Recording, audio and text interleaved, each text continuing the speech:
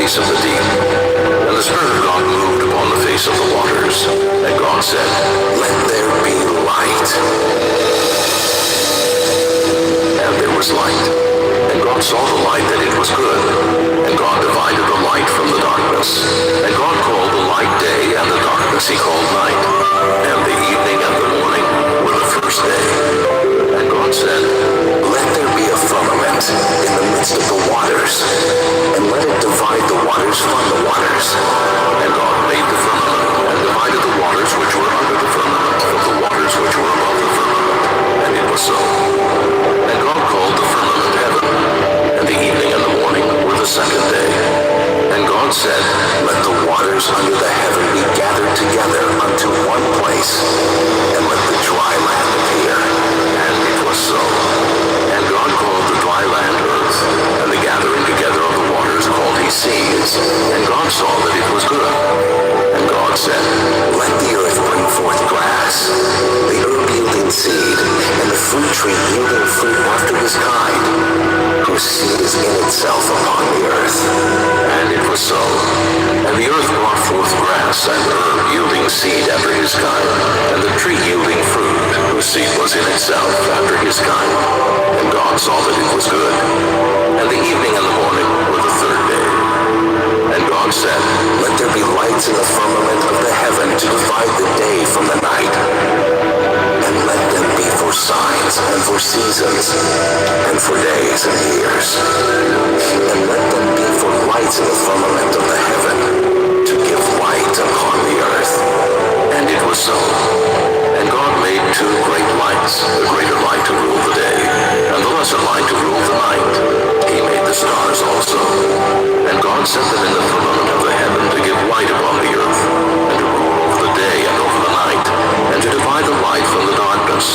And God saw that it was good. And the evening and the morning were the fourth day. And God said, "Let the waters bring forth abundantly the moving creature that hath life, and fowl that may fly above the earth in the open firmament of heaven." And God created great whales and every living creature that moveth, which the waters brought forth abundantly after their kind, and every winged fowl after his kind. And God saw that it was good. And God blessed them, saying, "Be fruitful and multiply, and fill the waters in the seas, and let fowl multiply in the earth." And the evening and the morning were the fifth day. And God said, "Let the earth bring forth the living creature after his kind, cattle and creeping thing, and beast of the earth after his kind." And it was so. And God made the beast of the earth after his kind, and cattle after their kind, and everything that creepeth upon the earth after his kind. And God saw that it was good. And God said, "Let us make man in our image, after our likeness, and let them have dominion over the fish of the sea, and over the fowl of the air, and over the cattle, and over all the earth, and over every creeping thing that creepeth upon the earth." So God created man in his own image. In the image of God created he him, male and female created he them. And God blessed them. And God said unto them, "Be fruitful and multiply, and replenish the earth and subdue it, and have dominion over the fish of the sea, and over the fowl of the air, and over every living thing that moveth upon the earth." And God said, "Behold, I have given you every herb-bearing seed, which is upon the face of all the earth, and every tree, in the which is the fruit of a tree yielding seed. To you it shall be for meat, and to every beast of the earth, and to every fowl of the air, and to everything that creepeth upon the earth, wherein there is life. I have given every green herb for meat." And it was so. And God saw everything that he had made, and behold, it was very good. And the evening and the morning were the sixth day.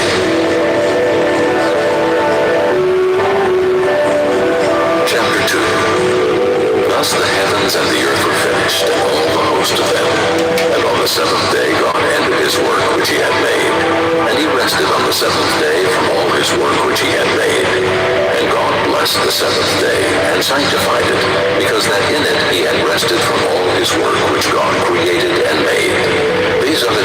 foundations of the heavens and of the earth when they were created, in the day that the Lord God made the earth and the heavens, and every plant of the field before it was in the earth, and every herb of the field before it grew. For the Lord God had not caused it to rain upon the earth, and there was not a man to till the ground.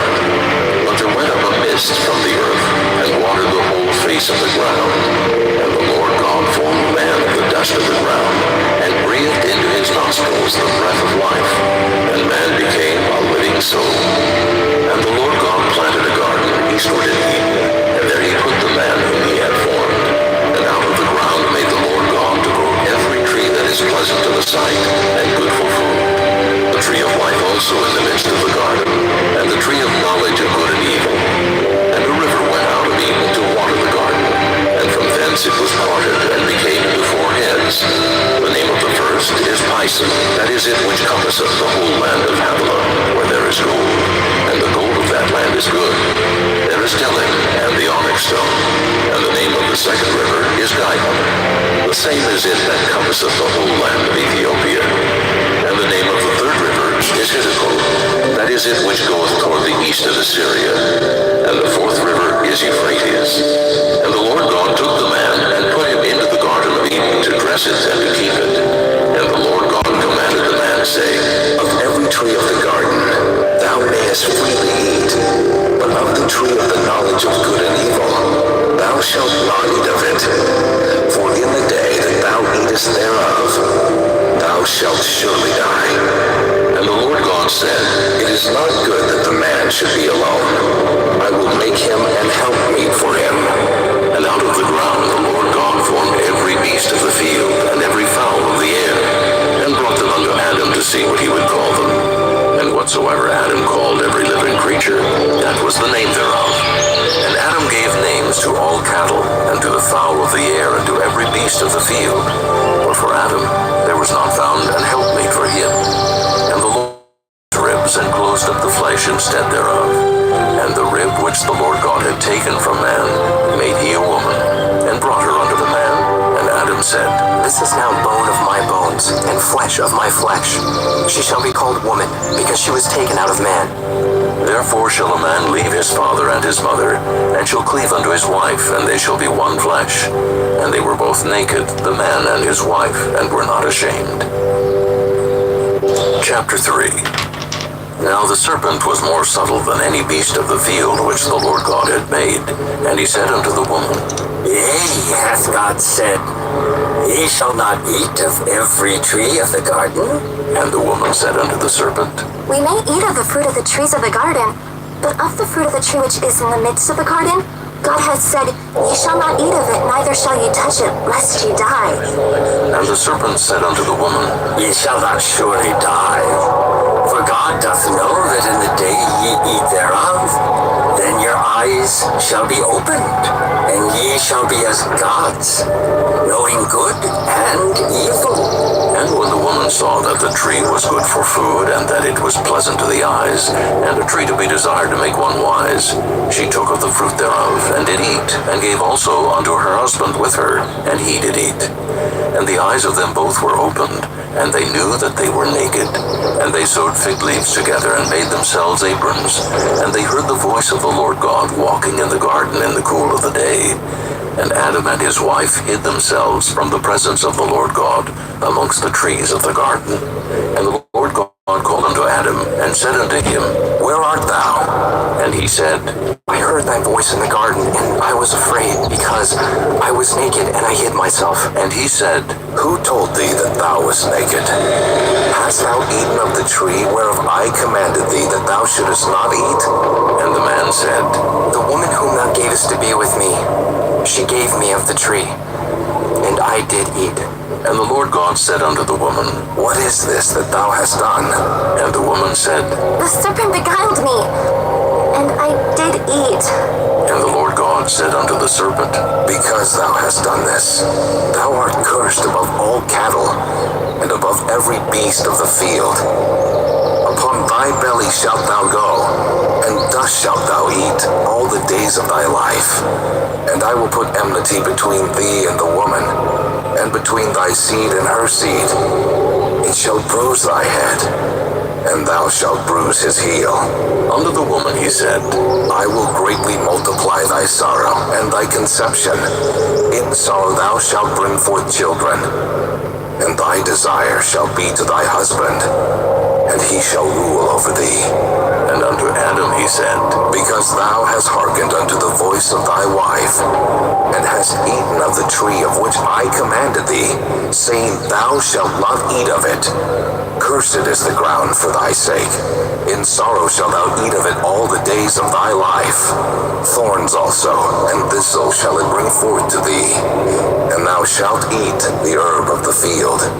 In the sweat of thy face shalt thou eat bread, till thou return unto the ground. For out of it wast thou taken, for dust thou art, and unto dust shalt thou return. And Adam called his wife's name Eve, because she was the mother of all living. Unto Adam also and to his wife did the Lord God make coats of skins, and clothe them. And the Lord God said, Behold, the man is become as one of us,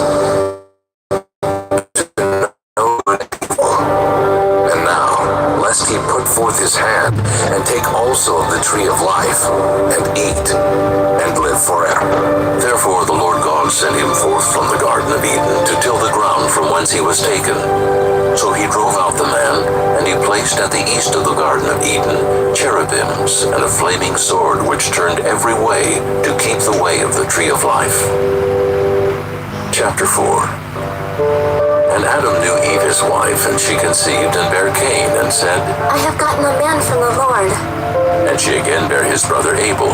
And Abel was a keeper of sheep, but Cain was a tiller of the ground.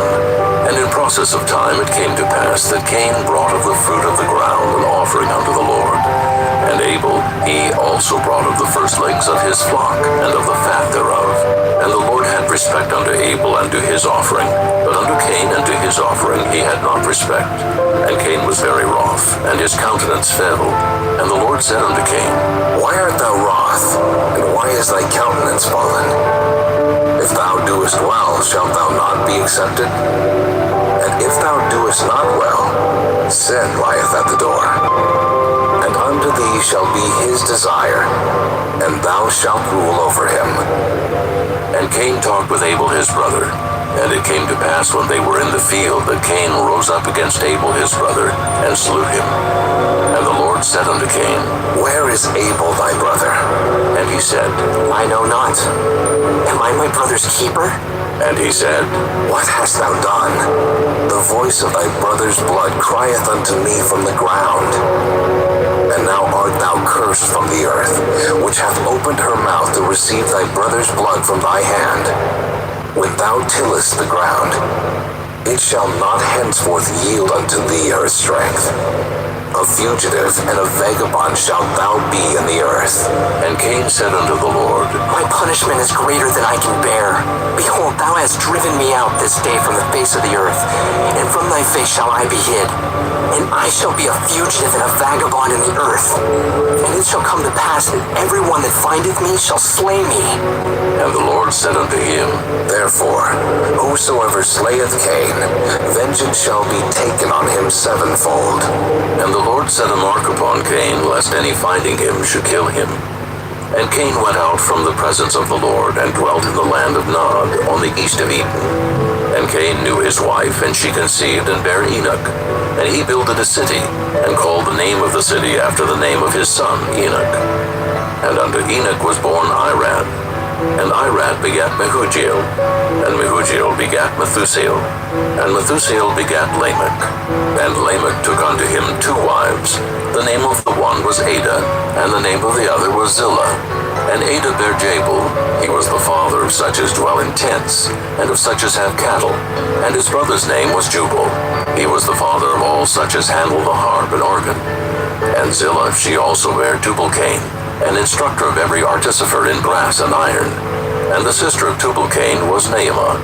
And Lamech said unto his wives, Ada and Zillah, hear my voice, ye wives of Lamech.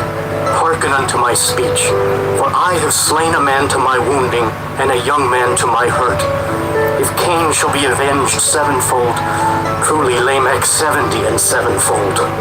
And Adam knew his wife again, and she bare a son, and called his name Seth. For God Said she, hath appointed me another seed instead of Abel, whom Cain slew. and to Seth, to him also there was born a son, and he called his name Enos. Then began men to call upon the name of the Lord.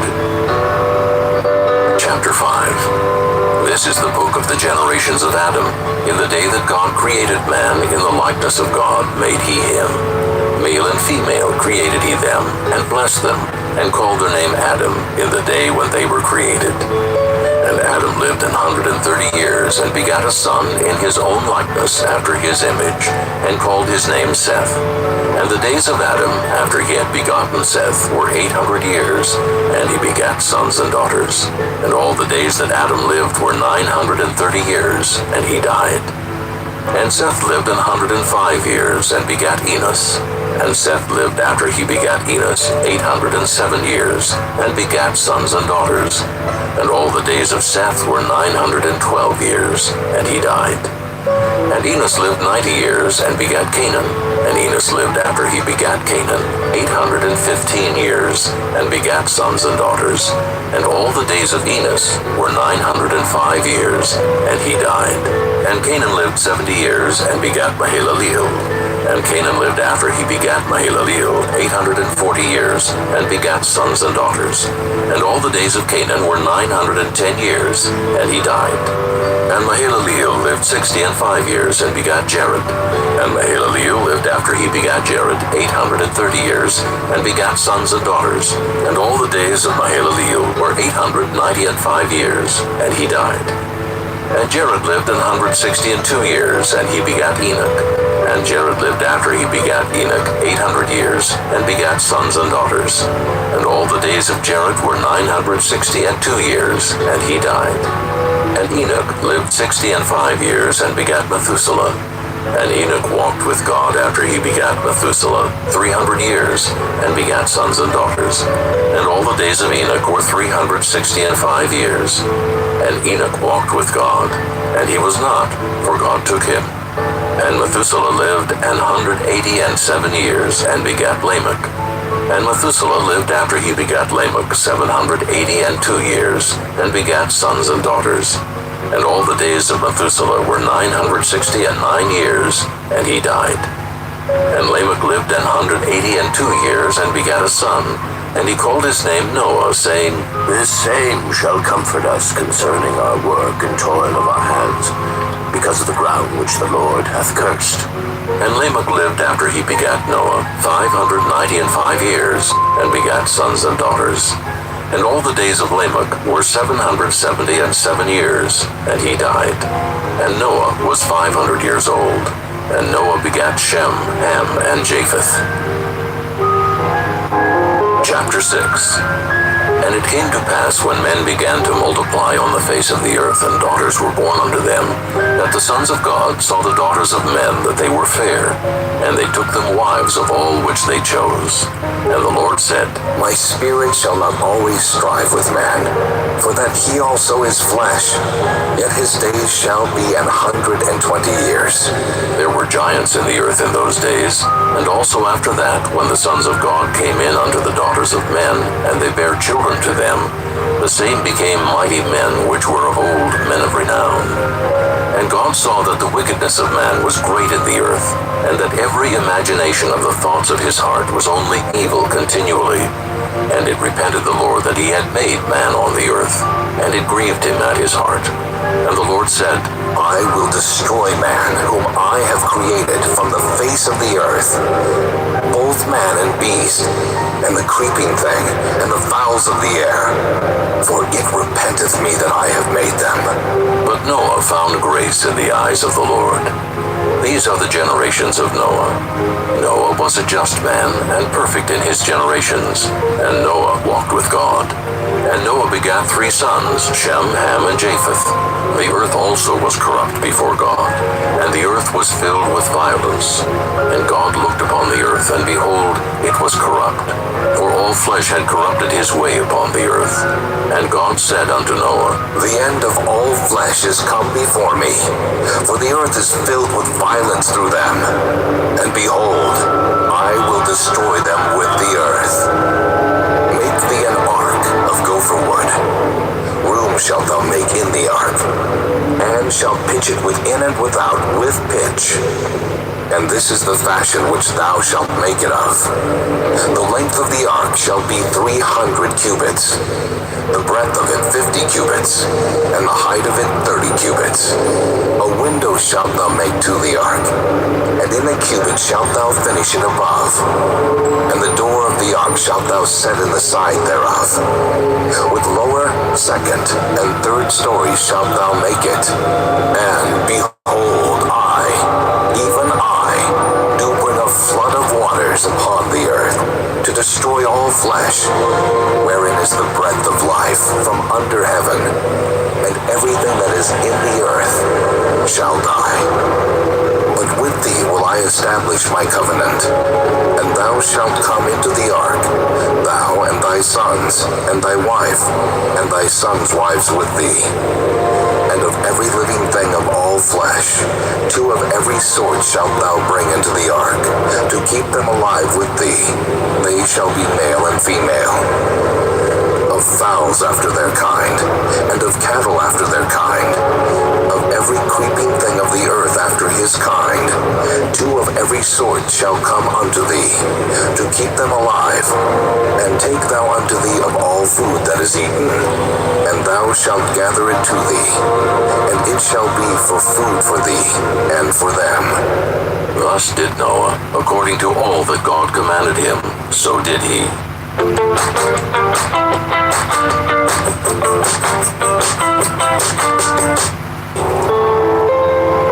Chapter 7. And the Lord said unto Noah, Come thou, and all thy house into the ark, for thee have I seen righteous before me in this generation. Of every clean beast thou shalt take to thee by sevens, the male and his female, and of beasts that are not clean by 2, the male and his female. Of fowls also of the air by sevens, the male and the female, to keep seed alive upon the face of all the earth. For yet 7 days, and I will cause it to rain upon the earth 40 days and 40 nights. And every living substance that I have made will I destroy from off the face of the earth. And Noah did according unto all that the Lord had commanded him. And Noah was 600 years old when the flood of waters was upon the earth. And Noah went in, and his sons, and his wife, and his sons' wives with him into the ark, because of the waters of the flood, of clean beasts, and of beasts that are not clean, and of fowls, and of everything that creepeth upon the earth. There went in 2 and 2 unto Noah into the ark, the male and the female, as God had commanded Noah. And it came to pass after 7 days, that the waters of the flood were upon the earth. In the 600th year of Noah's life, in the 2nd month, the 17th day of the month, the same day were all the fountains of the great deep broken up, and the windows of heaven were opened, and the rain was upon the earth 40 days and 40 nights. In the selfsame day entered Noah, and Shem, and Ham, and Japheth, the sons of Noah, and Noah's wife, and the 3 wives of his sons with them into the ark. They and every beast after his kind, and all the cattle after their kind, and every creeping thing that creepeth upon the earth after his kind, and every fowl after his kind, every bird of every sort. And they went in unto Noah into the ark, 2 and 2 of all flesh, wherein is the breath of life. And they that went in male and female of all flesh, as God had commanded him. And the Lord shut him in. And the flood was 40 days upon the earth, and the waters increased, and bare up the ark, and it was lift up above the earth, and the waters prevailed, and were increased greatly upon the earth, and the ark went upon the face of the waters, and the waters prevailed exceedingly upon the earth, and all the high hills that were under the whole heaven were covered. 15 cubits upward did the waters prevail, and the mountains were covered, and all flesh died that moved upon the earth, both of fowl, and of cattle, and of beast, and of every creeping thing that creepeth upon the earth, and every man. All in whose nostrils was the breath of life, of all that was in the dry land, died. And every living substance was destroyed which was upon the face of the ground, both man and cattle, and the creeping thing, things, and the fowl of the heaven, and they were destroyed from the earth. And Noah only remained alive, and they that were with him in the ark. And the waters prevailed upon the earth 150 days. Chapter 8. And God remembered Noah, and every living thing, and all the cattle that was with him in the ark. And God made a wind to pass over the earth, and the waters assuaged. The fountains also of the deep and the windows of heaven were stopped, and the rain from heaven was restrained. And the waters returned from off the earth continually. And after the end of the 150 days, the waters were abated. And the ark rested in the 7th month, on the 17th day of the month, upon the mountains of Ararat. And the waters decreased continually until the 10th month. In the 10th month, on the 1st day of the month, were the tops of the mountains seen. And it came to pass at the end of 40 days, that Noah opened the window of the ark which he had made. And he sent forth a raven, which went forth to and fro until the waters were dried up from off the earth. Also he sent forth a dove from him to see if the waters were abated from off the face of the ground. But the dove found no rest for the sole of her foot, and she returned unto him into the ark, for the waters were on the face of the whole earth. Then he put forth his hand and took her, and pulled her in unto him into the ark. And he stayed yet other 7 days. And again he sent forth the dove out of the ark. And the dove came into him in the evening, and lo, in her mouth was an olive leaf plucked off. So Noah knew that the waters were abated from off the earth. And he stayed yet other 7 days, and sent forth the dove, which returned not again unto him any more. And it came to pass in the 601st year, in the 1st month, the 1st day of the month, the waters were dried up from off the earth. And Noah removed the covering of the ark, and looked, and behold, the face of the ground was dry. And in the 2nd month, on the 7th and 20th day of the month, was the earth dried. And God spake unto Noah, saying, Go forth of the ark, thou and thy wife, and thy sons wives with thee. Bring forth with thee every living thing that is with thee, of all flesh, both of fowl and of cattle, and of every creeping thing that creepeth upon the earth, that they may breed abundantly in the earth, and be fruitful, and multiply upon the earth. And Noah went forth, and his sons, and his wife, and his sons' wives with him. Every beast, every creeping thing, and every fowl, and whatsoever creepeth upon the earth after their kinds, went forth out of the ark. And Noah builded an altar unto the Lord, and took of every clean beast, and of every clean fowl, and offered burnt offerings on the altar. And the Lord smelled a sweet savor, and the Lord said in his heart, I will not again curse the ground any more for man's sake. For the imagination of man's heart is evil from his youth. Neither will I again smite any more every living thing as I have done. While the earth remaineth, seed time and harvest, and cold and heat, and summer and winter, and day and night shall not cease. Chapter 9. And God blessed Noah and his sons, and said unto them, Be fruitful, and multiply, and replenish the earth.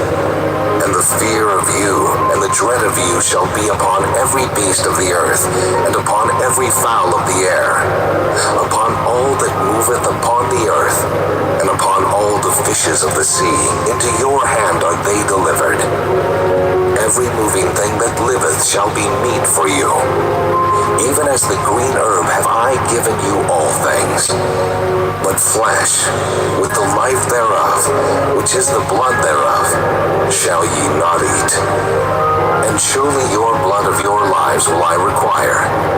At the hand of every beast will I require it. And at the hand of man, at the hand of every man's brother will I require the life of man. Whoso sheddeth man's blood, by man shall his blood be shed. For in the image of God made he man. And you, be ye fruitful and multiply. Bring forth abundantly in the earth, and multiply therein. And God spake unto Noah and to his sons with him, saying, And I, behold, I establish my covenant with you, and with your seed after you, and with every living creature that is with you, of the fowl, of the cattle, and of every beast of the earth with you. from all that go out of the ark to every beast of the earth. And I will establish my covenant with you. Neither shall all flesh be cut off any more by the waters of a flood. Neither shall there any more be a flood to destroy the earth. And God said, This is the token of the covenant which I make between me and you, and every living creature that is with you for perpetual generations. I do set my bow in the cloud, and it shall be for a token of a covenant between me and the earth. And it shall come to pass, when I bring a cloud over the earth, that the bow shall be seen in the cloud.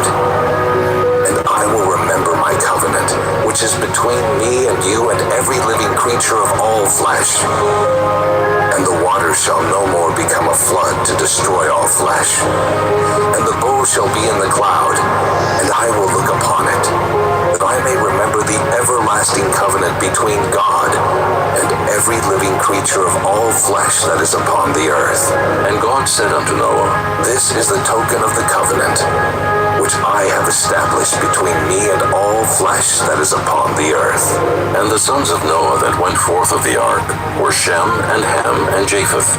And Ham is the father of Canaan. These are the three sons of Noah, and of them was the whole earth overspread. And Noah began to be an husbandman, and he planted a vineyard. And he drank of the wine and was drunken, and he was uncovered within his tent. And Ham, the father of Canaan, saw the nakedness of his father, and told his two brethren without. And Shem and Japheth took a garment, and laid it upon both their shoulders, and went backward, and covered the nakedness of their father. And their faces were backward, and they saw not their father's nakedness. And Noah awoke from his wine, and knew what his younger son had done unto him. And he said, Cursed be Canaan, a servant of servants shall he be unto his brethren. And he said, Blessed be the Lord God of Shem, and Canaan shall be his servant. God shall enlarge Japheth, and he shall dwell in the tents of Shem, and Canaan shall be his servant. And Noah lived after the flood 350 years, and all the days of Noah were 950 years, and he died. Chapter 10.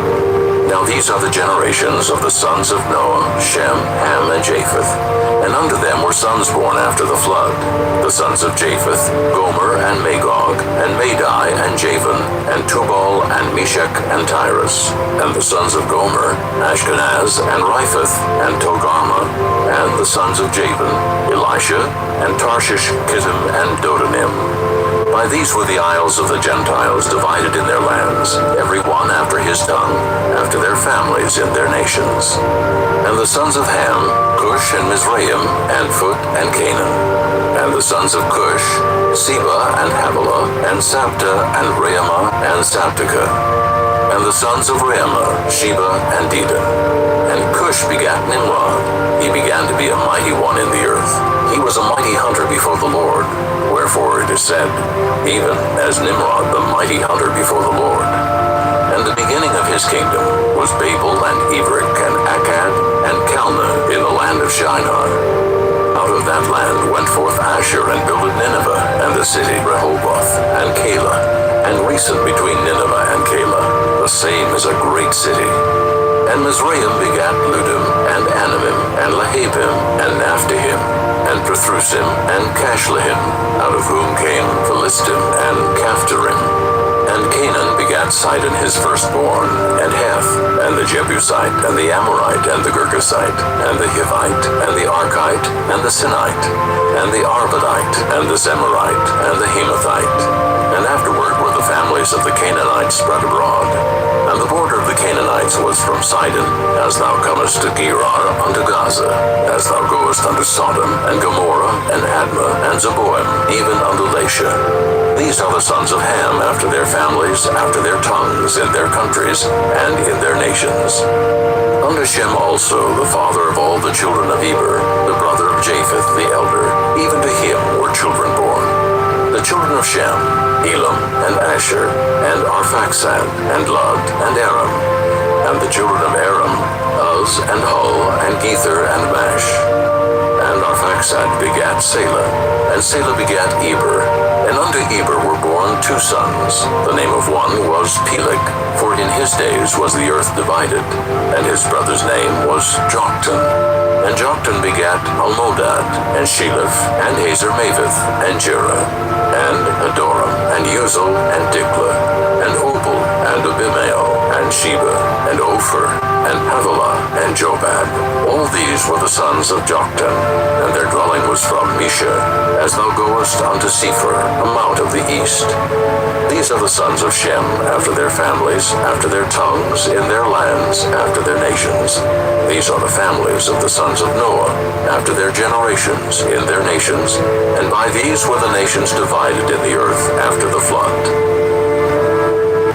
Chapter 11. And the whole earth was of one language and of one speech. And it came to pass as they journeyed from the east that they found a plain in the land of Shinar, and they dwelt there.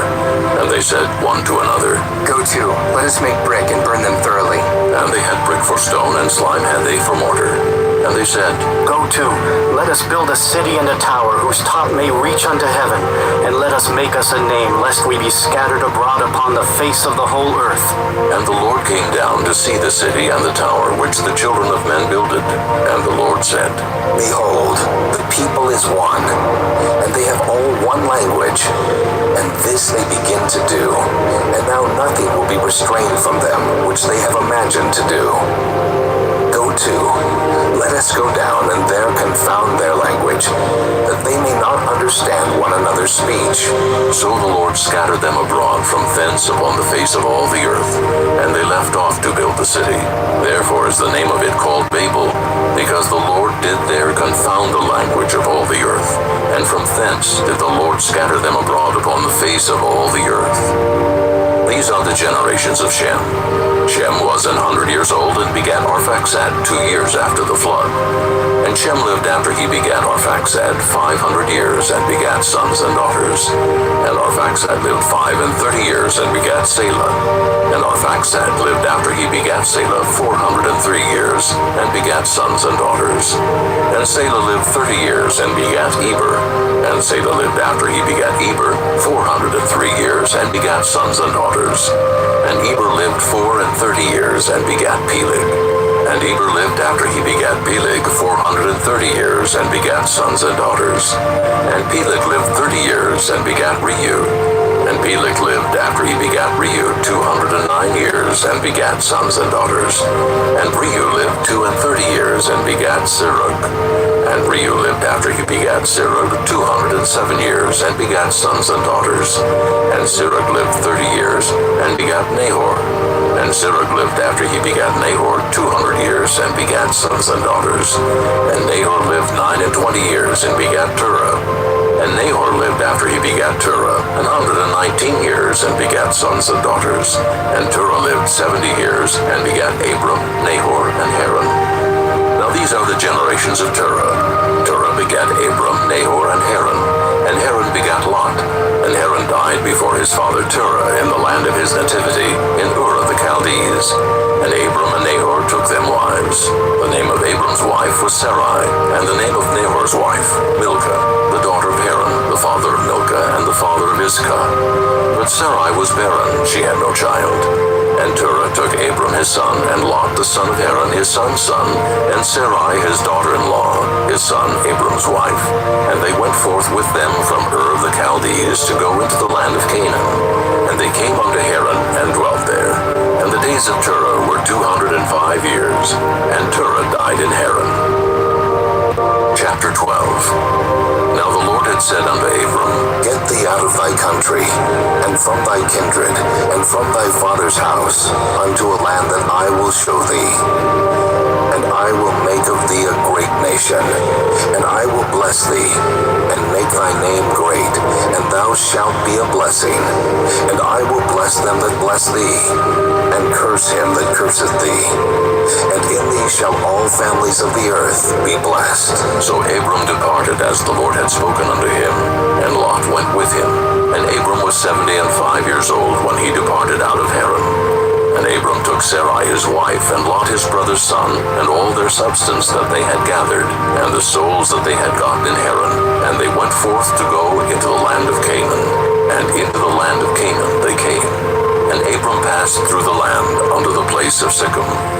plain of Moreh, and the Canaanite was then in the land. And the Lord appeared unto Abram and said, Unto thy seed will I give this land. And there builded he an altar unto the Lord who appeared unto him. And he removed from thence unto a mountain on the east of Bethel, and pitched his tent, having Bethel on the west, and Hai on the east. And there he builded an altar unto the Lord, and called upon the name of the Lord. And Abram journeyed, going on still toward the south. And there was a famine in the land, and Abram went down into Egypt to sojourn there, for the famine was grievous in the land.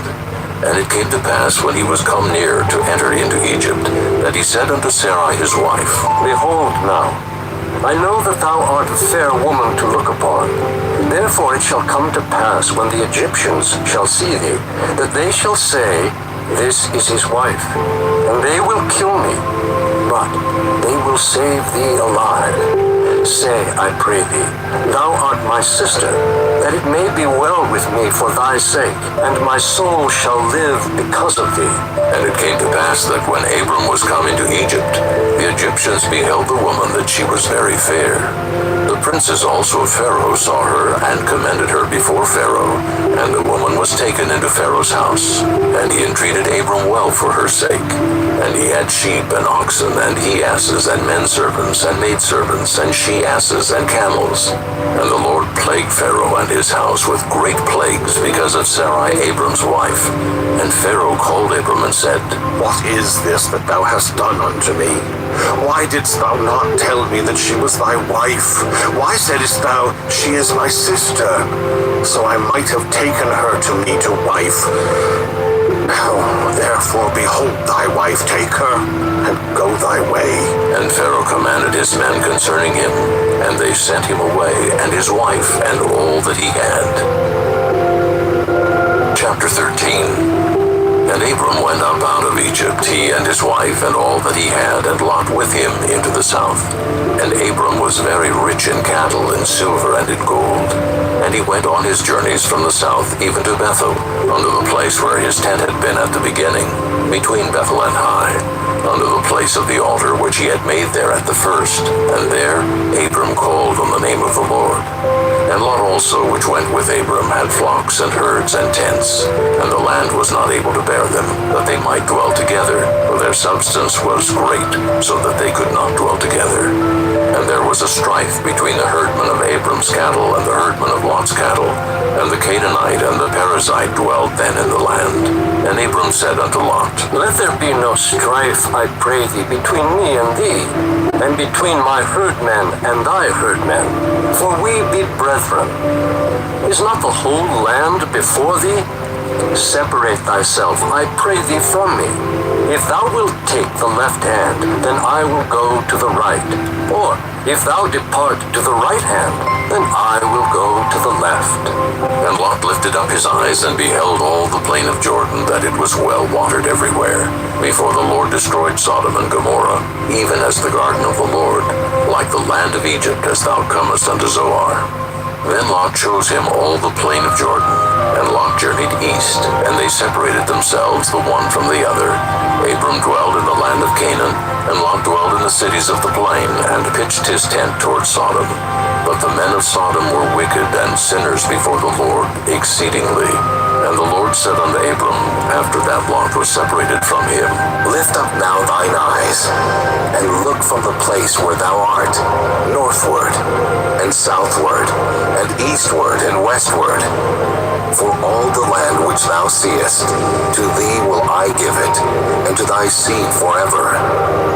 And I will make thy seed as the dust of the earth, so that if a man can number the dust of the earth, then shall thy seed also be numbered.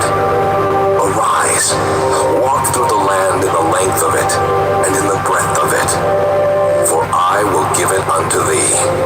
Then Abram removed his tent, and came and dwelt in the plain of Mamre, which is in Hebron, and built there an altar unto the Lord. Chapter 14. And it came to pass in the days of Amraphel, king of Shinar, Arioch, king of Elasar, Chedorlaomer, king of Elam, and Tidal, king of nations, that these made war with Bera, king of Sodom, and with Birsha, king of Gomorrah, Shinab, king of Admah, and Shemeber, king of Zeboim, and the king Siddim, which is the Salt Sea. 12 years they served Chedorlaomer, and in the 13th year they rebelled. And in the 14th year came Chedorlaomer and the kings that were with him, and smote the Rephaims in Ashtaroth Karnaim, and the Zuzims in Ham, and the Emims in Sheba-Kiriathaim, and the Horites in their Mount Seir, unto El-Paran, which is by the wilderness. And they returned and came to En-Mishpat, which is Kadesh, and smote all the country of the Amalekites, and also the Amorites that dwell in Hazazon-Tamar. And there went out the king of Sodom, and the king of Gomorrah, and the king of Admah, and the king of Zeboim, and the king of Bela, the same is Zoar. And they joined battle with them in the vale of Siddim, with Chedorlaomer the king of Elam, and with Tidal king of nations, and Amraphel king of Shinar, and Arioch king of Elasar, 4 kings with 5. And the vale of Siddim was full of slime pits, and the kings of Sodom and Gomorrah fled and fell there, and they that remained fled to the mountain. And they took all the goods of Sodom and Gomorrah, and all their victuals, and went their way. And they took Lot, Abram's brother's son, who dwelt in Sodom, and his goods, and departed. And there came one that had escaped, and told Abram the Hebrew, for he dwelt in the plain of Mamre the Amorite, brother of Eshcol, and brother of Aner. And these were confederate with Abram. And when Abram heard that his brother was taken captive, he armed his trained servants, born in his own house, 318, and pursued them unto Dan. And he divided himself against them, he and his servants by night, and smote them, and pursued them unto Hobah, which is on the left hand of Damascus. And he brought back all the goods, and also brought again his brother Lot, and his goods, and the women also, and the people. And the king of Sodom went out to meet him after his return from the slaughter of Chedorlaomer, and of the kings that were with him at the valley of Sheva, which is the king's dale. And Melchizedek, king of Salem, brought forth bread and wine, and he was the priest of the Most High God. And he blessed him, and said, Blessed be Abram, of the Most High God, possessor of heaven and earth, and blessed be the Most High God, which hath delivered thine enemies into thy hand. And he gave him tithes of all. And the king of Sodom said unto Abram, Give me the persons, and take the goods to thyself. And Abram said to the king of Sodom, I have lifted up mine hand unto the Lord, the Most High God, the possessor of heaven and earth, that I will not take from a thread even to a shoe latchet, and that I will not take anything that is thine, lest thou shouldest say, I have made Abram rich, save only that which the young men have eaten, and the portion of the men which went with me, Aner, Eshcol, and Mamre.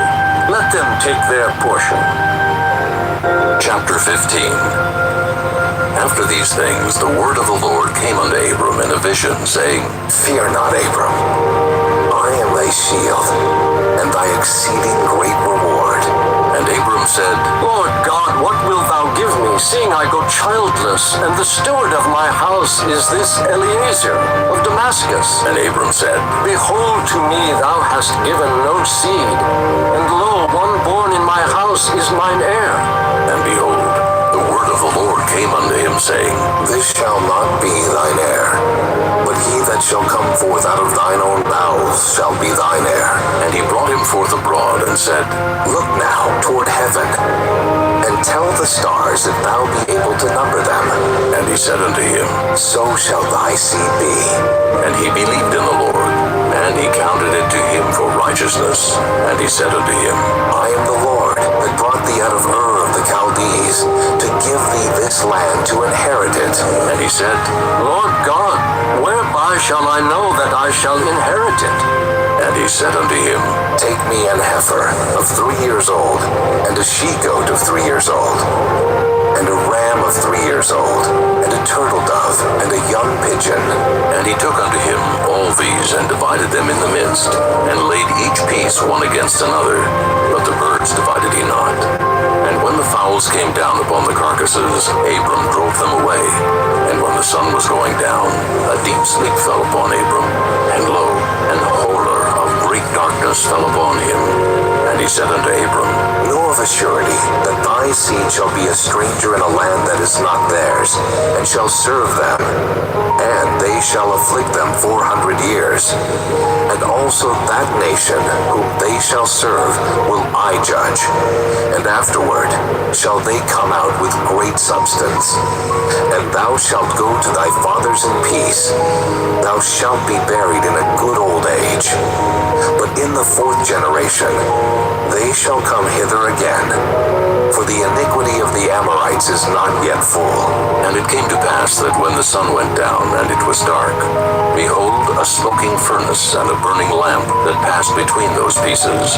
In the same day the Lord made a covenant with Abram, saying, Unto thy seed have I given this land, from the river of Egypt unto the great river, the river Euphrates, the Kenites, and the Kenizzites, and the Cadmonites, and the Hittites, and the Perizzites, and the Rephaims, and the Amorites, and the Canaanites, and the Girgashites, and the Jebusites.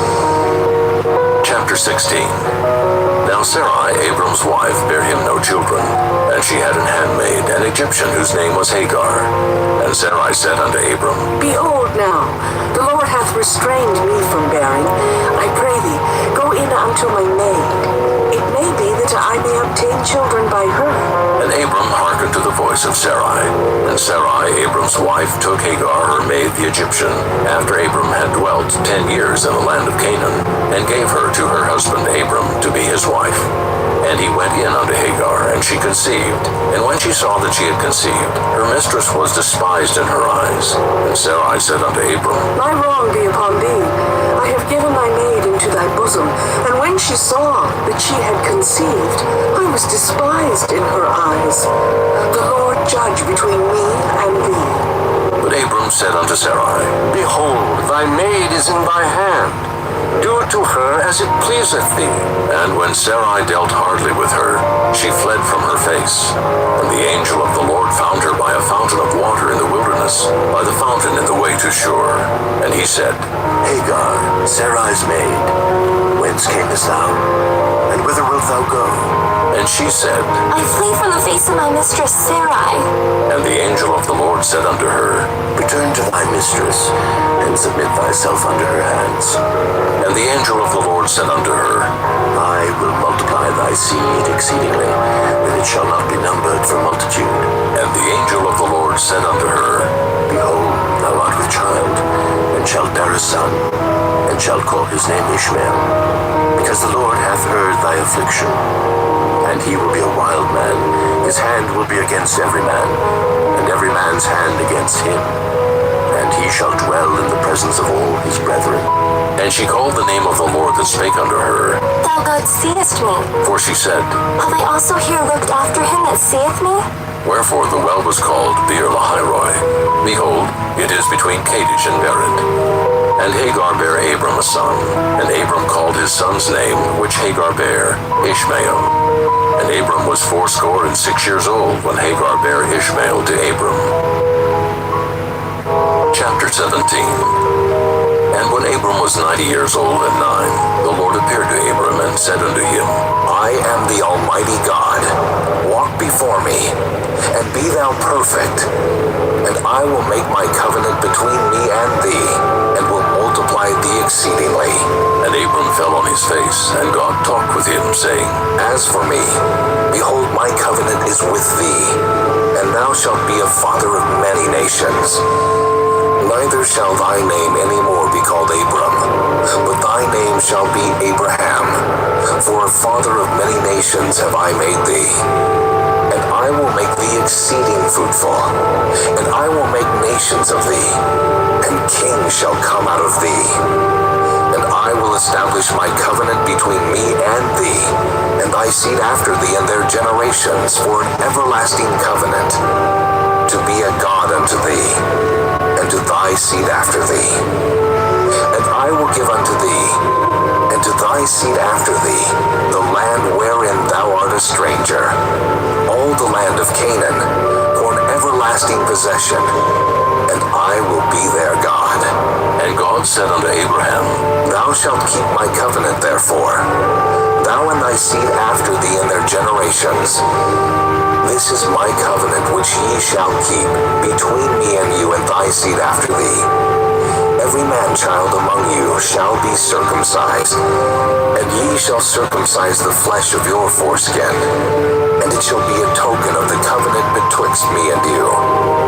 And he that is 8 days old shall be circumcised among you, every man-child in your generations.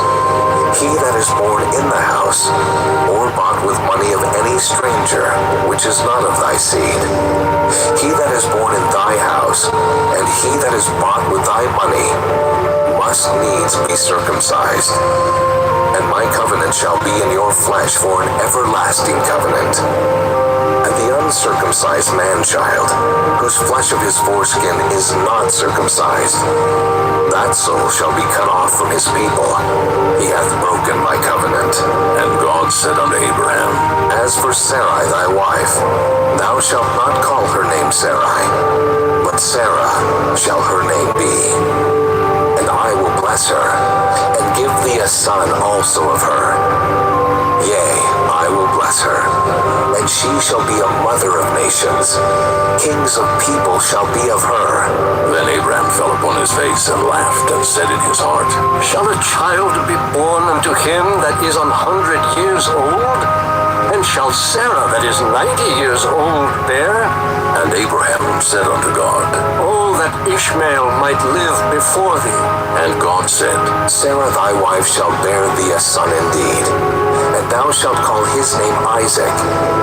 And I will establish my covenant with him for an everlasting covenant, and with his seed after him. And as for Ishmael, I have heard thee. Behold, I have blessed him, and will make him fruitful, and will multiply him exceedingly. 12 princes shall he beget, and I will make him a great nation. But my covenant will I establish with Isaac, which Sarah shall bear unto thee at this set time in the next year. And he left off talking with him, and God went up from Abraham.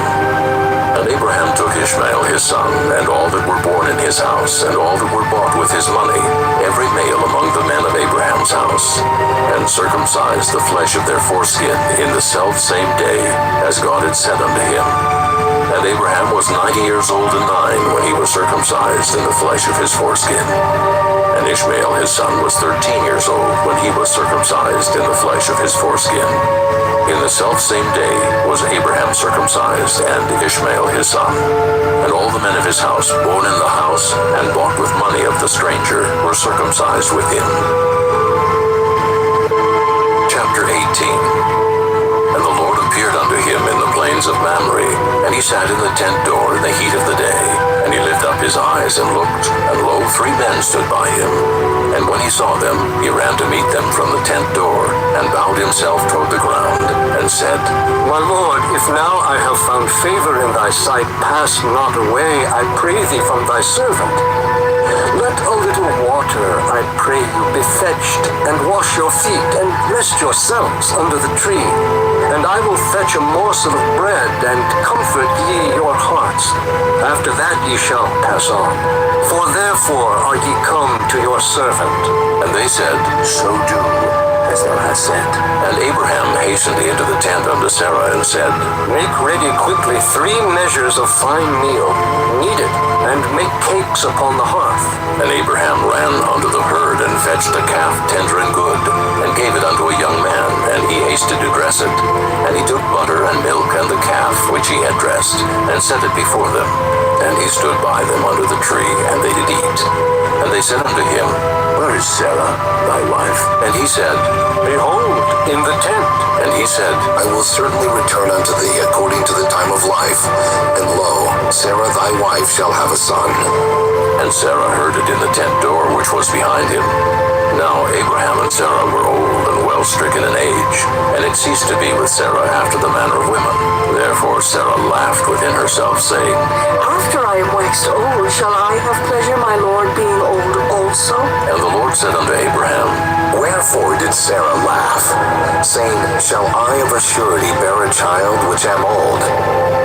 Is anything too hard for the Lord? At the time appointed, I will return unto thee, according to the time of life, and Sarah shall have a son. Then Sarah denied, saying, I laughed not. for she was afraid. And he said, Nay, but thou didst laugh. And the men rose up from thence and looked toward Sodom. And Abraham went with them to bring them on the way. And the Lord said, Shall I hide from Abraham that thing which I do? Seeing that Abraham shall surely become a great and mighty nation, and all the nations of the earth shall be blessed in him? For I know him, that he will command his children and his household after him, and they shall keep the way of the Lord, to do justice and judgment, that the Lord may bring upon Abraham that which he hath spoken of him. And the Lord said, Because the cry of Sodom and Gomorrah is great, and because their sin is very grievous, I will go down now and see whether they have done altogether according to the cry of it, which is come unto me, and if not, I will know. And the men turned their faces from thence and went toward Sodom. But Abraham stood yet before the Lord. And Abraham drew near and said, Wilt thou also destroy the righteous with the wicked? Peradventure there be 50 righteous within the city. Wilt thou also destroy and not spare the place for the 50 righteous that are therein? Let be far from thee to do after this manner, to slay the righteous with the wicked, and that the righteous should be as the wicked that be far from thee. Shall not the judge of all the earth do right? And the Lord said, If I find in Sodom 50 righteous within the city, then I will spare all the place for their sakes. And Abraham answered and said, Behold now, I have taken upon me to speak unto the Lord, which am but dust and ashes. Peradventure there shall lack 5 of the 50 righteous. Wilt thou destroy all the city for lack of 5? And he said, If I find there 40 and 5, I will not destroy it. And he spake unto him yet again, and said, Peradventure there shall be 40 found there. And he said, I will not do it for 40's sake. And he said unto him, Oh, let not the Lord be angry, and I will speak. Peradventure there shall 30 be found there. And he said, I will not do it if I find 30 there. And he said, Behold now, I have taken upon me to speak unto the Lord. Peradventure there shall be 20 found there. And he said, I will not destroy it for 20's sake. And he said, Oh, let not the Lord be angry, and I will speak yet but this once. Peradventure 10 shall be found there. And he said, I will not destroy it for 10's sake. And the Lord went his way as soon as he had left communing with Abraham. And Abraham returned unto his place. Chapter 19. And there came 2 angels to Sodom and even, and Lot sat in the gate of Sodom. And Lot, seeing them, rose up to meet them, and he bowed himself with his face toward the ground. And he said, Behold now, my lords, turn in, I pray you, into your servant's house, and tarry all night, and wash your feet, and ye shall rise up early, and go on your ways. And they said, Nay, but we will abide in the street all night. And he pressed upon them greatly, and they turned in unto him, and entered into his house. And he made them a feast, and did bake unleavened bread, and they did eat. But before they lay down, the men of the city, even the men of Sodom, compassed the house round, both old and young, all the people from every quarter. And they called unto Lot, and said unto him, Where are the men which came into thee this night? Bring them out unto us, that we may know them. And Lot went out at the door unto them, and shut the door after him, and said, I pray you, brethren, do not so wickedly. Behold now, I have 2 daughters which have not known man. Let me, I pray you, bring them out unto you, and do ye to them as is good in your eyes. Only unto these men do nothing, for therefore came they under the shadow of my roof. And they said, Stand back. And they said again, This one fellow came into sojourn, and he will needs be a judge. Now will we deal worse with thee than with them. And they pressed sore upon the man, even Lot, and came near to break the door. But the men put forth their hand, and pulled Lot into the house to them, and shut to the door. And they smote the men that were at the door of the house with blindness, both small and great, so that they wearied themselves to find the door. And the men said unto Lot, Hast thou here any besides, son-in-law, and thy sons, and thy daughters, and whatsoever thou hast in the city? Bring them out of this place, for we will destroy this place, because the cry of them is waxen great before the face of the Lord, and the Lord hath sent us to destroy it. And Lot went out and spake unto his sons-in-law, which married his daughters, and said, Up, get you out of this place, for the Lord will destroy this city. But he seemed as one that mocked unto his sons-in-law. And when the morning arose, then the angels hastened Lot, saying, Arise, take thy wife and thy 2 daughters which are here, lest thou be consumed in the iniquity of the city. And while he lingered, the men laid hold upon his hand, and upon the hand of his wife, and upon the hand of his 2 daughters, the Lord being merciful unto him. And they brought him forth, and set him without the city. And it came to pass when they had brought them forth abroad, that he said, Escape for thy life. Look not behind thee, neither stay thou in all the plain. Escape to the mountain, lest thou be consumed. And Lot said unto them, Oh, not so, my Lord. Behold now, thy servant hath found grace in thy sight, and thou hast magnified thy mercy, which thou hast showed unto me in saving my life. And I cannot escape to the mountain, lest some evil take me and I die. Behold now, this city is near to flee unto, and it is a little one. Oh, let me escape thither. Is it not a little one? And my soul shall live. And he said unto him, See, I have accepted thee concerning this thing also, that I will not overthrow this city, for the which thou hast spoken. Haste thee, escape thither, for I cannot do anything till thou be come thither. Therefore the name of the city was called Zoar. The sun was risen upon the earth when Lot entered into Zoar. Then the Lord rained upon Sodom and upon Gomorrah brimstone and fire from the Lord out of heaven. And he overthrew those cities, and all the plain, and all the inhabitants of the cities, and that which grew upon the ground. But his wife looked back from behind him, and she became a pillar of salt. And Abraham gat up early in the morning to the place where he stood before the Lord. And he looked toward Sodom and Gomorrah, and toward all the land of the plain, and beheld, and lo, the smoke of the country went up as the smoke of a furnace. And it came to pass when God destroyed the cities of the plain, that God remembered Abraham, and sent Lot out of the midst of the overthrow, when he overthrew the cities in the which Lot dwelt. And Lot went up out of Zoar, and dwelt in the mountain, and his 2 daughters with him, for he feared to dwell in Zoar. And he dwelt in a cave, he and his 2 daughters. And the firstborn said unto the younger, Our father is old, and there is not a man in the earth to come in unto us after the manner of all the earth. Come, let us make our father drink wine, and we will lie with him, that we may preserve seed of our father. And they made their father drink wine that night. And the firstborn went in and lay with her father.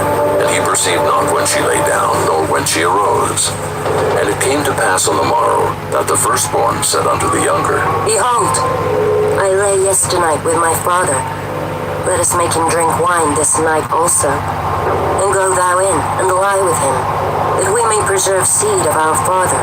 And they made their father drink wine that night also. And the younger arose and lay with him. And he perceived not when she lay down, nor when she arose. Thus were both the daughters of Lot with child by their father. And the firstborn bare a son, and called his name Moab. The same is the father of the Moabites unto this day. And the younger she also bare a son, and called his name Ben-Ammi. The same is the father of the children of Ammon unto this day. Chapter 20. And Abraham journeyed from thence toward the south country, and dwelled between Kadesh and Shur, and sojourned in Gerar. And Abraham said of Sarah his wife, She is my sister. And Abimelech, king of Gerar, sent and took Sarah. But God came to Abimelech in a dream by night, and said to him, Behold, thou art but a dead man, for the woman which thou hast taken, for she is a man's wife. But Abimelech had not come near her, and he said, Lord, wilt thou slay also a righteous nation? Said he not unto me, She is my sister? And she, even she herself, said, He is my brother. In the integrity of my heart and innocency of my hands have I done this. And God said unto him in a dream, Yea, I know that thou didst this in the integrity of thy heart, for I also withheld thee from sinning against me. Therefore suffered I thee not to touch her. Now therefore restore the man his wife, for he is a prophet, and he shall pray for thee, and thou shalt live. And if thou restore her not, know thou that thou shalt surely die, thou and all that are thine. Therefore Abimelech rose early in the morning and called all his servants and told all these things in their ears, and the men were sore afraid. Then Abimelech called Abraham and said unto him, What hast thou done unto us, and what have I offended thee, that thou hast brought on me and on my kingdom a great sin? Thou hast done deeds unto me that ought not to be done. And Abimelech said unto Abraham, What sawest thou that thou hast done this thing? And Abraham said, Because I thought, surely the fear of God is not in this place, and they will slay me for my wife's sake. And yet indeed she is my sister. She is the daughter of my father, but not the daughter of my mother, and she became my wife. And it came to pass, when God caused me to wander from my father's house, that I said unto her, This is thy kindness which thou shalt show unto me. At every place whither we shall come, say of me, He is my brother. And Abimelech took sheep and oxen and men servants and women servants, and gave them unto Abraham, and restored him Sarai his wife. And Abimelech said, Behold, my land is before thee. Dwell where it pleaseth thee.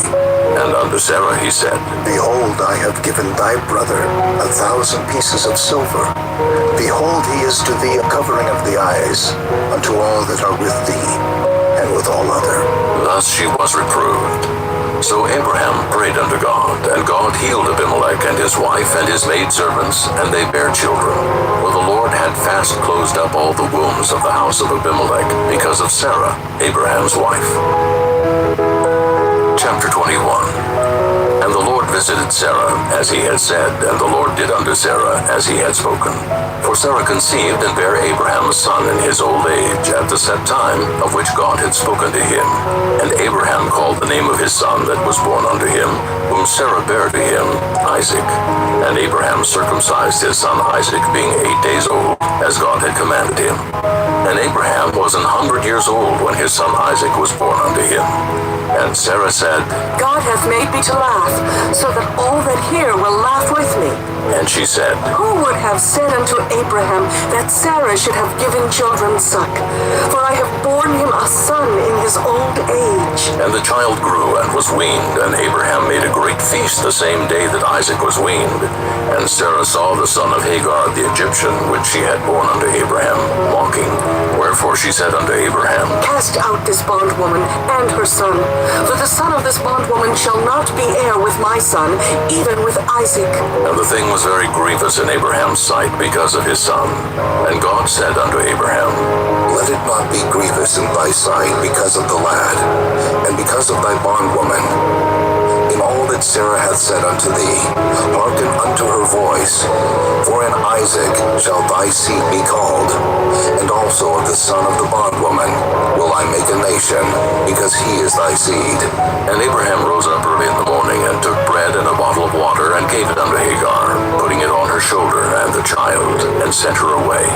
And she departed and wandered in the wilderness of Beersheba, and the water was spent in the bottle. And she cast the child under one of the shrubs, and she went and sat her down over against him a good way off, as it were a bow shot. For she said, Let me not see the death of the child. And she sat over against him, and lifted up her voice and wept. And God heard the voice of the lad. And the angel of God called to Hagar out of heaven, and said unto her, What aileth thee, Hagar? Fear not, for God hath heard the voice of the lad where he is. Arise, lift up the lad, and hold him in thine hand, for I will make him a great nation. And God opened her eyes, and she saw a well of water, and she went and filled the bottle with water, and gave the lad drink. And God was with the lad, and he grew and dwelt in the wilderness, and became an archer. And he dwelt in the wilderness of Paran, and his mother took him a wife out of the land of Egypt. And it came to pass at that time that Abimelech and Phicol, the chief captain of his host, spake unto Abraham, saying, God is with thee in all that thou doest. Now therefore swear unto me here by God that thou wilt not deal falsely with me, nor with my son, nor with my son's son, but according to the kindness that I have done unto thee, thou shalt do unto me, and to the land wherein thou hast sojourned. And Abraham said, I will swear. And Abraham reproved Abimelech because of a well of water which Abimelech's servants had violently taken away. And Abimelech said, I wot not who hath done this thing, neither didst thou tell me, neither yet heard I of it, but today. And Abraham took sheep and oxen and gave them unto Abimelech, and both of them made a covenant. And Abraham set 7 ewe lambs of the flock by themselves. And Abimelech said unto Abraham, What mean these 7 ewe lambs, which thou hast set by themselves? And he said, For these 7 ewe lambs shalt thou take of my hand, that they may be a witness unto me, that I have digged this well. Wherefore he called that place Beersheba, because there they sware both of them. Thus they made a covenant at Beersheba. Then Abimelech rose up, and Phicol, the chief captain of his host, and they returned into the land of the Philistines. And Abraham planted a grove in Beersheba, and called thereon the name of the Lord, the everlasting God. And Abraham sojourned in the Philistines' land many days. Chapter 22. And it came to pass after these things that God did tempt Abraham, and said unto him, Abraham, And he said, Behold, here I am. And he said, take now thy son, thine only son Isaac, whom thou lovest, and get thee into the land of Moriah, and offer him there for a burnt offering upon one of the mountains which I will tell thee of. And Abraham rose up early in the morning, and saddled his ass, and took 2 of his young men with him, and Isaac his son, and clave the wood for the burnt offering, and rose up, and went unto the place of which God had told him. Then on the 3rd day Abraham lifted up his eyes, and saw the place afar off. And Abraham said unto his young men, Abide ye here with the ass, and I and the lad will go yonder and worship, and come again to you. And Abraham took the wood of the burnt offering, and laid it upon Isaac his son. And he took the fire in his hand, and a knife, and they went both of them together. And Isaac spake unto Abraham his father, and said, My father, And he said, Here am I, my son. And he said, behold the fire and the wood, but where is the lamb for a burnt offering? And Abraham said, My son, God will provide himself a lamb for a burnt offering. So they went, both of them together. And they came to the place which God had told him of. And Abraham built an altar there, and laid the wood in order, and bound Isaac his son, and laid him on the altar upon the wood. And Abraham stretched forth his hand, and took the knife to slay his son. And the angel of the Lord called unto him out of heaven, and said, Abraham, Abraham. And he said, Here am I. And he said, Lay not thine hand upon the lad, neither do thou anything unto him.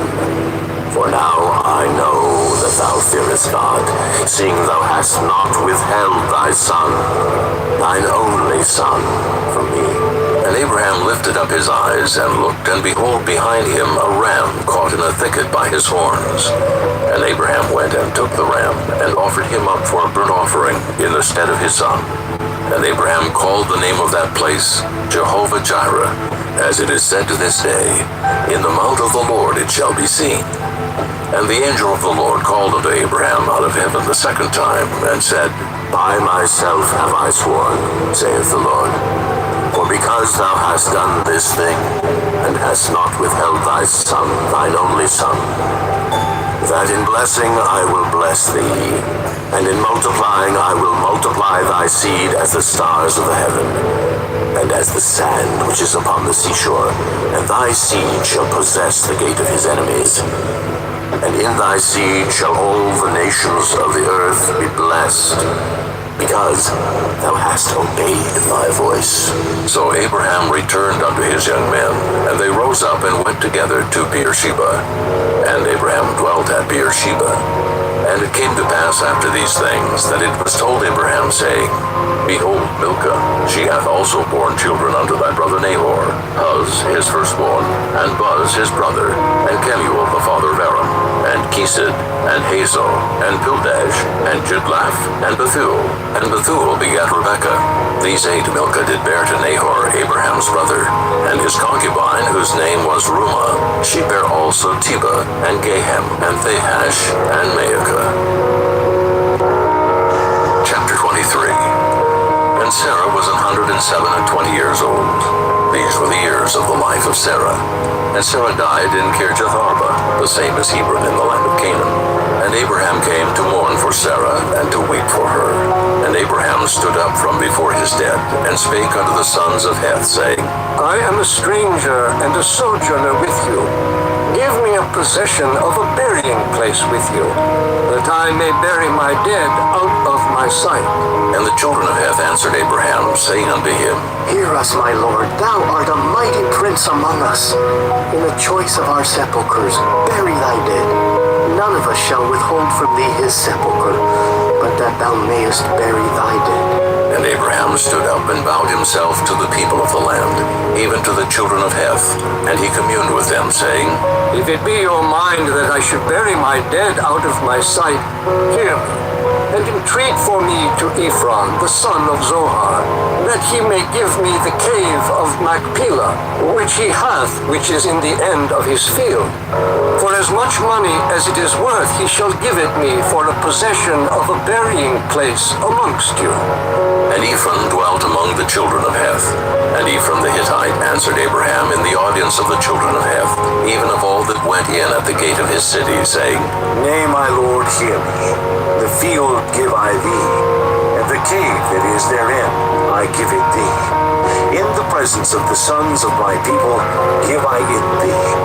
Bury thy dead. And Abraham bowed down himself before the people of the land. And he spake unto Ephron in the audience of the people of the land, saying, But if thou wilt give it, I pray thee hear me. I will give thee money for the field. Take it of me, and I will bury my dead there. And Ephron answered Abraham, saying unto him, My lord, hearken unto me. The land is worth 400 shekels of silver.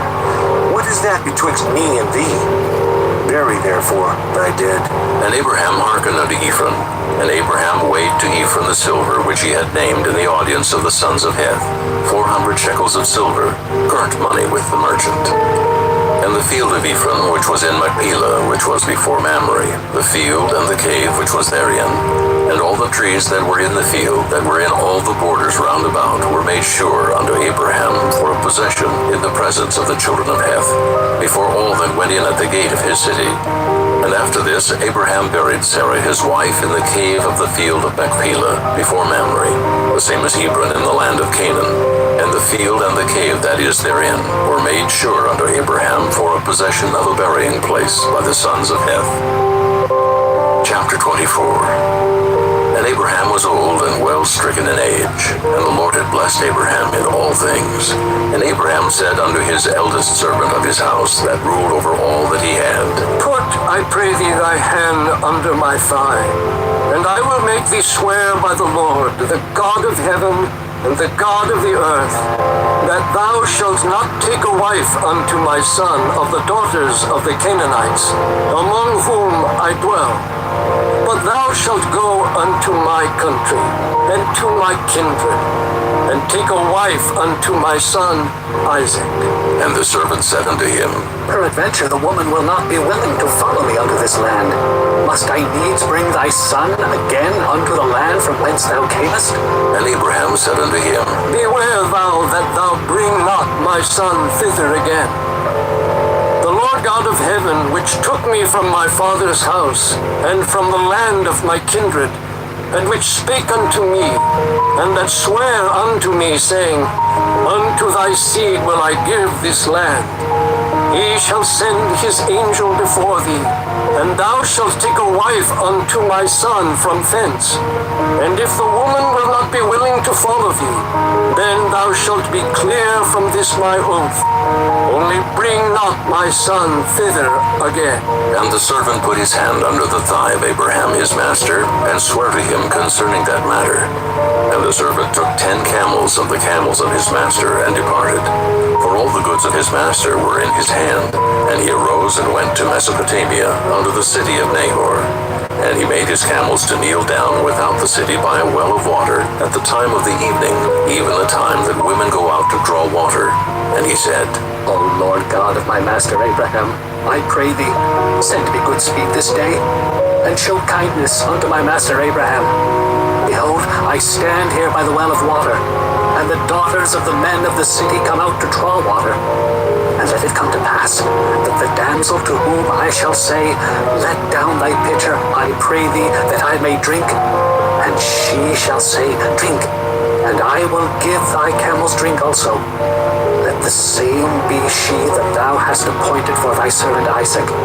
And thereby shall I know that thou hast showed kindness unto my master. And it came to pass before he had done speaking, that behold, Rebekah came out, who was born of Bethuel, son of Milcah, the wife of Nahor, Abraham's brother, with her pitcher upon her shoulder. And the damsel was very fair to look upon, a virgin, neither had any man known her. And she went down to the well, and filled her pitcher, and came up.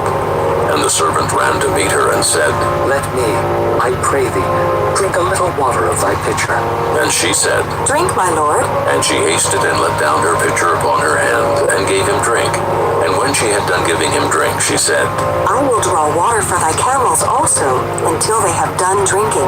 And she hasted and emptied her pitcher into the trough, and ran again unto the well to draw water, and drew for all his camels. And the man, wondering at her, held his peace, to wit whether the Lord had made his journey prosperous or not.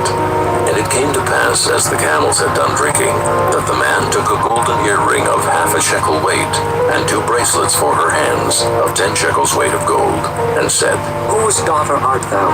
Tell me, I pray thee, is there room in thy father's house for us to lodge in? And she said unto him, I am the daughter of Bethuel, the son of Milcah, which she bare unto Nahor. She said moreover unto him, We have both straw and provender enough, and room to lodge in. And the man bowed down his head and worshipped the Lord. And he said, Blessed be the Lord God of my master Abraham, who hath not left destitute my master of his mercy and his truth. I being in the way, the Lord led me to the house of my master's brethren. And the damsel ran and told them of her mother's house these things. And Rebekah had a brother, and his name was Laban. And Laban ran out unto the man unto the well.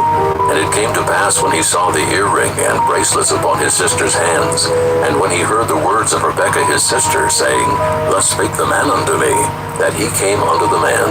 And behold, he stood by the camels at the well. And he said, Come in, thou blessed of the Lord. Wherefore standest thou without? For I have prepared the house and room for the camels.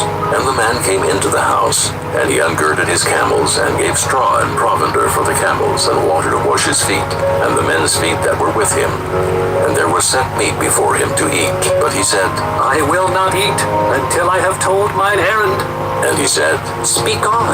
And he said, I am Abraham's servant, and the Lord hath blessed my master greatly. And he is become great, and he hath given him flocks, and herds, and silver, and gold, and men servants, and maid servants, and camels, and asses. And Sarah my master's wife bare a son to my master when she was old, and unto him hath he given all that he hath. And my master made me swear, saying, Thou shalt not take a wife to my son of the daughters of the Canaanites, in whose land I dwell. But thou shalt go unto my father's house, and to my kindred, and take a wife unto my son. And I said unto my master, Peradventure the woman will not follow me. And he said unto me, The Lord before whom I walk will send his angel with thee, and prosper thy way. And thou shalt take a wife for my son of my kindred, and of my father's house. Then shalt thou be clear from this my oath, when thou comest to my kindred. And if they give not thee one, thou shalt be clear from my oath. And I came this day unto the well, and said, O Lord God of my master Abraham, if now thou do prosper my way which I go, behold, I stand by the well of water, and it shall come to pass that when the virgin cometh forth to draw water, and I say to her, Give me, I pray thee, a little water of thy pitcher to drink, and she say to me, Both drink thou, and I will also draw for thy camels. let the same be the woman whom the Lord hath appointed out for my master's son. And before I had done speaking in mine heart, behold, Rebekah came forth with her pitcher on her shoulder. And she went down unto the well, and drew water. And I said unto her, Let me drink, I pray thee. And she made haste, and let down her pitcher from her shoulder, and said, Drink, and I will give thy camels drink also. So I drank, and she made the camels drink also. And I asked her, and said, Whose daughter art thou? And she said, The daughter of Bethuel, Nahor's son, whom Milcah bare unto him. And I put the earring upon her face, and the bracelets upon her hands. And I bowed down my head, and worshipped the Lord, and blessed the Lord God of my master Abraham, which had led me in the right way to take my master's brother's daughter unto his son. And now, if ye will deal kindly and truly with my master, tell me. And if not, tell me, that I may turn to the right hand or to the left. Then Laban and Bethuel answered and said, The thing proceedeth from the Lord. We cannot speak unto thee bad or good. Behold, Rebekah is before thee. Take her and go, and let her be thy master's son's wife, as the Lord hath spoken. And it came to pass that when Abraham's servant heard their words, he worshipped the Lord, bowing himself to the earth. And the servant brought forth jewels of silver and jewels of gold and raiment, and gave them to Rebekah. He gave also to her brother and to her mother precious things. And they did eat and drink, he and the men that were with him, and tarried all night. And they rose up in the morning, and he said, Send me away unto my master. And her brother and her mother said, Let the damsel abide with us a few days, at the least 10. After that, she shall go.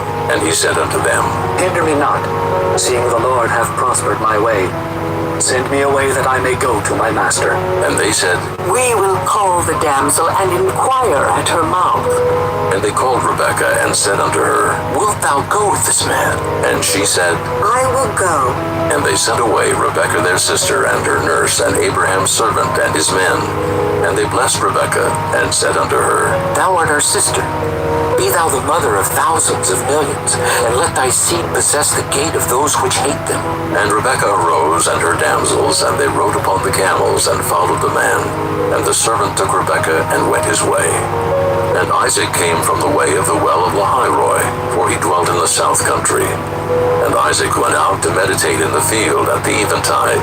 And he lifted up his eyes and saw, and behold, the camels were coming. And Rebekah lifted up her eyes, and when she saw Isaac, she lighted off the camel, for she had said unto the servant, What man is this that walketh in the field to meet us? And the servant had said, It is my master. Therefore she took a veil and covered herself. And the servant told Isaac all things that he had done. And Isaac brought her into his mother Sarah's tent, and took Rebekah, and she became his wife. And he loved her, and Isaac was comforted after his mother's death. Chapter 25. Then again Abraham took a wife, and her name was Keturah, and she bare him Zimran, and Jokshan, and Medan, and Midian, and Ishbak, and Shua. And Jokshan begat Sheba, and Dedan, and the sons of Dedan were Asherim, and Letushim, and Leamim. And the sons of Midian, Ephah, and Epher, and Hanok, and Abidah, and Eldaah. All these were the children of Keturah. And Abraham gave all that he had unto Isaac, but unto the sons of the concubines which Abraham had, Abraham gave gifts, and sent them away from Isaac his son, while he yet lived, eastward unto the east country. And these are the days of the years of Abraham's life which he lived, 160 years. Then Abraham gave up the ghost, and died in a good old age, an old man and full of years, and was gathered to his people. And his sons Isaac and Ishmael buried him in the cave of Machpelah, in the field of Ephron the son of Zohar the Hittite, which is before Mamre, the field which Abraham purchased of the sons of Heth. There was Abraham buried, and Sarah his wife. And it came to pass after the death of Abraham, that God blessed his son Isaac, and Isaac dwelt by the well Lahairoi. Now these are the generations of Ishmael, Abraham's son, whom Hagar the Egyptian conception, Sarah's handmaid bare unto Abraham. And these are the names of the sons of Ishmael by their names, according to their generations. The firstborn of Ishmael, Nebajoth, and Kedar, and Abiel, and Mibzam, and Mishma, and Duma, and Massa, Adar, and Tema, Jetur, Naphish, and Kedemah. These are the sons of Ishmael, and these are their names by their towns and by their castles, 12 princes according to their nations. And these are the years of the life of Ishmael, 137 years. And he gave up the ghost and died, and was gathered unto his people. And they dwelt from Havilah unto Shur, that is before Egypt, as thou goest toward Assyria. And he died in the presence of all his brethren. And these are the generations of Isaac, Abraham's son. Abraham begat Isaac, and Isaac was 40 years old when he took Rebekah to wife, the daughter of Bethuel the Syrian of Padan Aram, the sister to Laban the Syrian. And Isaac entreated the Lord for his wife, because she was barren. And the Lord was entreated of him, and Rebekah his wife conceived, and the children struggled together within her. And she said, If it be so, why am I thus? And she went to inquire of the Lord. And the Lord said unto her, 2 nations are in thy womb, and 2 manner of people shall be separated from thy bowels. And the one people shall be stronger than the other people, and the elder shall serve the younger. And when her days to be delivered were fulfilled, behold, there were twins in her womb. And the first came out red all over like an hairy garment, and they called his name Esau. And after that came his brother out, and his hand took hold on Esau's heel, and his name was called Jacob. And Isaac was 80 years old when she bare them. And the boys grew, and Esau was a cunning hunter, a man of the field. And Jacob was a plain man, dwelling in tents. And Isaac loved Esau, because he did eat of his venison, but Rebekah loved Jacob. And Jacob saw the pottage, and Esau came from the field, and he was faint. And Esau said to Jacob, Feed me, I pray thee, with that same red pottage, for I am faint. Therefore was his name called Edom. And Jacob said, Sell me this day thy birthright. And Esau said, Behold, I am at the point to die, and what profit shall this birthright do to me? And Jacob said, Swear to me this day. And he sware unto him, and he sold his birthright unto Jacob. Then Jacob gave Esau bread and pottage of lentils, and he did eat and drink, and rose up and went his way. Thus Esau despised his birthright. Chapter 26. And there was a famine in the land, beside the first famine that was in the days of Abraham. And Isaac went unto Abimelech, king of the Philistines, unto Gerar. And the Lord appeared unto him, and said, Go not down into Egypt. Dwell in the land which I shall tell thee of. Sojourn in this land, and I will be with thee, and will bless thee. For unto thee and unto thy seed I will give all these countries, and I will perform the oath which I swear unto Abraham thy father. And I will make thy seed to multiply as the stars of heaven, and will give unto thy seed all these countries. And in thy seed shall all the nations of the earth be blessed, because that Abraham obeyed my voice, and kept my charge, my commandments, my statutes, and my laws.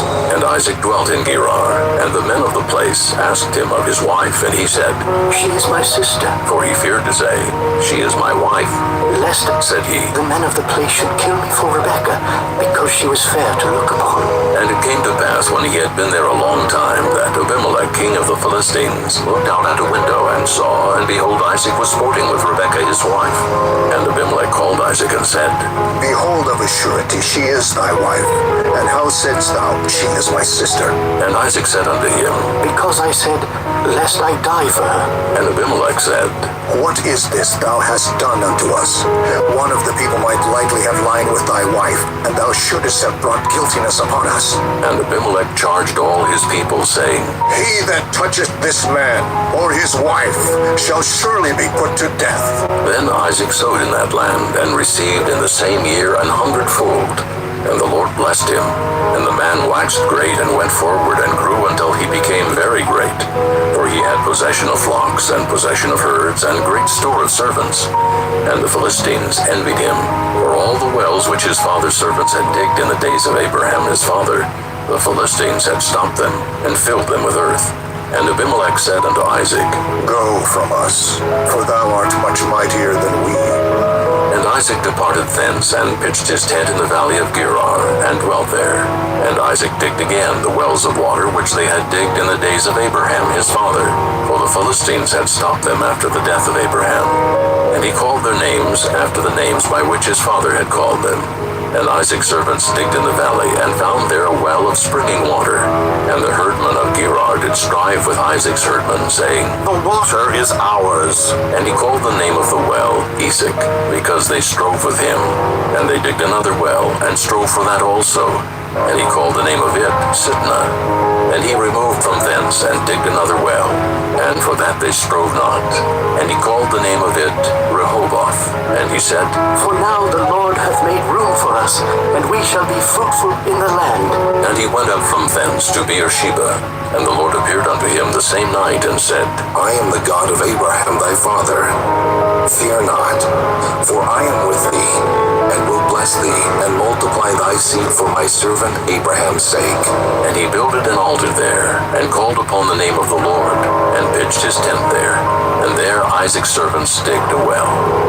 Then Abimelech went to him from Gerar, and Ahazath, one of his friends, and Phicol, the chief captain of his army. And Isaac said unto them, Wherefore come ye to me, seeing ye hate me, and have sent me away from you? And they said, We saw certainly that the Lord was with thee. And we said, Let there be now an oath betwixt us, even betwixt us and thee, and let us make a covenant with thee, that thou wilt do us no hurt, as we have not touched thee, and as we have done unto thee nothing but good, and have sent thee away in peace. Thou art now the blessed of the Lord. And he made them a feast, and they did eat and drink. And they rose up betimes in the morning, and sware one to another. And Isaac sent them away, and they departed from him in peace. And it came to pass the same day that Isaac's servants came, and told him concerning the well which they had digged, and said unto him, We have found water. And he called it Sheba. Therefore the name of the city is Beersheba unto this day.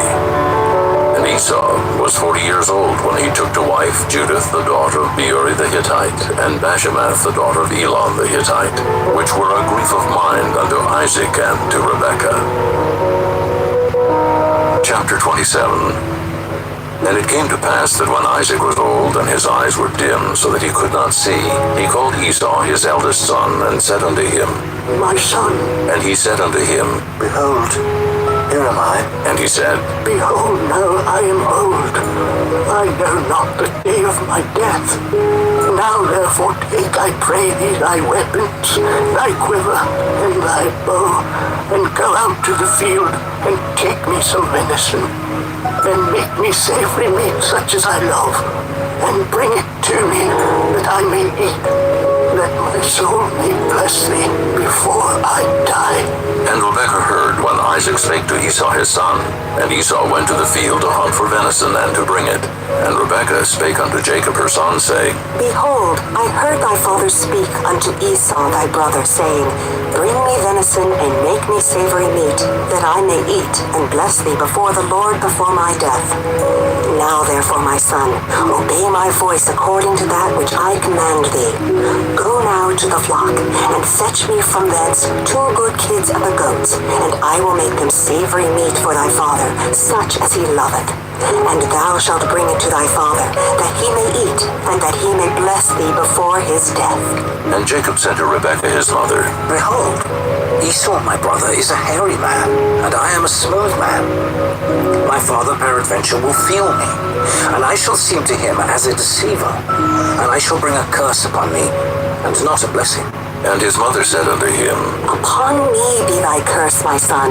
Only obey my voice, and go fetch me them. And he went and fetched, and brought them to his mother. And his mother made savory meat, such as his father loved.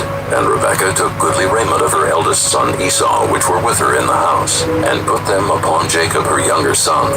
And she put the skins of the kids of the goats upon his hands, and upon the smooth of his neck. And she gave the savory meat and the bread which she had prepared into the hand of her son Jacob. And he came unto his father, and said, My father. And he said, Here am I. Who art thou, my son? And Jacob said unto his father, I am Esau thy firstborn. I have done according as thou badest me. Arise, I pray thee, sit, and eat of my venison, that that thy soul may bless me. And Isaac said unto his son, How is it that thou hast found it so quickly, my son? And he said, Because the Lord thy God brought it to me.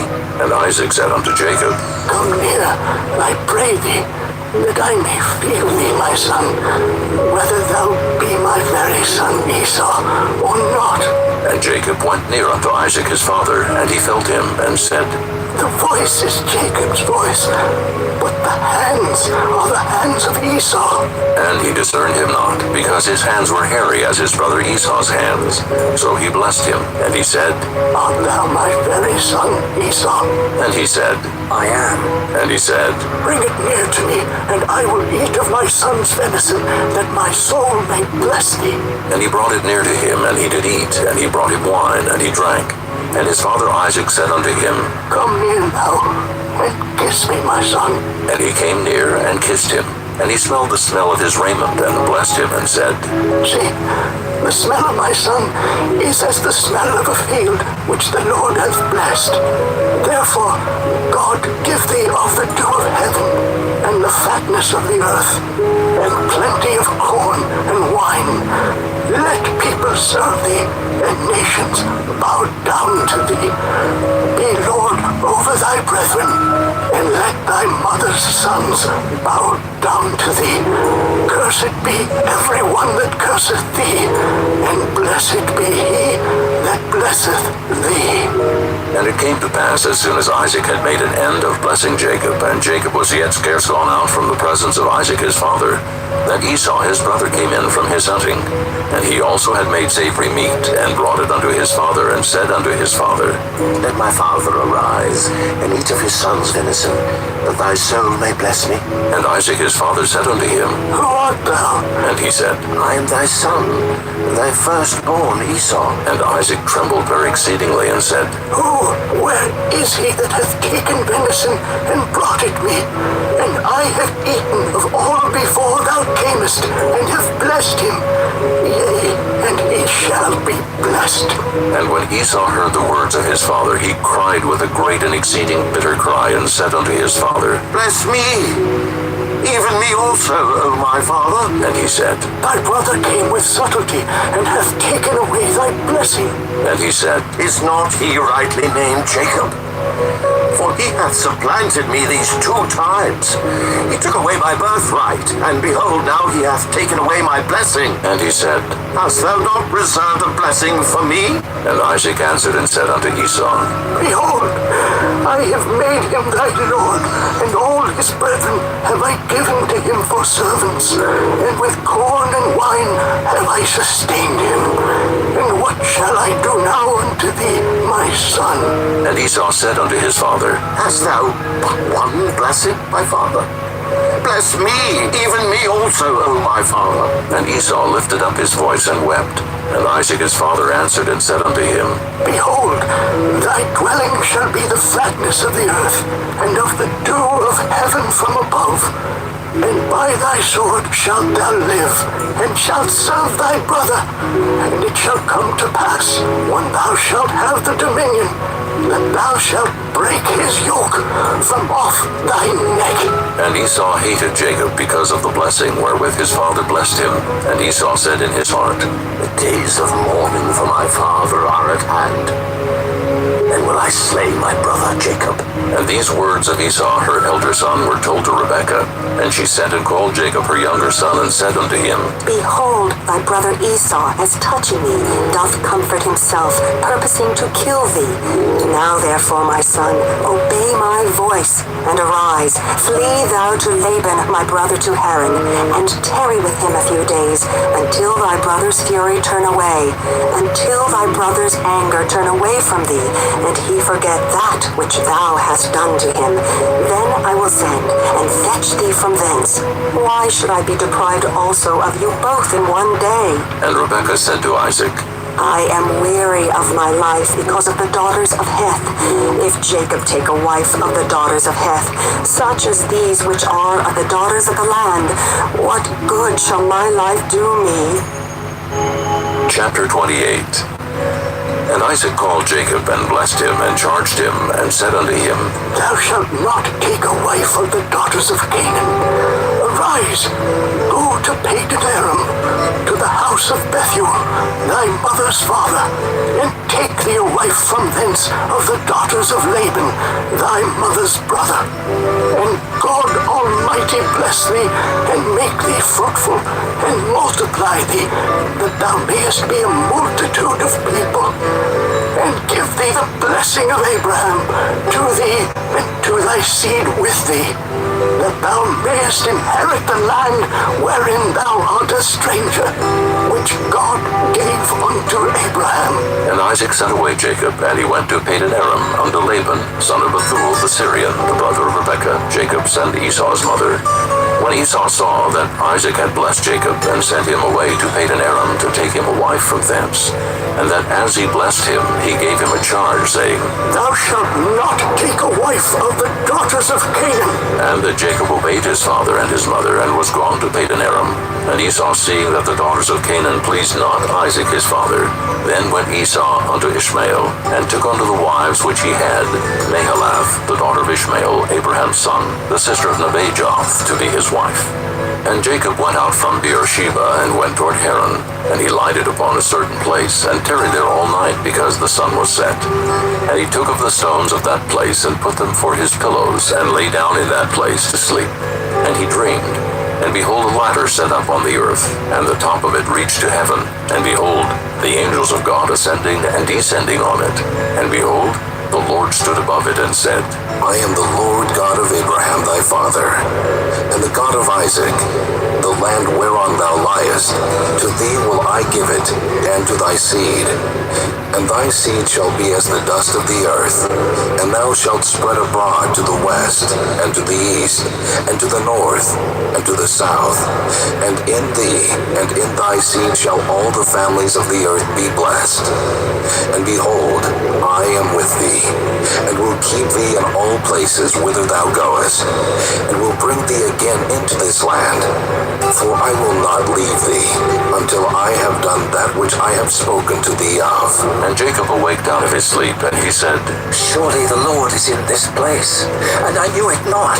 And he was afraid, and said, How dreadful is this place! This is none other but the house of God, and this is the gate of heaven. And Jacob rose up early in the morning, and took the stone that he had put for his pillows, and set it up for a pillar, and poured oil upon the top of it. And he called the name of that place Bethel, but the name of that city was called Luz at the first.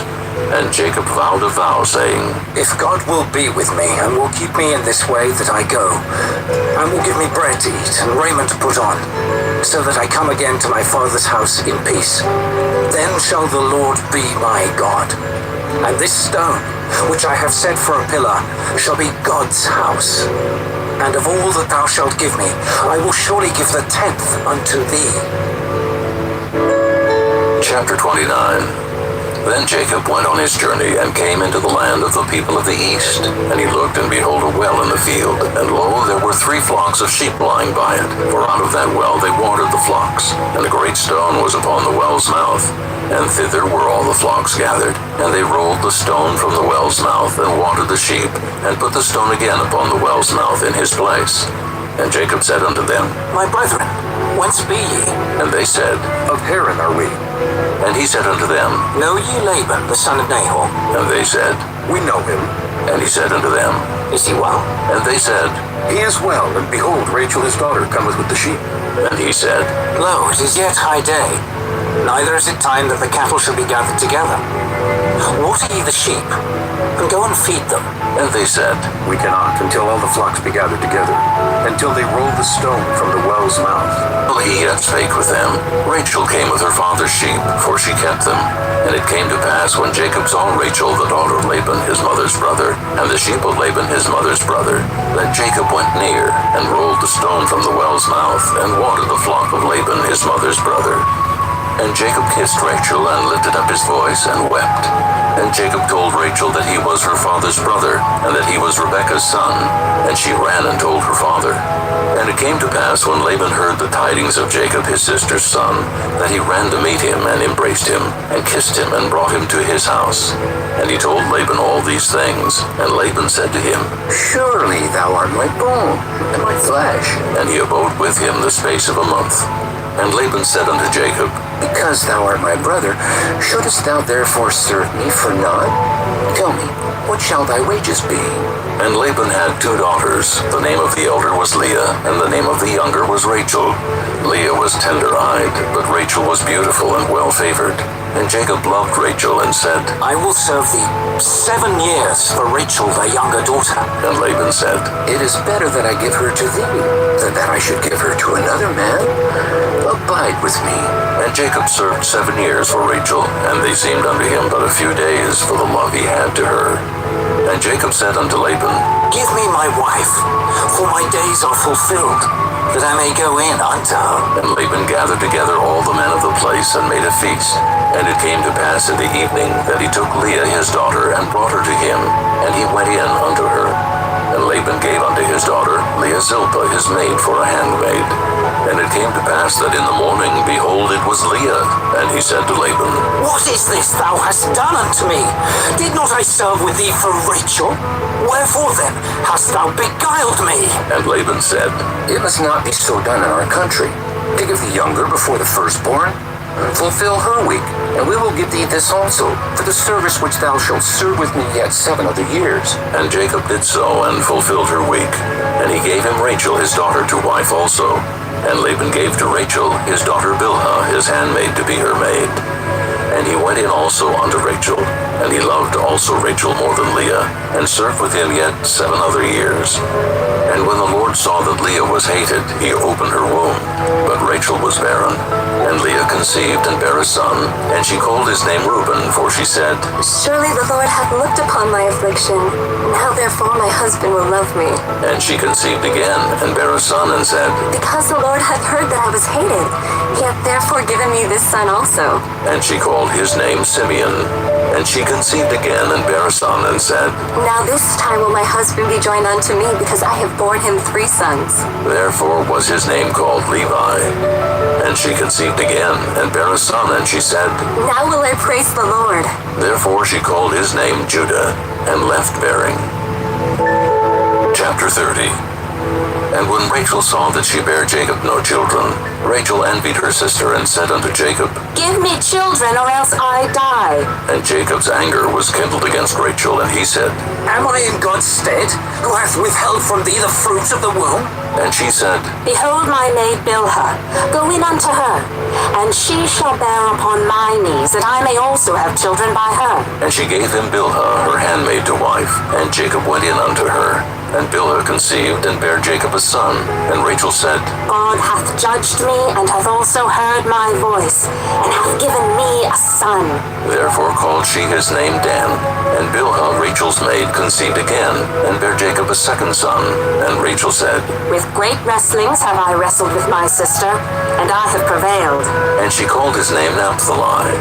When Leah saw that she had left bearing, she took Zilpah her maid, and gave her Jacob to wife. And Zilpah, Leah's maid, bare Jacob a son. And Leah said, A troop cometh. And she called his name Gad.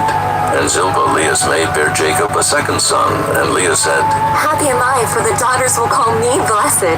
And she called his name Asher. And Reuben went in the days of wheat harvest, and found mandrakes in the field, and brought them unto his mother Leah.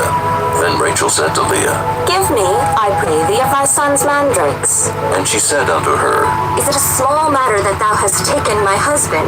And wouldest thou take away my son's mandrakes also? And Rachel said, Therefore he shall lie with thee tonight for thy son's mandrakes. And Jacob came out of the field in the evening, and Leah went out to meet him, and said, Thou must come in unto me, for surely I have hired thee with my son's mandrakes. And he lay with her that night.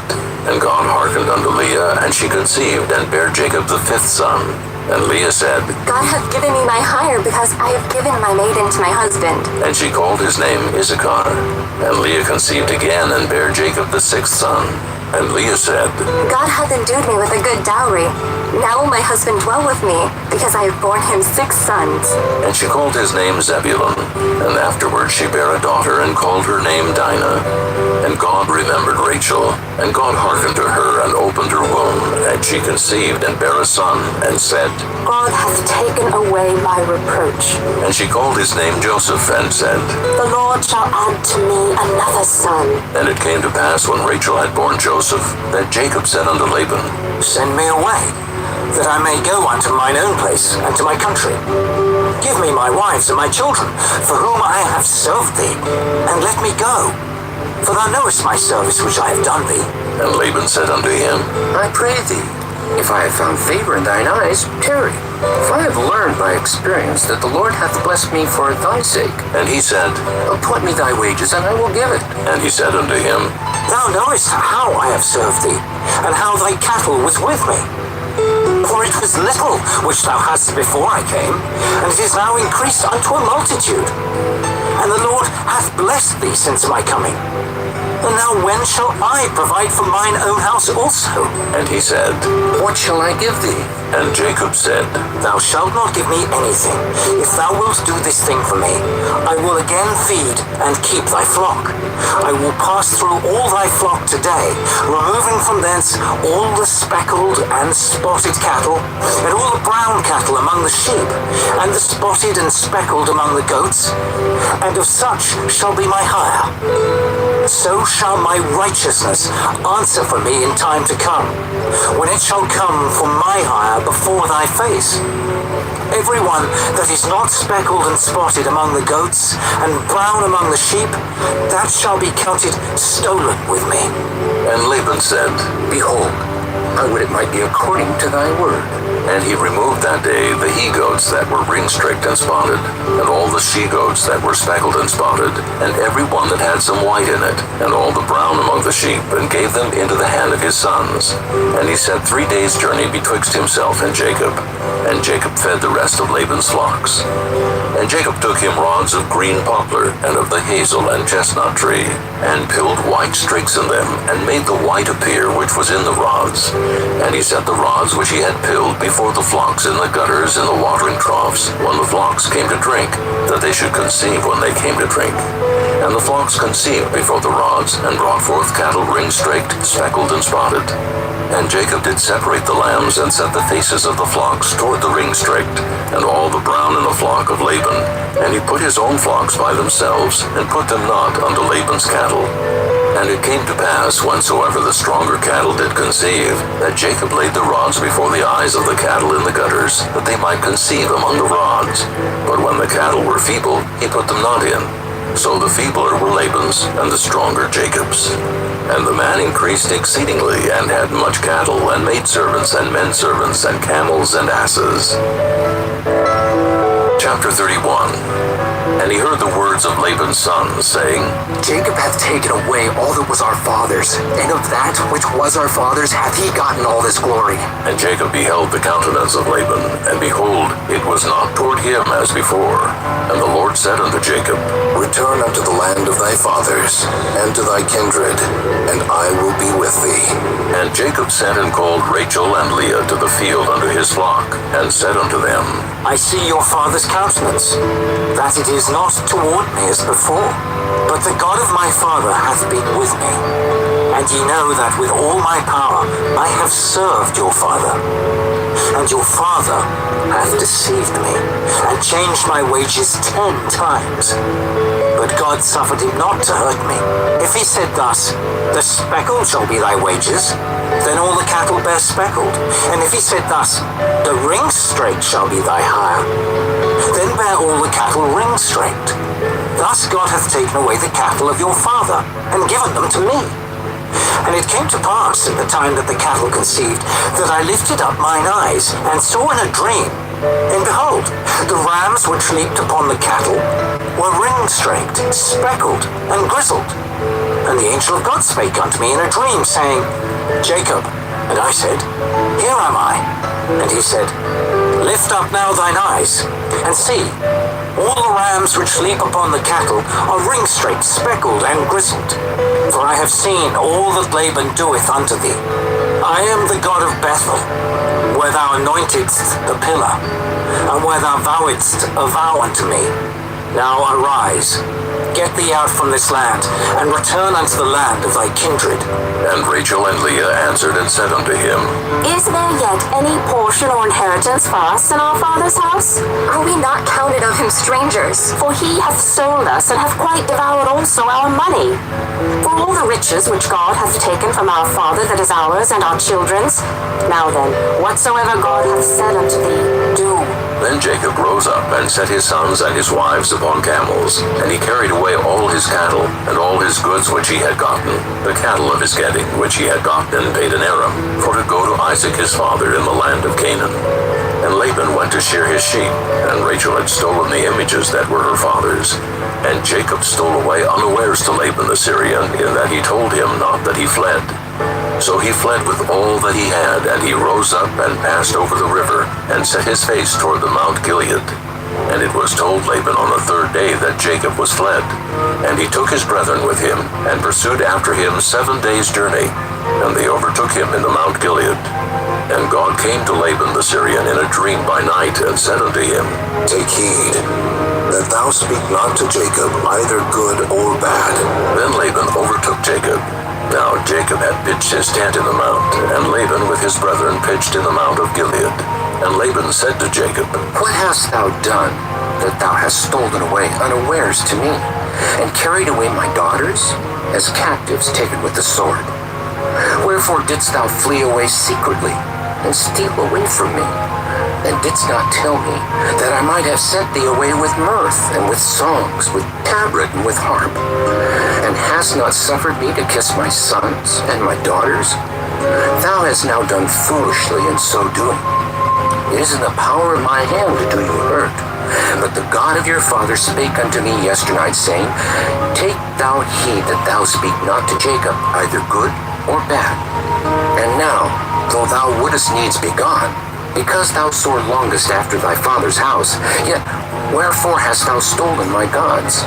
And Jacob answered and said to Laban, Because I was afraid. For I said, Peradventure thou wouldest take by force thy daughters from me. With whomsoever thou findest thy gods, let him not live. Before our brethren discern thou what is thine with me, and take it to thee.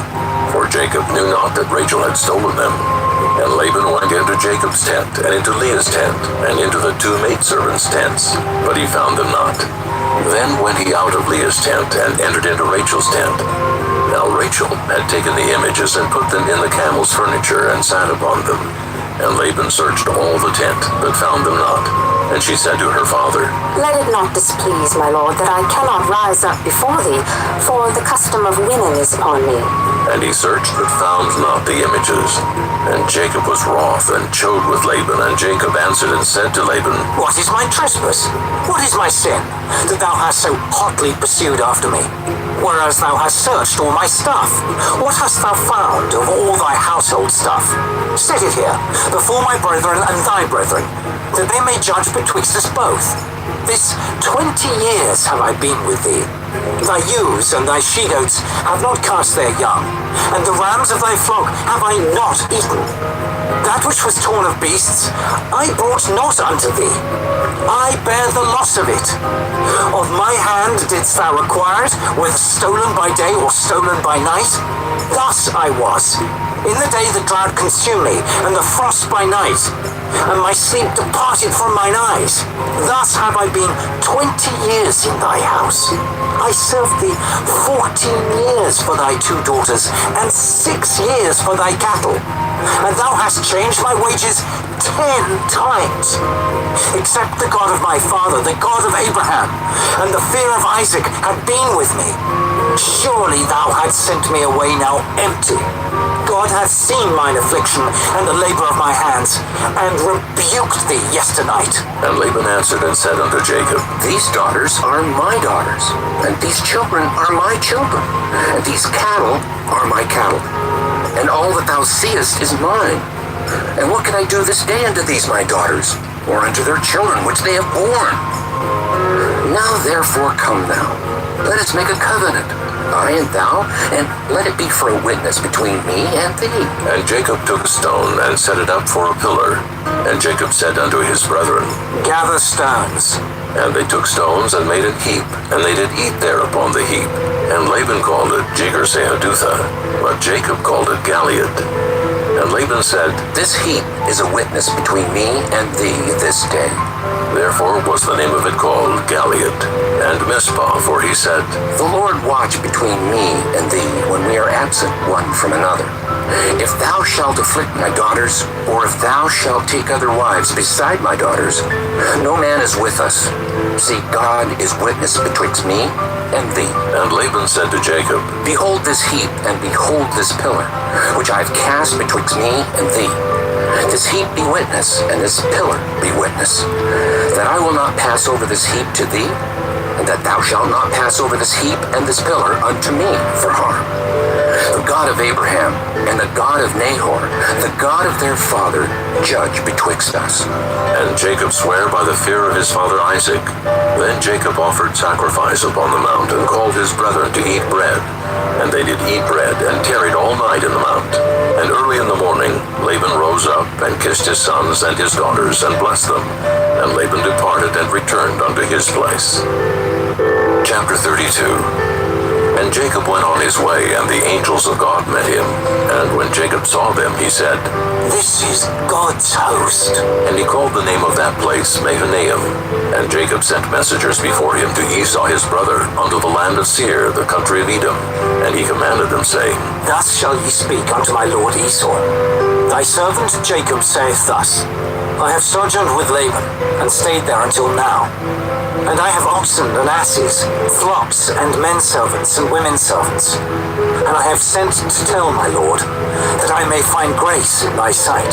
And the messengers returned to Jacob, saying, We came to thy brother Esau, and also he cometh to meet thee, and 400 men with him.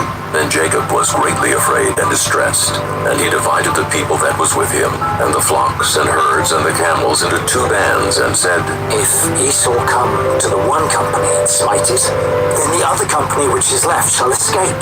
And Jacob said, O God of my father Abraham, and God of my father Isaac, the Lord which saidst unto me, Return unto thy country and to thy kindred, and I will deal well with thee. I am not worthy of the least of all the mercies, and of all the truth which thou hast showed unto thy servant. For with my staff I passed over this Jordan, and now I am become 2 bands.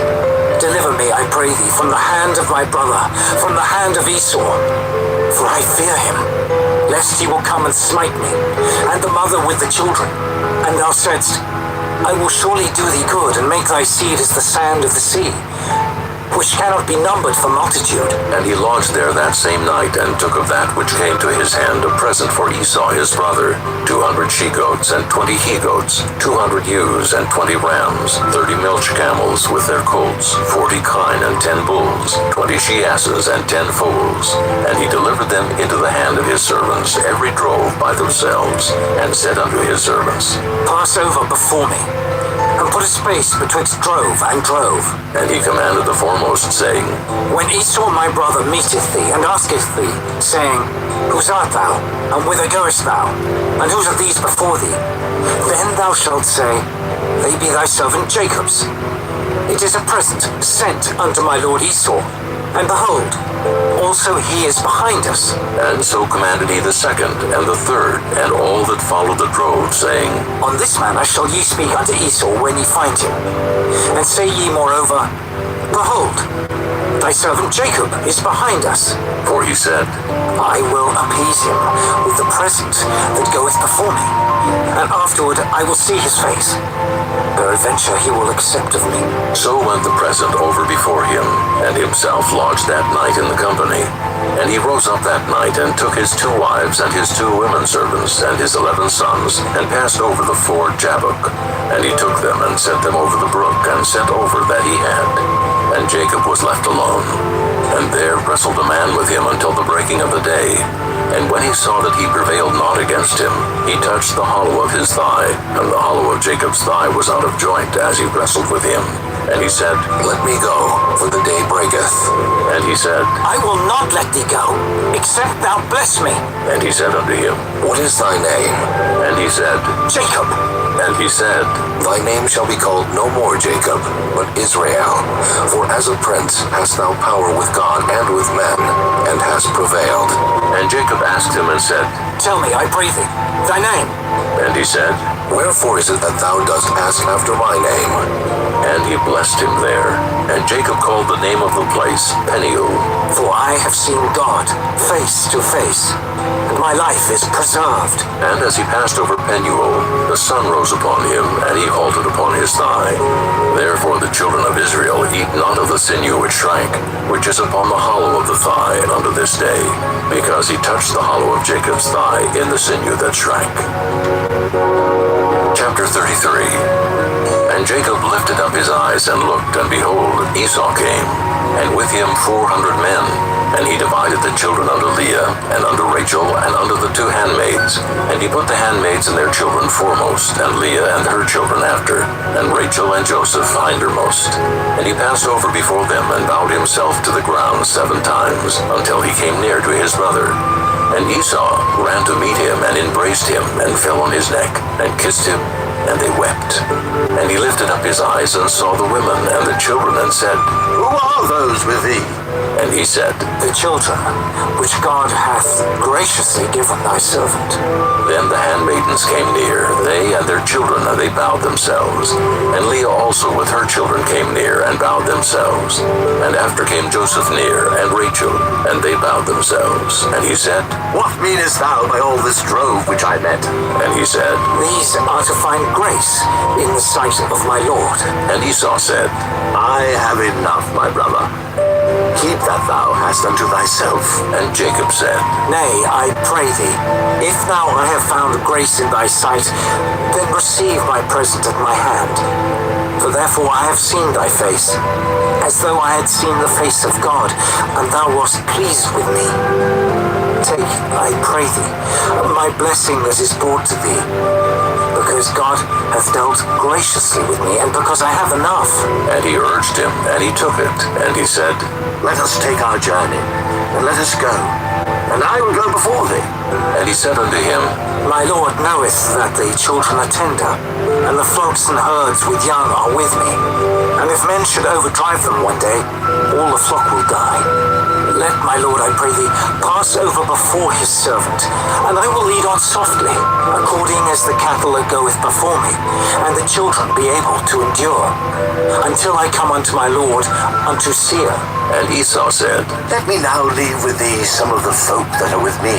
And he said, What needeth it? Let me find grace in the sight of my Lord. So Esau returned that day on his way to Seir.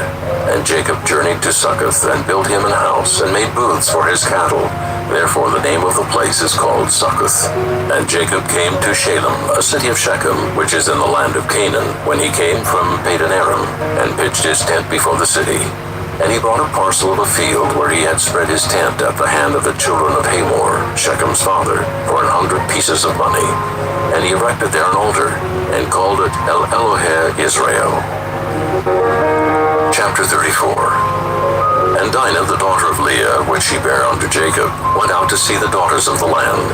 And when Shechem the son of Hamor the Hivite, prince of the country, saw her, he took her, and lay with her, and defiled her. And his soul clave unto Dinah the daughter of Jacob, and he loved the damsel, and spake kindly unto the damsel. And Shechem spake unto his father Hamor, saying, Get me this damsel to wife. And Jacob heard that he had defiled Dinah his daughter. Now his sons were with his cattle in the field, and Jacob held his peace until they were come. And Hamor the father of Shechem went out unto Jacob to commune with him. And the sons of Jacob came out of the field when they heard it, and the men were grieved, and they were very wroth, because he had wrought folly in Israel in lying with Jacob's daughter, which thing ought not to be done. And Hamor communed with them, saying, The soul of my son Shechem longeth for your daughter. I pray you give her him to wife, and make ye marriages with us, and give your daughters unto us, and take our daughters unto you. And ye shall dwell with us, and the land shall be before you. Dwell and trade ye therein, and get you possessions therein. And Shechem said unto her father and unto her brethren, Let me find grace in your eyes, and what ye shall say unto me I will give. Ask me never so much dowry and gift, and I will give according as ye shall say unto me. But give me the damsel to wife. And the sons of Jacob answered Shechem and Hamor his father deceitfully, and said, Because he had defiled Dinah their sister. And they said unto them, We cannot do this thing to give our sister to one that is uncircumcised, for that were a reproach unto us. But in this will we consent unto you. If ye will be as we be, that every male of you be circumcised, then will we give our daughters unto you, and we will take your daughters to us, and we will dwell with you, and we will become one people. But if ye will not hearken unto us to be circumcised, then will we take our daughter, and we will be gone. And their words pleased Hamor and Shechem, Hamor's son.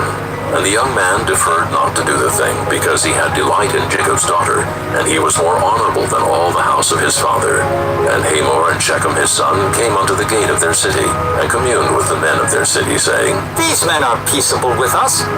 Therefore let them dwell in the land, and trade therein. For the land, behold, it is large enough for them. Let us take their daughters to us for wives, and let us give them our daughters. Only herein will the men consent unto us for to dwell with us, to be one people, if every male among us be circumcised as they are circumcised. Shall not their cattle and their substance and every beast of theirs be ours? Only let us consent unto them, and they will dwell with us. And unto Hamor and unto Shechem his son hearkened all that went out of the gate of his city, and every male was circumcised, all that went out of the gate of his city. And it came to pass on the third day, when they were sore, that two of the sons of Jacob, Simeon and Levi, Dinah's brethren, took each man his sword, and came upon the city boldly, and slew all the males. And they slew Hamor and Shechem his son with the edge of the sword, and took Dinah out of Shechem's house, and went out. The sons of Jacob came upon the slain, and spoiled the city, because they had defiled their sister. They took their sheep, and their oxen, and their asses, and that which was in the city, and that which was in the field, and all their wealth, and all their little ones, and their wives took they captive, and spoiled even all that was in the house. And Jacob said to Simeon and Levi, Ye have troubled me, to make me to stink among the inhabitants of the land, among the Canaanites and the Perizzites. And I, being few in number, they shall gather themselves together against me and slay me. And I shall be destroyed, I and my house. And they said, Shall he deal with our sister as with an harlot? Chapter 35. And God said unto Jacob, Arise, go up to Bethel, and dwell there, and make there an altar unto God, that appeared unto thee when thou fleddest from the face of Esau thy brother. Then Jacob said unto his household, and to all that were with him, Put away the strange gods that are among you, and be clean, and change your garments. And let us arise, and go up to Bethel. And I will make there an altar unto God, who answered me in the day of my distress, and was with me in the way which I went. And they gave unto Jacob all the strange gods which were in their hand, and all their earrings which were in their ears. And Jacob hid them under the oak which was by Shechem. And they journeyed, and the terror of God was upon the cities that were round about them, and they did not pursue after the sons of Jacob. So Jacob came to Luz, which is in the land of Canaan, that is Bethel, he and all the people that were with him. And he built there an altar, and called the place El Bethel, because there God appeared unto him, when he fled from the face of his brother. But Deborah, Rebekah's nurse, died, and she was buried beneath Bethel under an oak, and the name of it was called Allon-Bacuth. And God appeared unto Jacob again, when he came out of Padan Aram, and blessed him. And God said unto him, Thy name is Jacob. Thy name shall not be called any more Jacob, but Israel shall be thy name. And he called his name Israel. And God said unto him, I am God Almighty. Be fruitful and multiply. A nation and a company of nations shall be of thee, and kings shall come out of thy loins. And the land which I gave Abraham and Isaac, to thee I will give it, and to thy seed after thee will I give the land. And God went up from him in the place where he talked with him. And Jacob set up a pillar in the place where he talked with him, even a pillar of stone. And he poured a drink offering thereon, and he poured oil thereon. And Jacob called the name of the place where God spake with him, Bethel. And they journeyed from Bethel, and there was but a little way to come to Ephrath. And Rachel travailed, and she had hard labor. And it came to pass when she was in hard labor, that the midwife said unto her, Fear not, thou shalt have this son also. And it came to pass as her soul was in departing, for she died, that she called his name Ben-Oni, but his father called him Benjamin. And Rachel died, and was buried in the way to Ephrath, which is Bethlehem. And Jacob set a pillar upon her grave, that is the pillar of Rachel's grave unto this day. And Israel journeyed and spread his tent beyond the tower of Eder. And it came to pass when Israel dwelt in that land, that Reuben went and lay with Bilhah his father's concubine, and Israel heard it. Now the sons of Jacob were 12. The sons of Leah, Reuben, Jacob's firstborn, and Simeon, and Levi, and Judah, and Issachar, and Zebulun. The sons of Rachel, Joseph, and Benjamin. And the sons of Bilhah, Rachel's handmaid, Dan, and Naphtali. And the sons of Zilpah, Leah's handmaid, Gad, and Asher. These are the sons of Jacob, which were born to him in Padan Aram. And Jacob came unto Isaac his father unto Mamre, unto the city of Arba, which is Hebron, where Abraham and Isaac sojourned. And the days of Isaac were 180 years. And Isaac gave up the ghost and died, and was gathered unto his people, being old and full of days. And his sons Esau and Jacob buried him. Chapter 36. Now these are the generations of Esau, who was Edom. Esau took his wives of the daughters of Canaan, Adah, the daughter of Elon the Hittite, and Aholibamah, the daughter of Anah, the daughter of Zibeon the Hittite, and Bashemath, Ishmael's daughter, sister of Nebajoth. And Adah bare to Esau Eliphaz, and Bashemath bare Reuel, and Aholibamah bare Jeush, and Jaalam, and Korah. These are the sons of Esau, which were born unto him in the land of Canaan. And Esau took his wives, and his sons, and his daughters, and all the persons of his house, and his cattle, and all his beasts, and all his substance, which he had got in the land of Canaan, and went into the country from the face of his brother Jacob. For their riches were more than that they might dwell together, and the land wherein they were strangers could not bear them, because of their cattle. Thus dwelt Esau in Mount Seir. Esau is Edom.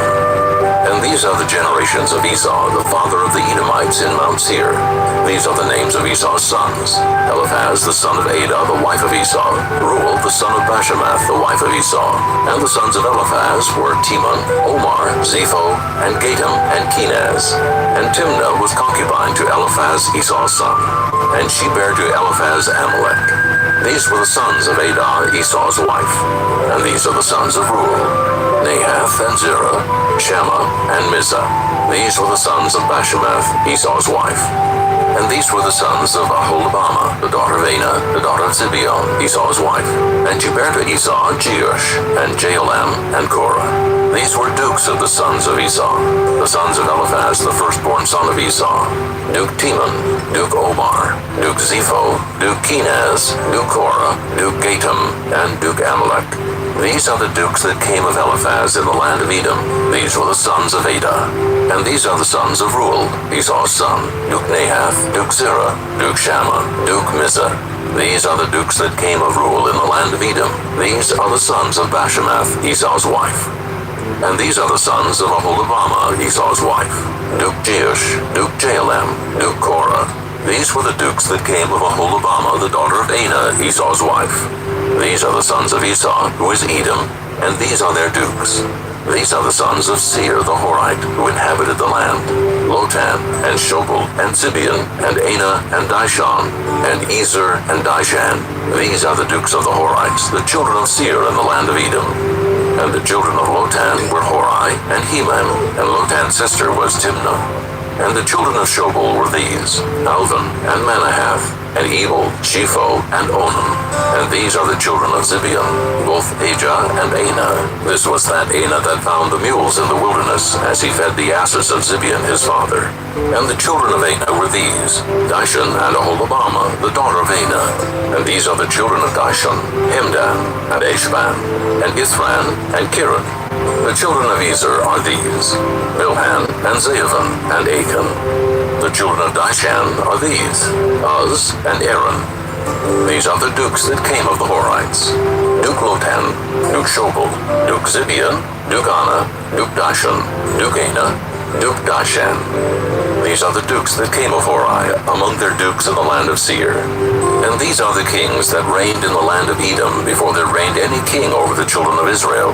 And Bela the son of Beor reigned in Edom, and the name of his city was Dinhabah.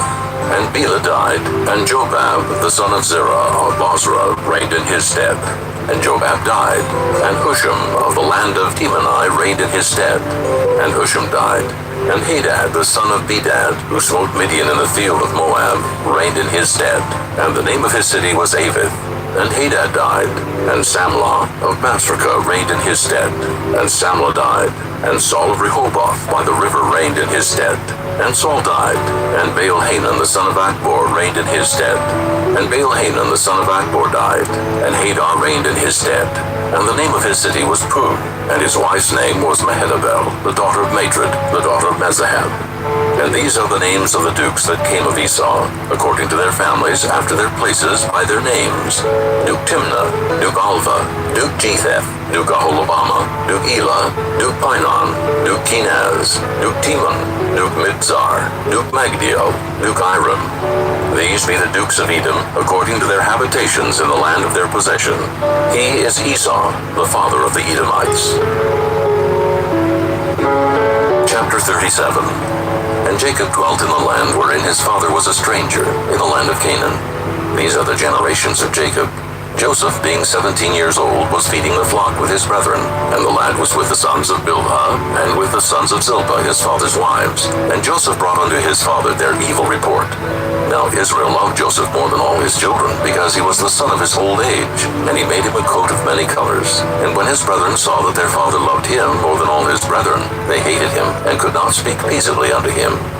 And Joseph dreamed a dream, and he told it his brethren, and they hated him yet the more. And he said unto them, Hear, I pray you, this dream which I have dreamed. For behold, we were binding sheaves in the field, and lo, my sheaf arose, and also stood upright. And behold, your sheaves stood round about, and made obeisance to my sheaf. And his brethren said unto him, Shalt thou indeed reign over us? Or shalt thou indeed have dominion over us? And they hated him yet the more for his dreams and for his words. And he dreamed yet another dream, and told it his brethren, and said, Behold, I have dreamed a dream more, and behold, the sun and the moon and the 11 stars made obeisance to me. And he told it to his father and to his brethren, and his father rebuked him, and said unto him, What is this dream that thou hast dreamed? Shall I and thy mother and thy brethren indeed come to bow down ourselves to thee, to the earth? And his brethren envied him, but his father observed the saying. And his brethren went to feed their father's flock at Shechem. And Israel said unto Joseph, Do not thy brethren feed the flock in Shechem? Come, and I will send thee unto them. And he said to him, Here am I. And he said to him, Go, I pray thee, see whether it be well with thy brethren, and well with the flocks, and bring me word again. So he sent him out of the vale of Hebron, and he came to Shechem. And a certain man found him, and behold, he was wandering in the field.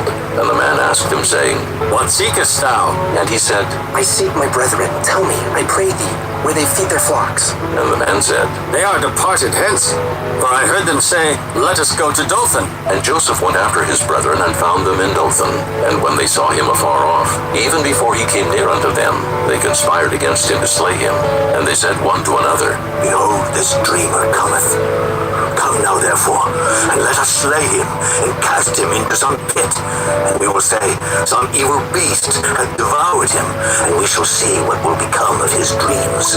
And Reuben heard it, and he delivered him out of their hands, and said, Let us not kill him. And Reuben said unto them, Shed no blood, but cast him into this pit that is in the wilderness, and lay no hand upon him. that he might rid him out of their hands, to deliver him to his father again. And it came to pass, when Joseph was come unto his brethren, that they stripped Joseph out of his coat of many colors that was on him. And they took him and cast him into a pit, and the pit was empty, there was no water in it.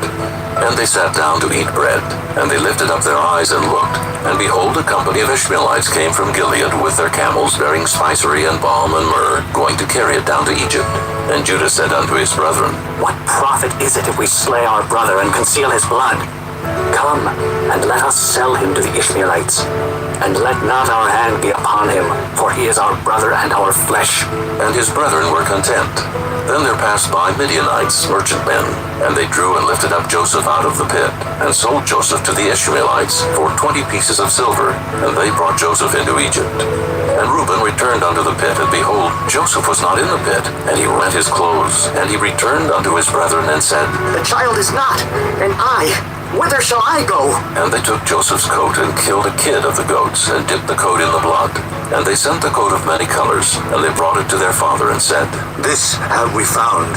Know now whether it be thy son's coat or no. And he knew it, and said, It is my son's coat. An evil beast hath devoured me.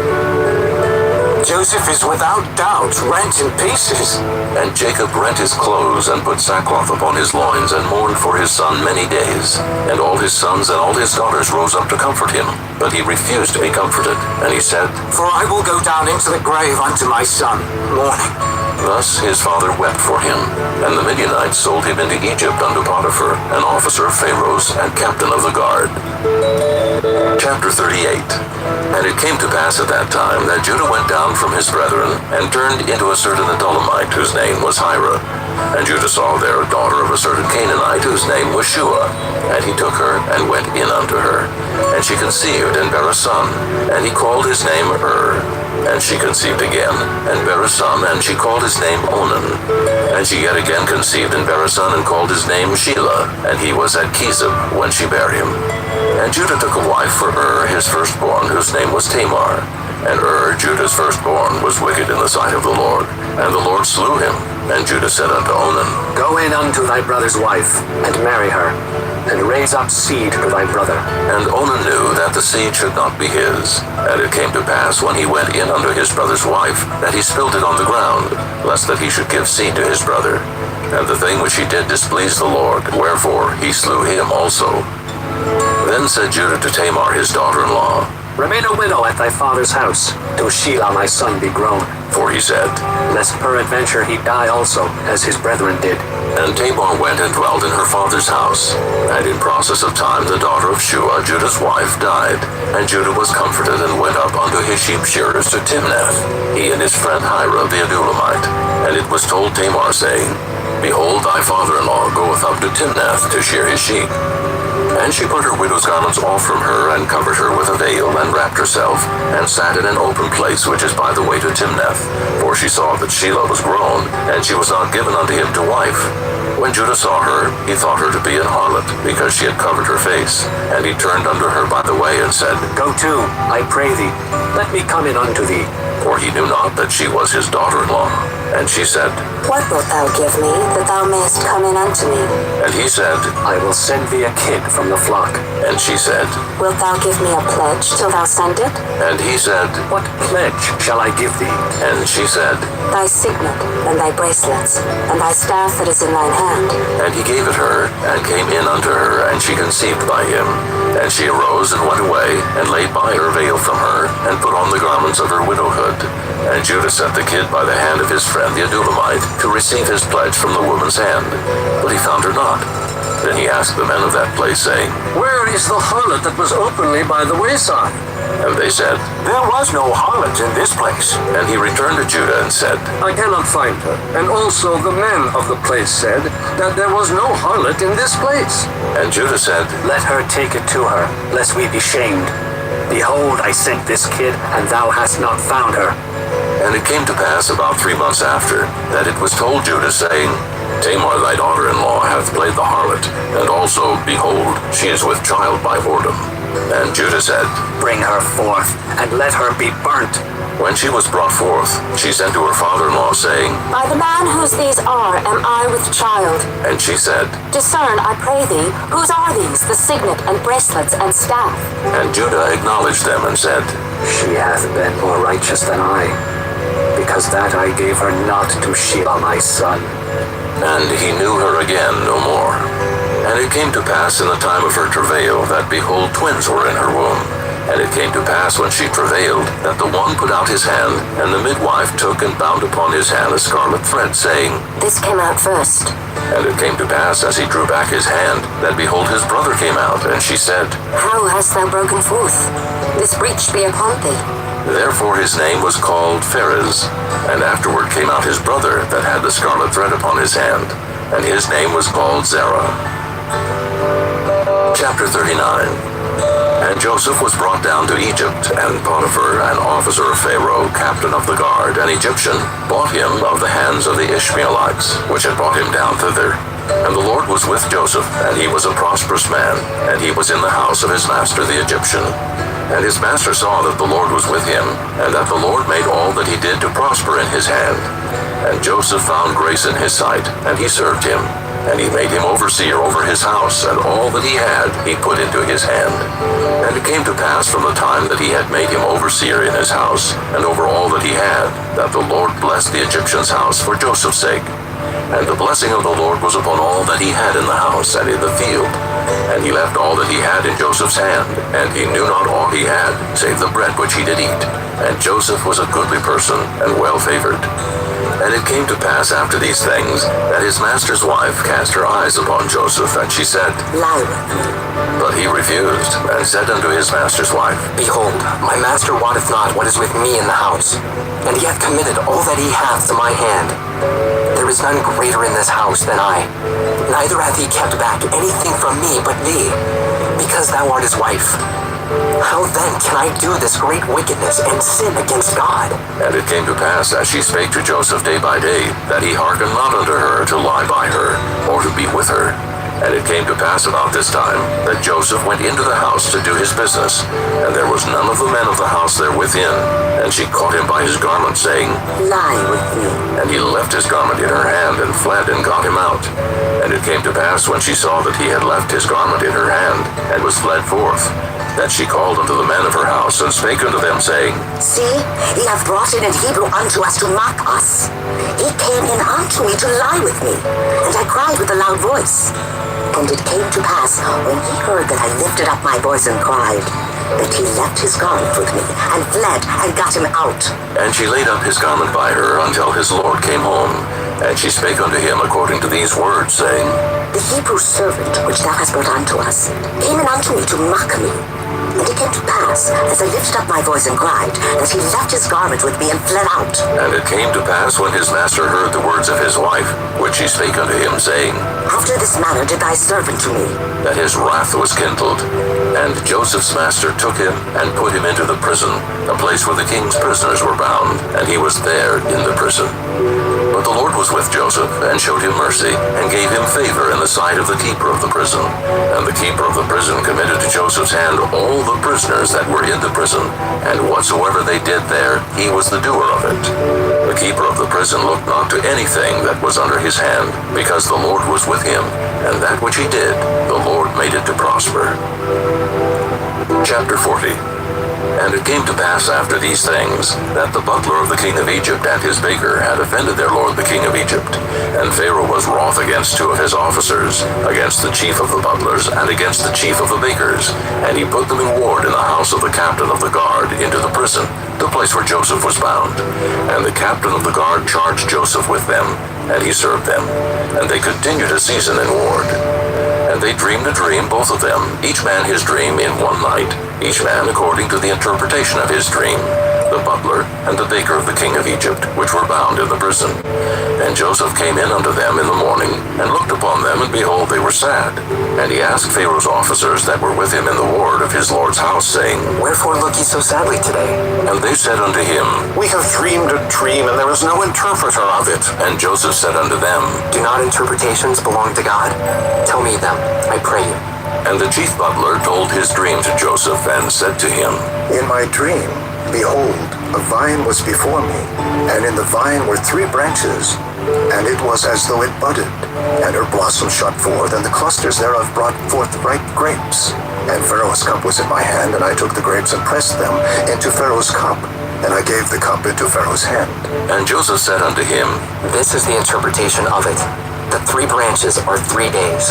Yet within 3 days shall Pharaoh lift up thine head, and restore thee unto thy place.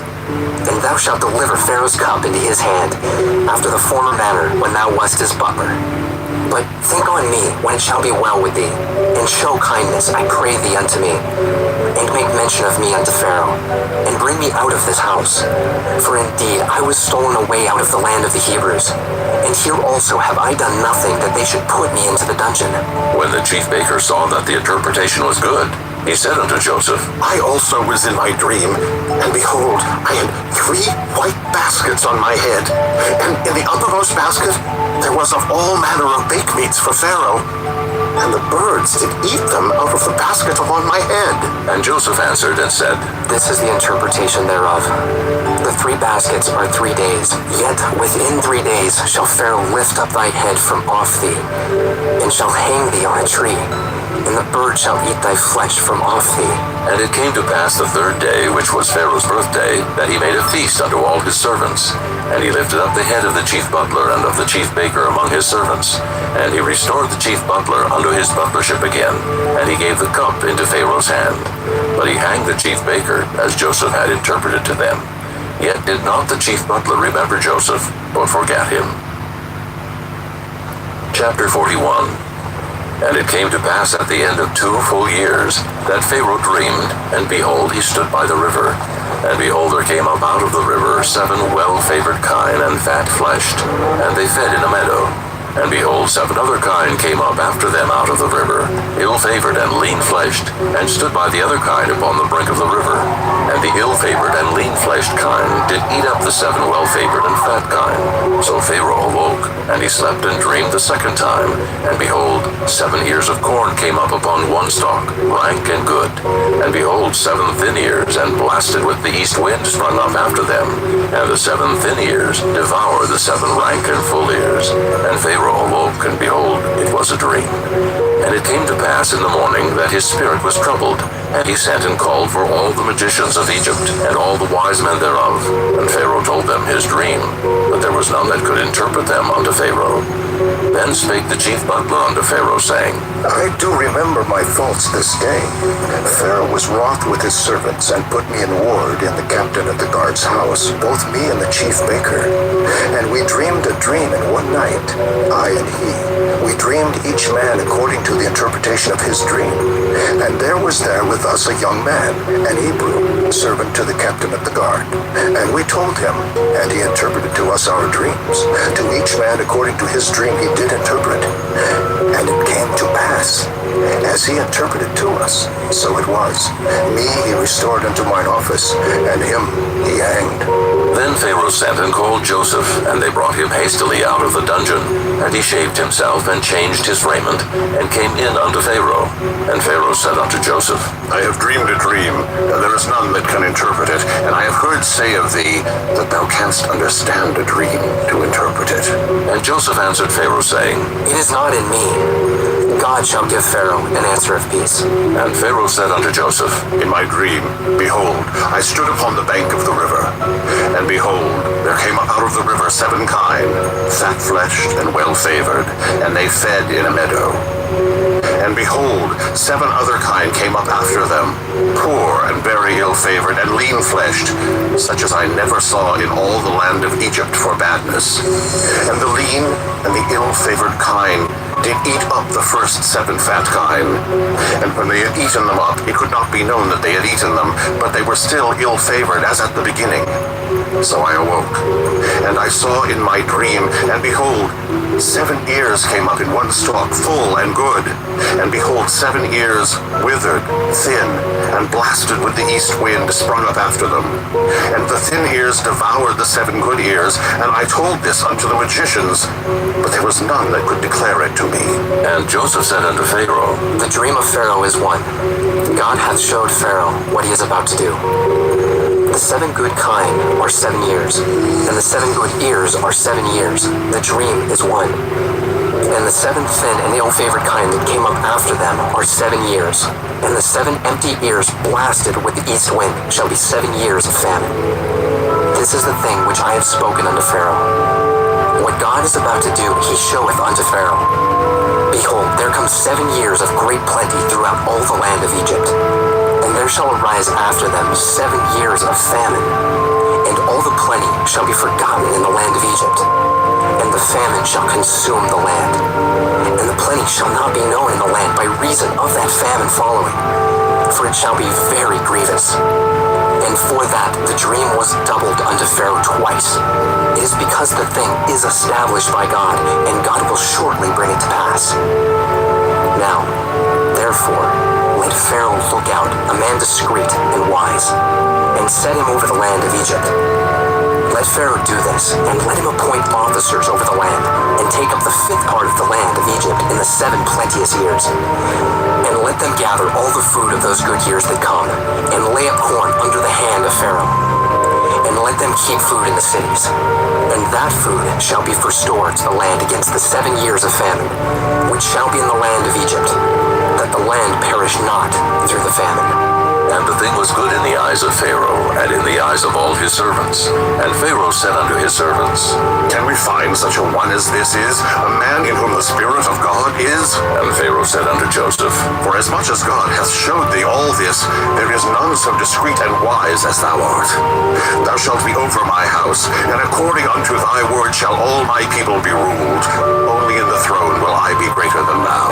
And Pharaoh said unto Joseph, See, I have set thee over all the land of Egypt. And Pharaoh took off his ring from his hand, and put it upon Joseph's hand, and arrayed him in vestures of fine linen, and put a gold chain about his neck. And he made him to ride in the 2nd chariot which he had.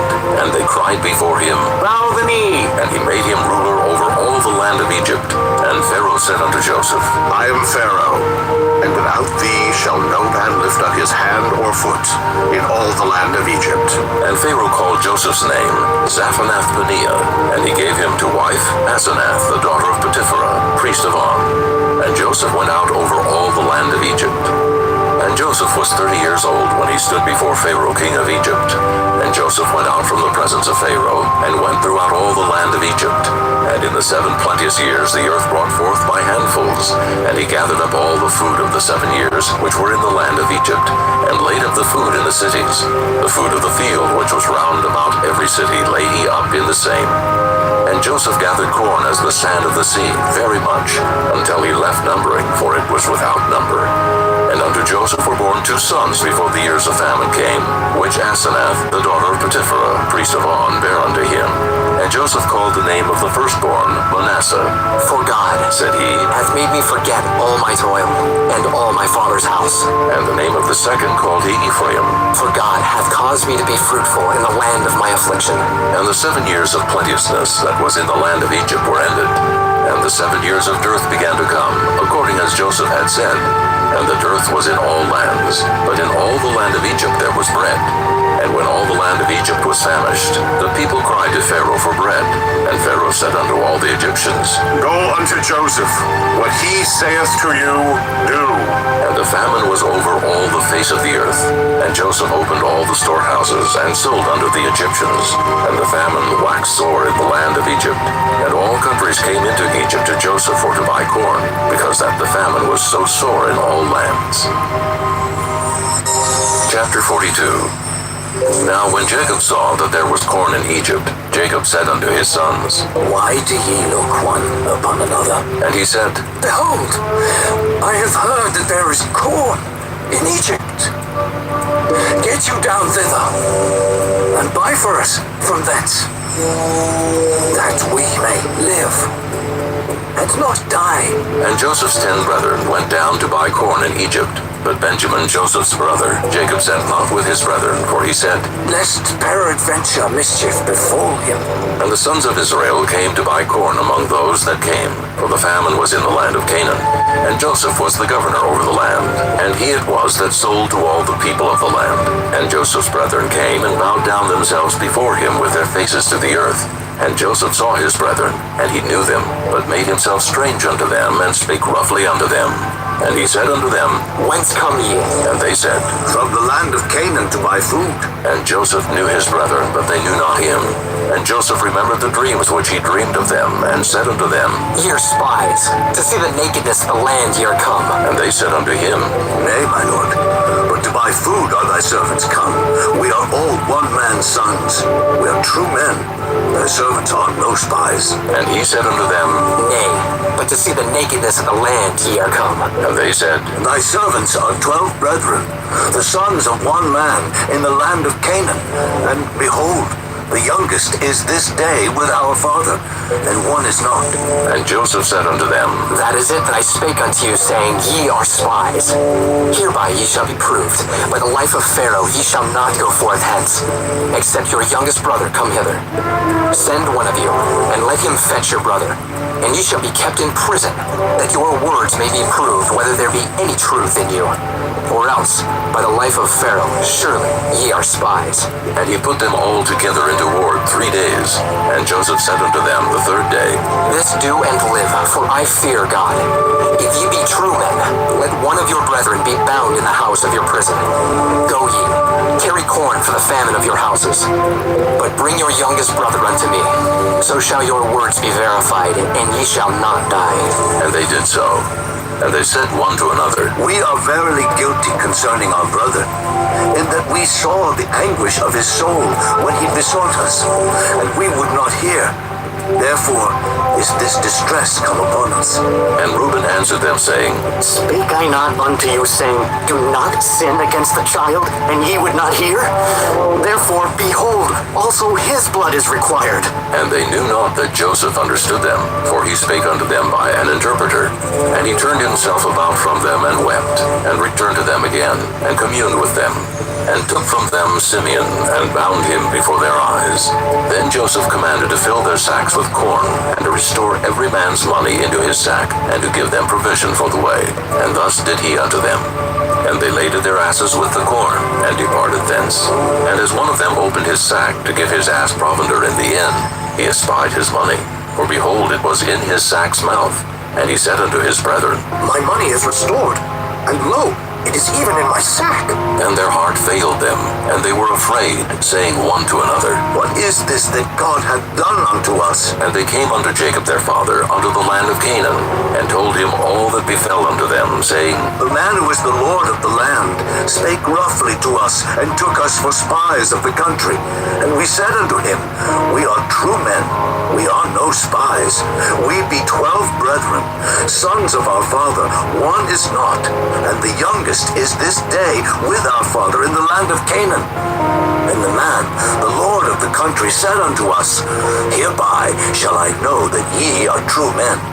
Leave one of your brethren here with me, and take food for the famine of your households, and be gone. And bring your youngest brother unto me. Then shall I know that ye are no spies, but that ye are true men. So will I deliver you your brother, and ye shall traffic in the land. And it came to pass, as they emptied their sacks, that behold, every man's bundle of money was in his sack. And when both they and their father saw the bundles of money, they were afraid. And Jacob their father said unto them, Me have ye bereaved of my children. Joseph is not, Simeon is not, and ye will take Benjamin away. All these things are against me. And Reuben spake unto his father, saying, Slay my 2 sons if I bring him not to thee. Deliver him into my hand, and I will bring him to thee again. And he said, My son shall not go down with you, for his brother is dead, and he is left alone. If mischief befall him by the way in the which ye go, then shall ye bring down my gray hairs with sorrow to the grave. Chapter 43. And the famine was sore in the land. And it came to pass, when they had eaten up the corn which they had brought out of Egypt, their father said unto them, Go again, buy us a little food. And Judah spake unto him, saying, The man did solemnly protest unto us, saying, Ye shall not see my face, except your brother be with you. If thou wilt send our brother with us, we will go down and buy thee food. But if thou wilt not send him, we will not go down. For the man said unto us, Ye shall not see my face, except your brother be with you. And Israel said, Wherefore dealt ye so ill with me? as to tell the man whether he had yet a brother? And they said, The man asked us straightly of our state and of our kindred, saying, Is your father yet alive? Hath he another brother? And we told him according to the tenor of these words. Could we certainly know that he would say, Bring your brother down? And Judah said unto Israel his father, Send the lad with me, and we will arise and go, that we may live and not die, both we and thou, and also our little ones. I will be surety for him. Of my hand shalt thou require him. If I bring him not unto thee, and set him before thee, then let me bear the blame forever. For except we had lingered, surely now we had returned this second time. And their father Israel said unto them, If it must be so now, do this. Take of the best fruits in the land in your vessels, and carry down the man a present, a little balm, and a little honey, spices, and myrrh, nuts, and almonds. And take double money in your hand, and the money that was brought again in the mouth of your sacks, carry it again in your hand. Peradventure it was oversupped. Take also your brother, and arise, go again unto the man. And God Almighty give you mercy before the man, that he may send away your other brother, and Benjamin. If I be bereaved of my children, I am bereaved. And the men took that present, and they took double money in their hand, and Benjamin, and rose up and went down to Egypt, and stood before Joseph. And when Joseph saw Benjamin with them, he said to the ruler of his house, Bring these men home, and slay, and make ready, for these men shall dine with me at noon. And the man did as Joseph bade, and the man brought the men into Joseph's house. And the men were afraid, because they were brought into Joseph's house. And they said, Because of the money that was returned in our sacks at the first time are we brought in, that he may seek occasion against us, and fall upon us, and take us for bondmen, and our asses. And they came near to the steward of Joseph's house, and they communed with him at the door of the house, and said, Oh, sir, we came indeed down at the first time to buy food, and it came to pass, when we came to the inn, that we opened our sacks, and behold, every man's money was in the mouth of his sack, our money in full weight, and we have brought it again in our hand. And other money have we brought down in our hands to buy food. We cannot tell who put our money in our sacks. And he said, Peace be to you, fear not. Your God and the God of your father have given you treasure in your sacks.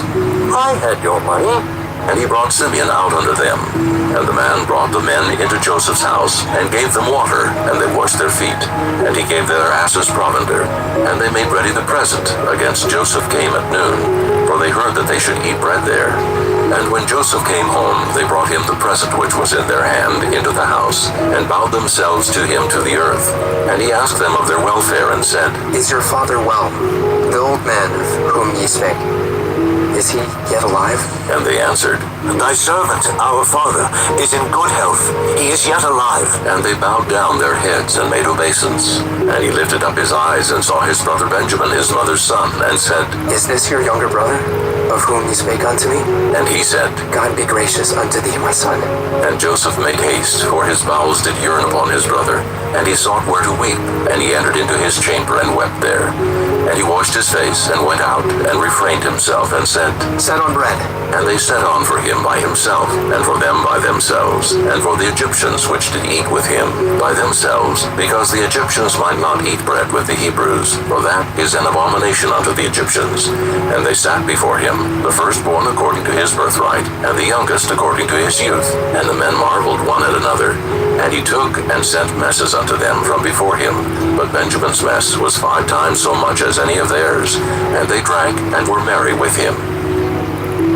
Chapter 44.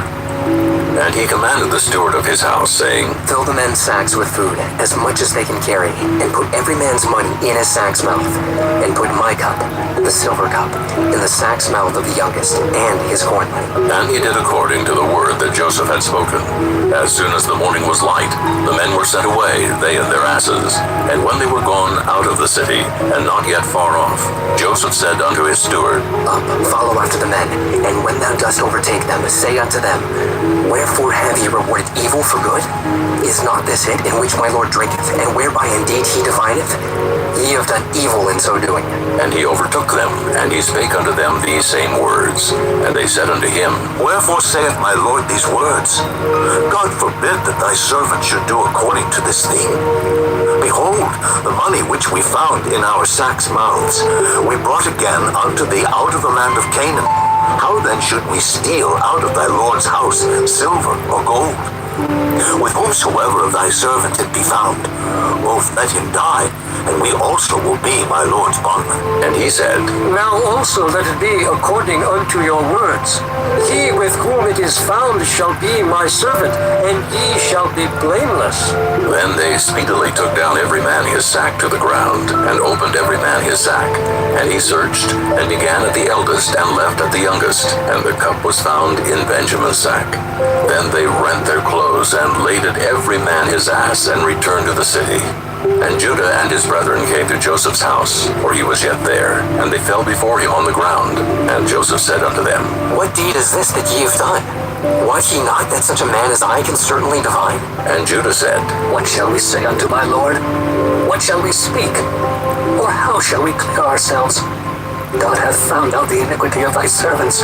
Behold, we are my Lord's servants, both we, and he also with whom the cup is found. And he said, God forbid that I should do so, but the man in whose hand the cup is found, he shall be my servant. And as for you, get you up in peace unto your father. Then Judah came near unto him and said, O my Lord, let thy servant, I pray thee, speak a word in my Lord's ears, and let not thine anger burn against thy servant, for thou art even as Pharaoh. My Lord asked his servants, saying, Have ye a father or a brother? And we said unto my Lord, We have a father, an old man, and a child of his old age, a little one. And his brother is dead, and he alone is left of his mother, and his father loveth him. And thou saidst unto thy servants, Bring him down unto me, that I may set mine eyes upon him. And we said unto my Lord, The lad cannot leave his father, for if he should leave his father would die. And thou saidst unto thy servants, Except your youngest brother come down with you, ye shall see my face no more. And it came to pass, when we came up unto thy servant my father, we told him the words of my Lord. And our father said, Go again and buy us a little food. And we said, We cannot go down. If our youngest brother be with us, then will we go down. For we may not see the man's face, except our youngest brother be with us. And thy servant my father said unto us, Ye know that my wife bare me 2 sons, and the one went out from me. And I said, Surely he is torn in pieces. And I saw him not since. And if ye take this also from me, and mischief befall him, ye shall bring down my gray hairs with sorrow to the grave. Now therefore, when I come to thy servant my father, and the lad be not with us, seeing that his life is bound up in the lad's life, it shall come to pass, when he seeth that the lad is not with us, that he will die. And thy servants shall bring down the gray hairs of thy servant our father with sorrow to the grave. For thy servant became surety for the lad unto my father, saying, If I bring him not unto thee, then I shall bear the blame to my father forever. Now therefore, I pray thee, let thy servant abide instead of the lad a bondman to my Lord, and let the lad go up with his brethren. For how shall I go up to my father, and the lad be not with me, lest peradventure I see the evil that shall come on my father? Chapter 45. Then Joseph could not refrain himself before all them that stood by him, And he cried, Cause every man to go out from me. And there stood no man with him while Joseph made himself known unto his brethren. And he wept aloud, and the Egyptians and the house of Pharaoh heard. And Joseph said unto his brethren, I am Joseph. Doth my father yet live? And his brethren could not answer him, for they were troubled at his presence. And Joseph said unto his brethren, Come near to me, I pray you. And they came near, and he said, I am Joseph, your brother, whom ye sold into Egypt. Now, therefore, be not grieved, nor angry with yourselves, that ye sold me hither, for God did send me before you to preserve life. For these 2 years hath the famine been in the land, and yet there are 5 years in the which there shall neither be earing nor harvest. And God sent me before you to preserve you a posterity in the earth, and to save your lives by a great deliverance. So now it was not you that sent me hither, but God. And he hath made me a father to Pharaoh, and lord of all his house, and a ruler throughout all the land of Egypt. Haste ye, and go up to my father, and say unto him, Thus saith thy son Joseph, God hath made me lord of all Egypt. Come down unto me, tarry not, and thou shalt dwell in the land of Goshen, and thou shalt be near unto me, thou and thy children, and thy children's children, and thy flocks and thy herds, and all that thou hast. And there will I nourish thee, for yet there are 5 years of famine, lest thou and thy household, and all that thou hast, come to poverty. And behold, your eyes see, and the eyes of my brother Benjamin, that it is my mouth that speaketh unto you. And ye shall tell my father of all my glory in Egypt, and of all that ye have seen, and ye shall haste, and bring down my father hither. And he fell upon his brother Benjamin's neck, and wept. And Benjamin wept upon his neck. Moreover, he kissed all his brethren, and wept upon them. And after that his brethren talked with him. And the fame thereof was heard in Pharaoh's house, saying, Joseph's brethren are come. And it pleased Pharaoh well, and his servants. And Pharaoh said unto Joseph, Say unto thy brethren, This do ye, lade your beasts, and go, get you into the land of Canaan, and take your father and your households, and come unto me, and I will give you the good of the land of Egypt, and ye shall eat the fat of the land. Now thou art commanded, this do ye, take you wagons out of the land of Egypt for your little ones, and for your wives, and bring your father and come. Also regard not your stuff, for the good of all the land of Egypt is yours. And the children of Israel did so. And Joseph gave them wagons according to the commandment of Pharaoh, and gave them provision for the way. To all of them he gave each man changes of raiment, but to Benjamin he gave 300 pieces of silver, and 5 changes of raiment. And to his father he sent after this manner 10 asses laden with the good things of Egypt, and 10 she-asses laden with corn and bread and meat for his father by the way. So he sent his brethren away, and they departed. And he said unto them, See that ye fall not out by the way. And they went up out of Egypt, and came into the land of Canaan unto Jacob their father, and told him, saying, Joseph is yet alive, and he is governor over all the land of Egypt. And Jacob's heart fainted, for he believed them not. And they told him all the words of Joseph which he had said unto them. And when he saw the wagons which Joseph had sent to carry him, the spirit of Jacob their father revived. And Israel said, It is enough. Joseph, my son, is yet alive. I will go and see him before I die. Chapter 46. And Israel took his journey with all that he had, and came to Beersheba, and offered sacrifices unto the God of his father Isaac. And God spake unto Israel in the visions of the night, and said, Jacob, Jacob. And he said, Here am I. And he said, I am God, the God of thy father. Fear not to go down into Egypt, for I will there make of thee a great nation. I will go down with thee into Egypt, and I will also surely bring thee up again. And Joseph shall put his hand upon thine eyes. And Jacob rose up from Beersheba, and the sons of Israel carried Jacob their father, and their little ones, and their wives, in the wagons which Pharaoh had sent to carry him. And they took their cattle and their goods which they had gotten in the land of Canaan, and came into Egypt. Jacob and all his seed with him, his sons and his sons' sons with him, his daughters and his sons' daughters, and all his seed brought he with him into Egypt. And these are the names of the children of Israel which came into Egypt: Jacob and his sons, Reuben, Jacob's firstborn, and the sons of Reuben, Hanok, and Phalu, and Hezron, and Carmi, the sons of Simeon, Jemuel, and Janaan, and Odad, and Jachin, and Zohar, and Shaul, the son of a Canaanitish woman. And the sons of Levi, Gershon, Kohath, and Merari.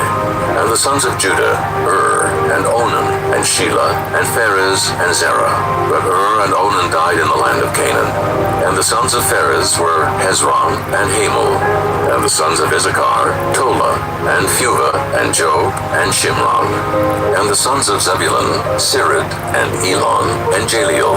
These be the sons of Leah, which she bare unto Jacob in Padan Aram, with his daughter Dinah. All the souls of his sons and his daughters were 33.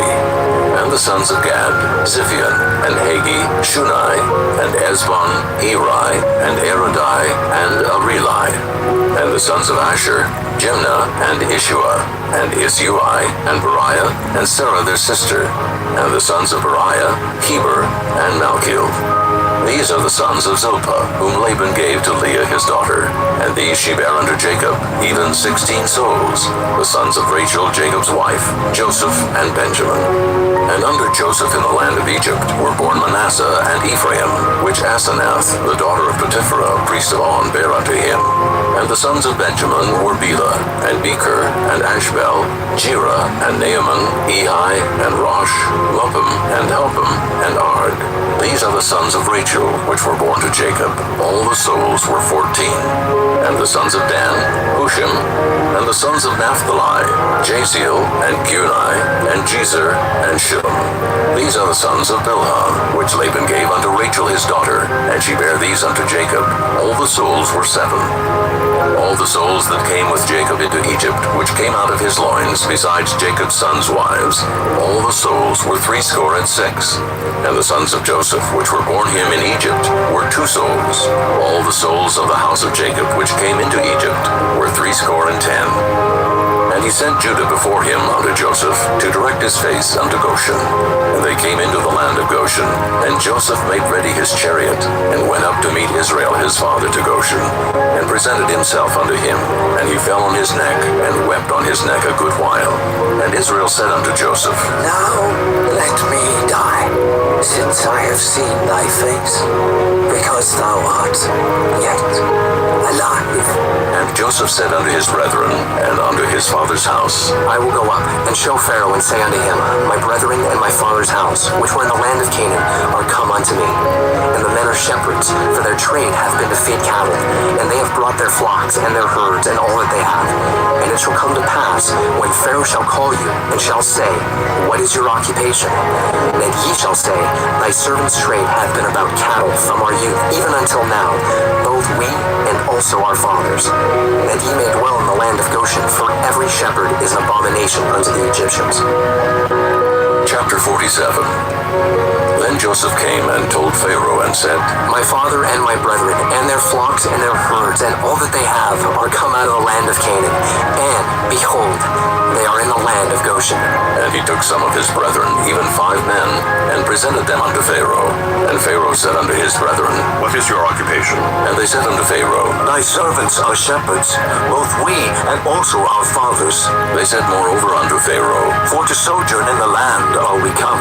For thy servants have no pasture for their flocks, for the famine is sore in the land of Canaan. Now therefore, we pray thee, let thy servants dwell in the land of Goshen. And Pharaoh spake unto Joseph, saying, Thy father and thy brethren are come unto thee. The land of Egypt is before thee. In the best of the land make thy father and brethren to dwell. In the land of Goshen let them dwell. And if thou knowest any men of activity among them, then make them rulers over my cattle. And Joseph brought in Jacob his father, and set him before Pharaoh. And Jacob blessed Pharaoh. And Pharaoh said unto Jacob, How old art thou? And Jacob said unto Pharaoh, The days of the years of my pilgrimage are 130 years. Few and evil have the days of the years of my life been, and have not attained unto the days of the years of the life of my fathers in the days of their pilgrimage. And Jacob blessed Pharaoh, and went out from before Pharaoh. And Joseph placed his father and his brethren, and gave them a possession in the land of Egypt, in the best of the land, in the land of Rameses, as Pharaoh had commanded. And Joseph nourished his father and his brethren and all his father's household with bread according to their families. And there was no bread in all the land, for the famine was very sore, so that the land of Egypt and all the land of Canaan fainted by reason of the famine. And Joseph gathered up all the money that was found in the land of Egypt and in the land of Canaan for the corn which they bought. And Joseph brought the money into Pharaoh's house. And when money failed in the land of Egypt and in the land of Canaan, all the Egyptians came unto Joseph and said, Give us bread, for why should we die in thy presence? For the money faileth. And Joseph said, Give your cattle, and I will give you for your cattle, if money fail. And they brought their cattle unto Joseph. And Joseph gave them bread in exchange for horses, and for the flocks, and for the cattle of the herds, and for the asses. And he fed them with bread for all their cattle for that year. When that year was ended, they came unto him the second year, and said unto him, We will not hide it from my lord how that our money is spent. My lord also hath our herds of cattle. There is not aught left in the sight of my lord, but our bodies and our lands. Wherefore shall we die before thine eyes, both we and our land? Buy us and our land for bread, and we and our land will be servants unto Pharaoh.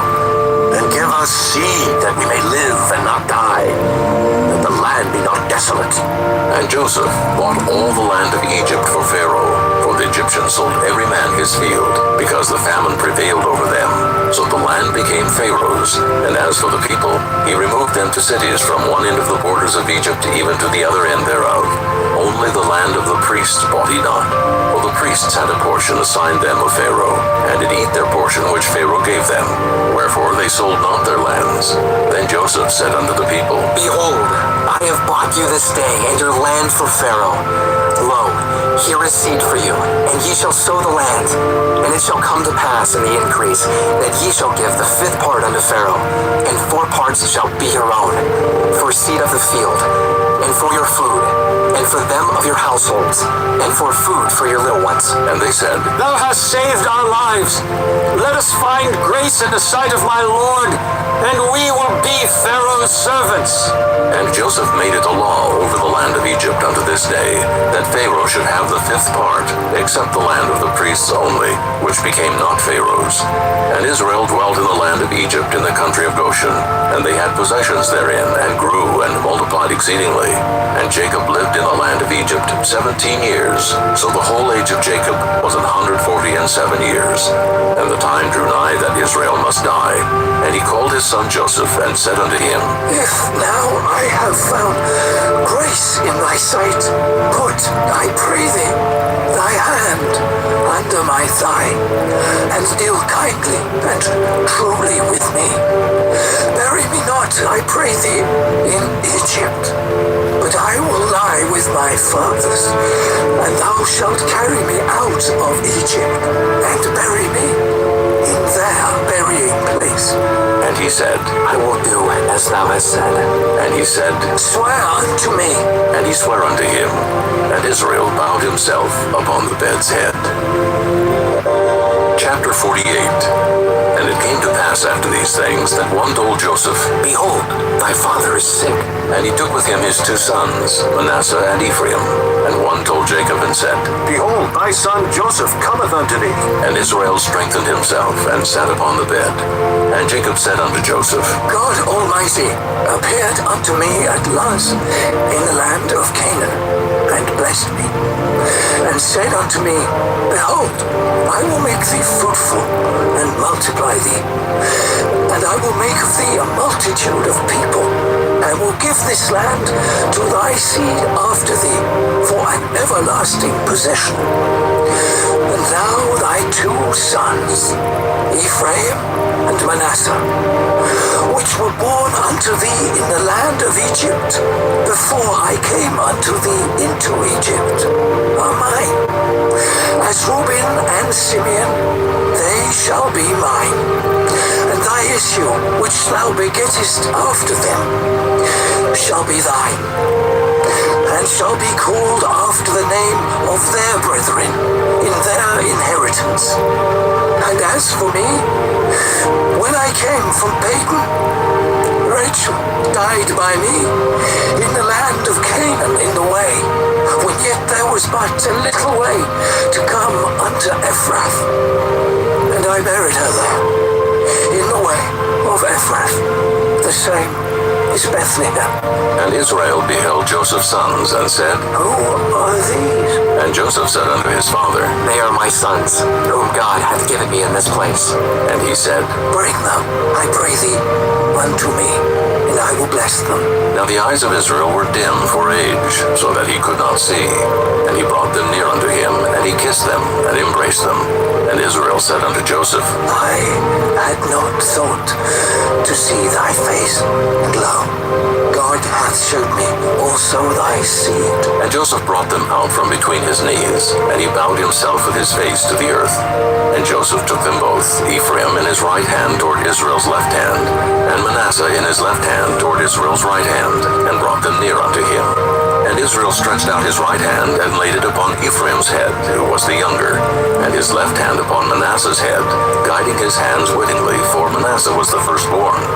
And he blessed Joseph, and said, God, before whom my fathers Abraham and Isaac did walk, the God which fed me all my life long unto this day, the angel which redeemed me from all evil, bless the lads, and let my name be named on them, and the name of my fathers Abraham and Isaac, and let them grow into a multitude in the midst of the earth.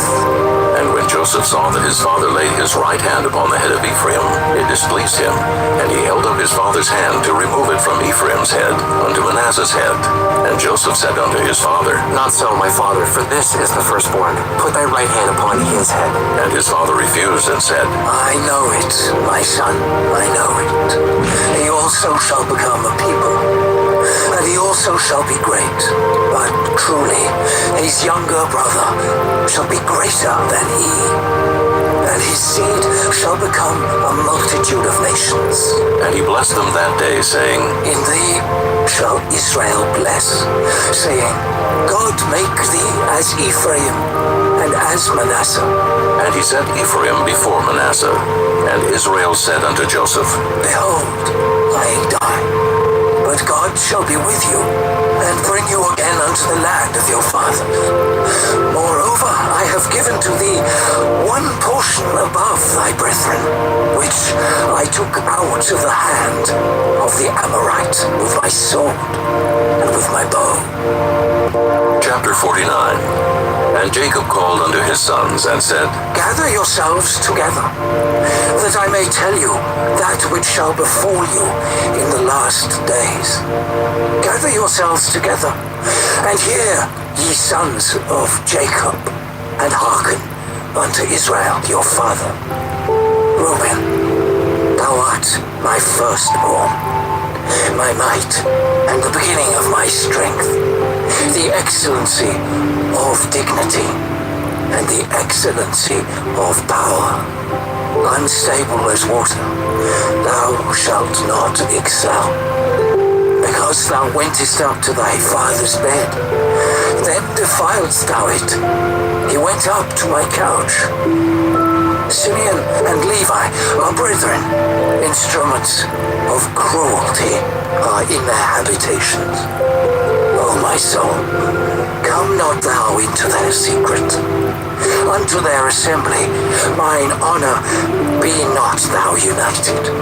For in their anger they slew a man, and in their self-will they dig down a wall.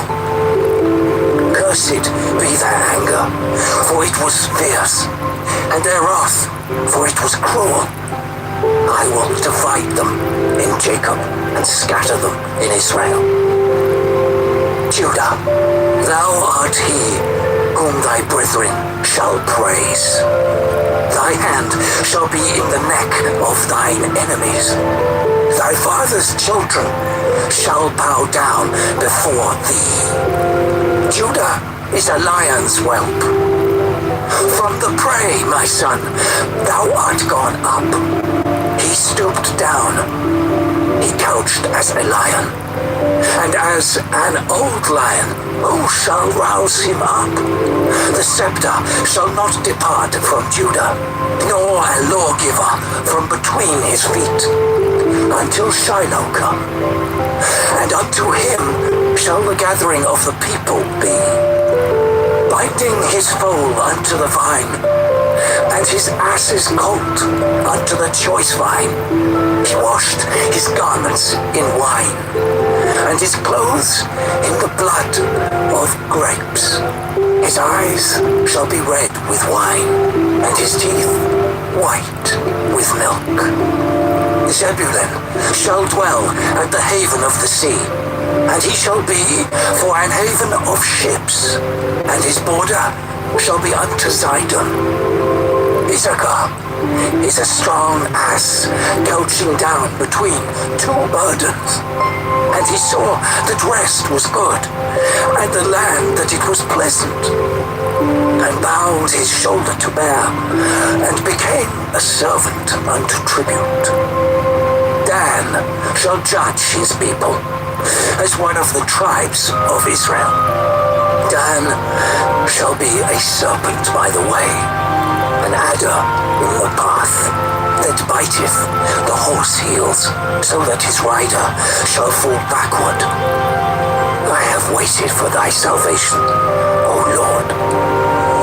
Gad, a troop shall overcome him, but he shall overcome at the last. Out of Asher his bread shall be fat, and he shall yield royal dainties. Naphtali is a hind let loose. He giveth goodly words. Joseph is a fruitful bough, even a fruitful bough by a well, whose branches run over the wall. The archers have sorely grieved him, and shot at him, and hated him. But his bow abode in strength, and the arms of his hands were made strong by the hands of the mighty God of Jacob. From thence is the shepherd, the stone of Israel, even by the God of thy father, who shall help thee, and by the Almighty, who shall bless thee with blessings of heaven above, blessings of the deep that lieth under, blessings of the breasts and of the womb. The blessings of thy father have prevailed above the blessings of my progenitors, unto the utmost bound of the everlasting hills. They shall be on the head of Joseph, and on the crown of the head of him that was separate from his brethren. Benjamin shall raven as a wolf. In the morning he shall devour the prey, and at night he shall divide the spoil. All these are the 12 tribes of Israel, and this is it that their father spake unto them, and blessed them. Every one according to his blessing he blessed them, and he charged them and said unto them, I am to be gathered unto my people. Bury me with my fathers in the cave that is in the field of Ephron the Hittite, in the cave that is in the field of Machpelah, which is before Mamre, in the land of Canaan, which Abraham bought with the field of Ephron the Hittite, for a possession of a burying place. There they buried Abraham and Sarah his wife. There they buried Isaac and Rebekah his wife.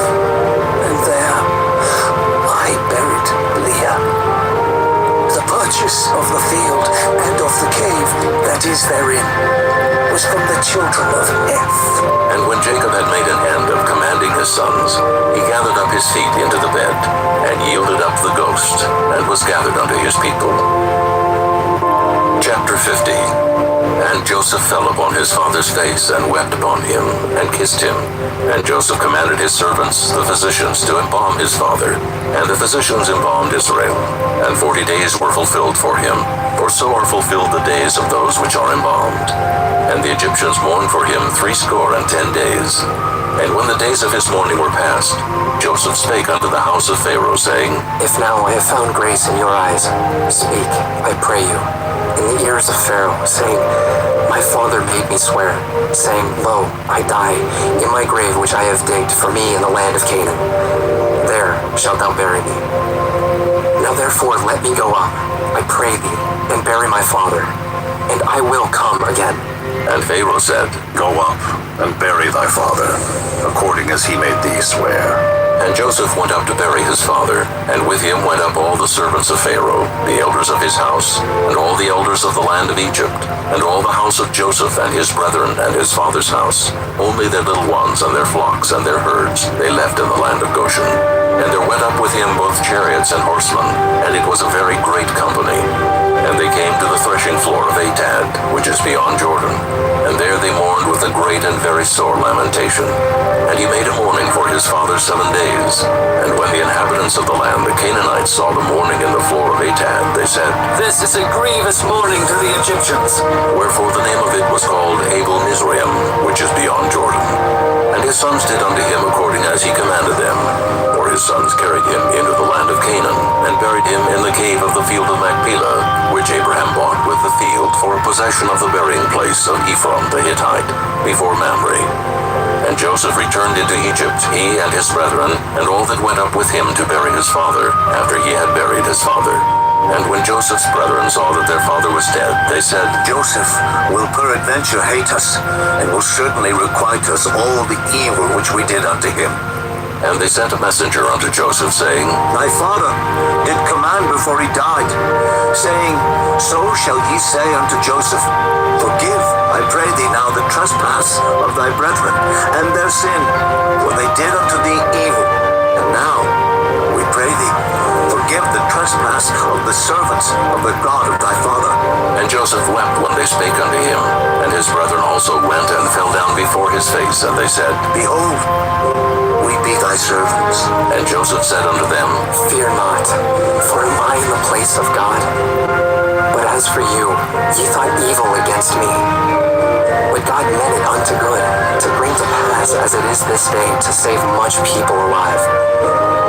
Now therefore fear ye not, I will nourish you, and your little ones. And he comforted them, and spake kindly unto them. And Joseph dwelt in Egypt, he and his father's house. And Joseph lived 110 years. And Joseph saw Ephraim's children of the 3rd generation. The children also of Machir, the son of Manasseh, were brought up upon Joseph's knees. And Joseph said unto his brethren, I die, and God will surely visit you, and bring you out of this land unto the land which he sware to Abraham, to Isaac, and to Jacob. And Joseph took an oath of the children of Israel, saying, God will surely visit you, and ye shall carry up my bones from hence. So Joseph died, being 110 years old, and they embalmed him, and he was put in a coffin in Egypt.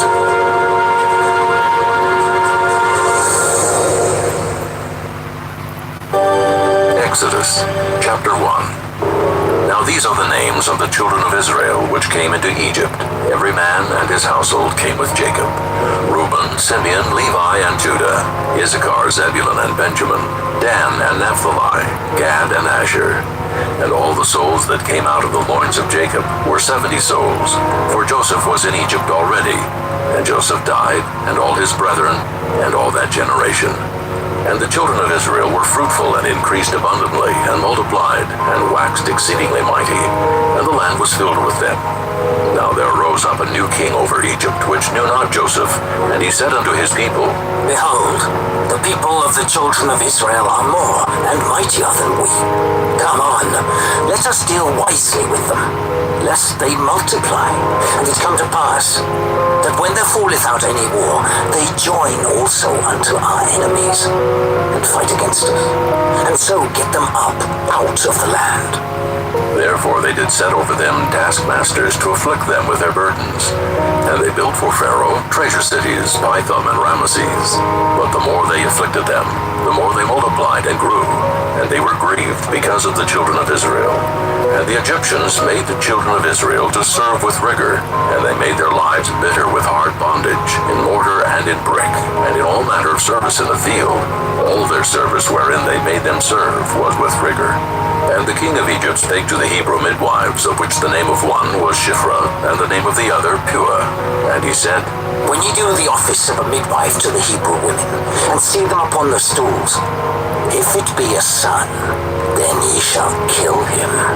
But if it be a daughter, then she shall live. But the midwives feared God, and did not as the king of Egypt commanded them, but saved the men children alive. And the king of Egypt called for the midwives, and said unto them, Why have ye done this thing, and have saved the men children alive? And the midwives said unto Pharaoh, Because the Hebrew women are not as the Egyptian women, for they are lively, and are delivered ere the midwives come in unto them. Therefore God dealt well with the midwives, and the people multiplied and waxed very mighty. And it came to pass, because the midwives feared God, that he made them houses. And Pharaoh charged all his people, saying, Every son that is born ye shall cast into the river, and every daughter ye shall save alive. Chapter 2. And there went a man of the house of Levi, and took to wife a daughter of Levi. And the woman conceived, and bare a son. And when she saw him that he was a goodly child, she hid him 3 months. And when she could no longer hide him, she took for him an ark of bulrushes, and daubed it with slime and with pitch, and put the child therein. And she laid it in the flags by the river's brink. And his sister stood afar off to wit what would be done to him. And the daughter of Pharaoh came down to wash herself at the river, and her maidens walked along by the river's side. And when she saw the ark among the flags, she sent her maid to fetch it. And when she had opened it, she saw the child, and behold, the babe wept. And she had compassion on him, and said, This is one of the Hebrews' children. Then said his sister to Pharaoh's daughter, Shall I go and call to thee a nurse of the Hebrew women, that she may nurse the child for thee? And Pharaoh's daughter said to her, Go. And the maid went and called the child's mother. And Pharaoh's daughter said unto her, Take this child away, and nurse it for me, and I will give thee thy wages. And the woman took the child and nursed it. And the child grew, and she brought him unto Pharaoh's daughter, and he became her son. And she called his name Moses. And she said, Because I drew him out of the water. And it came to pass in those days, when Moses was grown, that he went out unto his brethren, and looked on their burdens. And he spied an Egyptian smiting an Hebrew, one of his brethren. And he looked this way and that way. And when he saw that there was no man, he slew the Egyptian, and hid him in the sand. And when he went out the second day, behold, 2 men of the Hebrews strove together. And he said to him that did the wrong, Wherefore smitest thou thy fellow? And he said, Who made thee a prince and a judge over us? Intendest thou to kill me as thou killedst the Egyptian? And Moses feared, and said, Surely this thing is known. Now when Pharaoh heard this thing, he sought to slay Moses. But Moses fled from the face of Pharaoh, and dwelt in the land of Midian. And he sat down by a well. Now the priest of Midian had 7 daughters, and they came and drew water, and filled the troughs to water their father's flock. And the shepherds came and drove them away. But Moses stood up and helped them, and watered their flock. And when they came to Reuel their father, he said, How is it that ye are come so soon today? And they said, An Egyptian delivered us out of the hand of the shepherds, and also drew water enough for us, and watered the flock. And he said unto his daughters, And where is he? Why is it that ye have left the man? Call him that he may eat bread. And Moses was content to dwell with the man. And he gave Moses Zipporah his daughter, and she bare him a son. And he called his name Gershom, for he said, I have been a stranger in a strange land. And it came to pass in process of time, that the king of Egypt died, and the children of Israel sighed by reason of the bondage. And they cried, and their cry came up unto God by reason of the bondage. And God heard their groaning. And God remembered his covenant with Abraham, with Isaac, and with Jacob. And God looked upon the children of Israel, and God had respect unto them. Chapter 3. Now Moses kept the flock of Jethro his father-in-law, the priest of Midian. And he led the flock to the backside of the desert, and came to the mountain of God, even to Horeb. And the angel of the Lord appeared unto him in a flame of fire out of the midst of a bush. And he looked, and behold, the bush burned with fire, and the bush was not consumed. And Moses said, I will now turn aside and see this great sight, why the bush is not burnt. And when the Lord saw that he turned aside to see, God called unto him out of the midst of the bush, and said, Moses, Moses. And he said, Here am I. And he said, Draw not nigh hither. Put off thy shoes from off thy feet, for the place whereon thou standest is holy ground.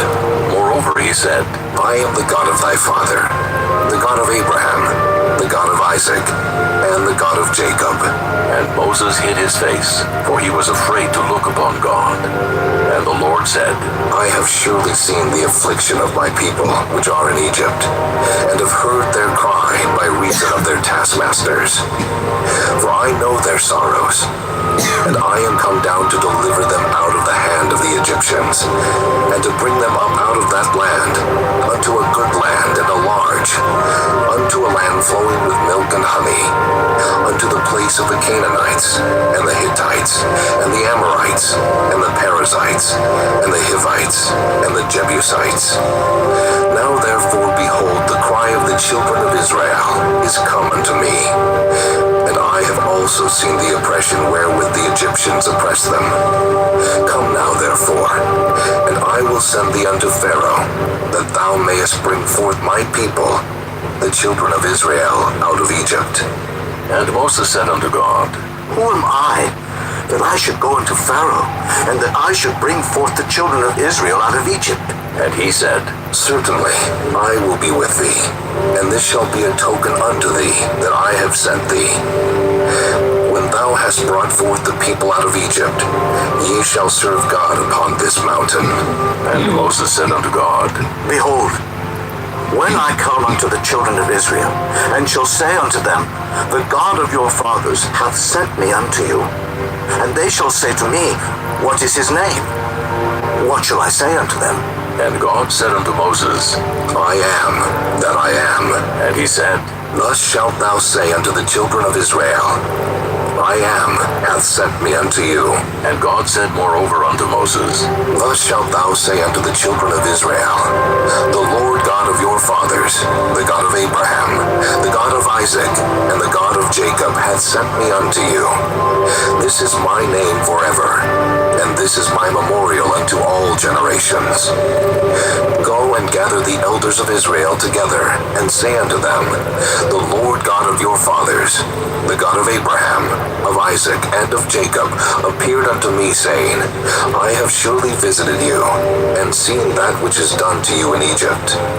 And I have said, I will bring you up out of the affliction of Egypt, unto the land of the Canaanites, and the Hittites, and the Amorites, and the Perizzites, and the Hivites, and the Jebusites, unto a land flowing with milk and honey.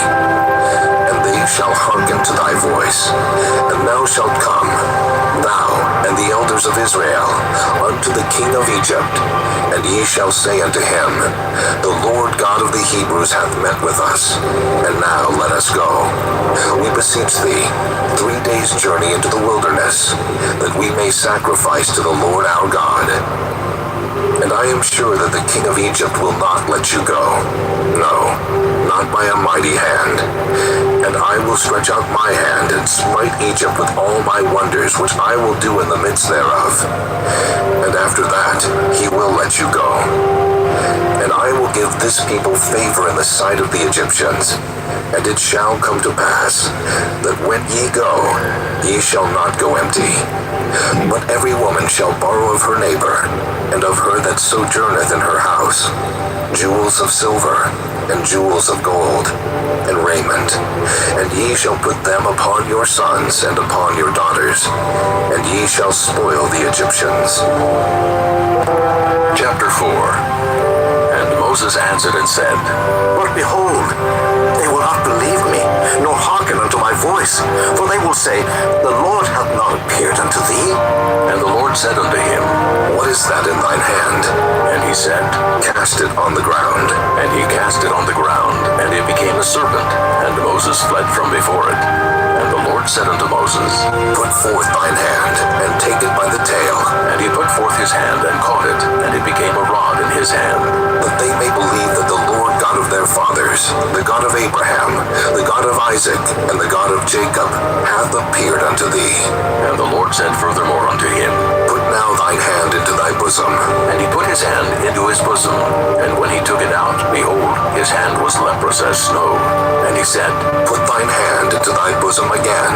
And he put his hand into his bosom again, and plucked it out of his bosom. And behold, it was turned again as his other flesh.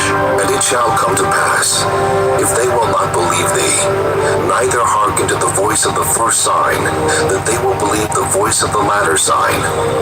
And it shall come to pass, if they will not believe also these two signs, neither hearken unto thy voice, that thou shalt take of the water of the river, and pour it upon the dry land.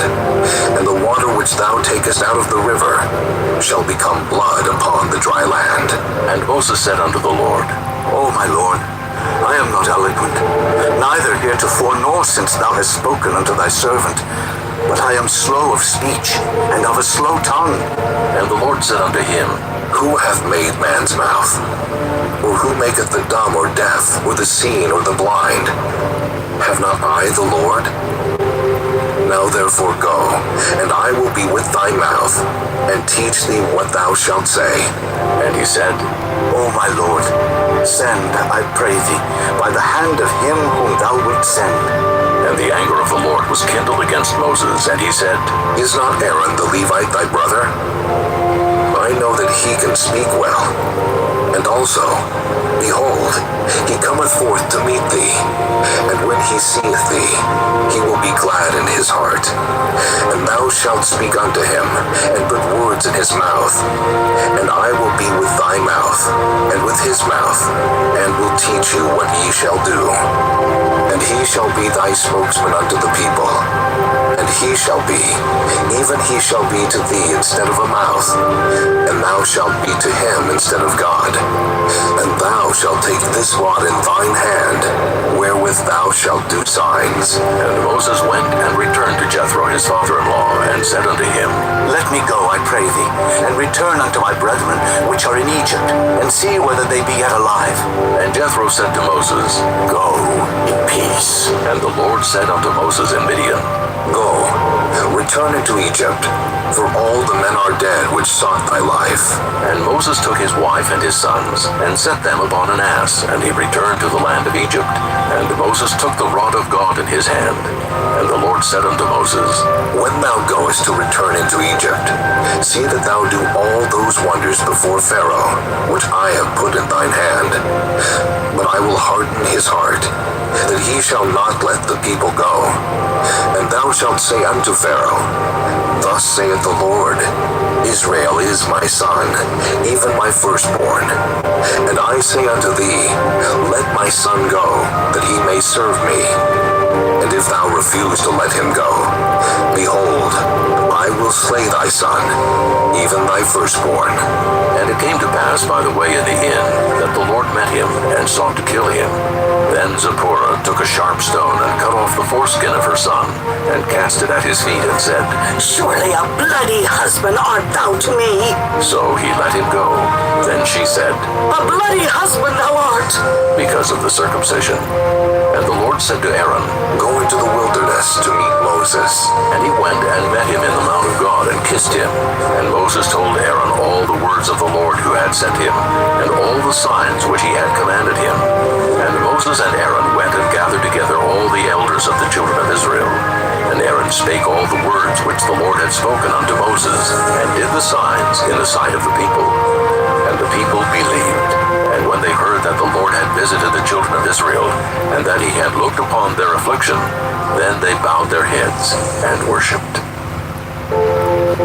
Chapter 5. And afterward Moses and Aaron went in and told Pharaoh, Thus saith the Lord God of Israel, Let my people go, that they may hold a feast unto me in the wilderness. And Pharaoh said, Who is the Lord, that I should obey his voice to let Israel go? I know not the Lord, neither will I let Israel go. And they said, The God of the Hebrews hath met with us. Let us go, we pray thee, 3 days' journey into the desert, and sacrifice unto the Lord our God, lest he fall upon us with pestilence or with the sword. And the king of Egypt said unto them, Wherefore do ye, Moses and Aaron, let the people from their works get you unto your burdens? And Pharaoh said, Behold, the people of the land now are many, and ye make them rest from their burdens. And Pharaoh commanded the same day the taskmasters of the people and their officers, saying, Ye shall no more give the people straw to make brick. As heretofore, let them go and gather straw for themselves. And the tale of the bricks, which they did make heretofore, ye shall lay upon them. Ye shall not diminish aught thereof, for they be idle.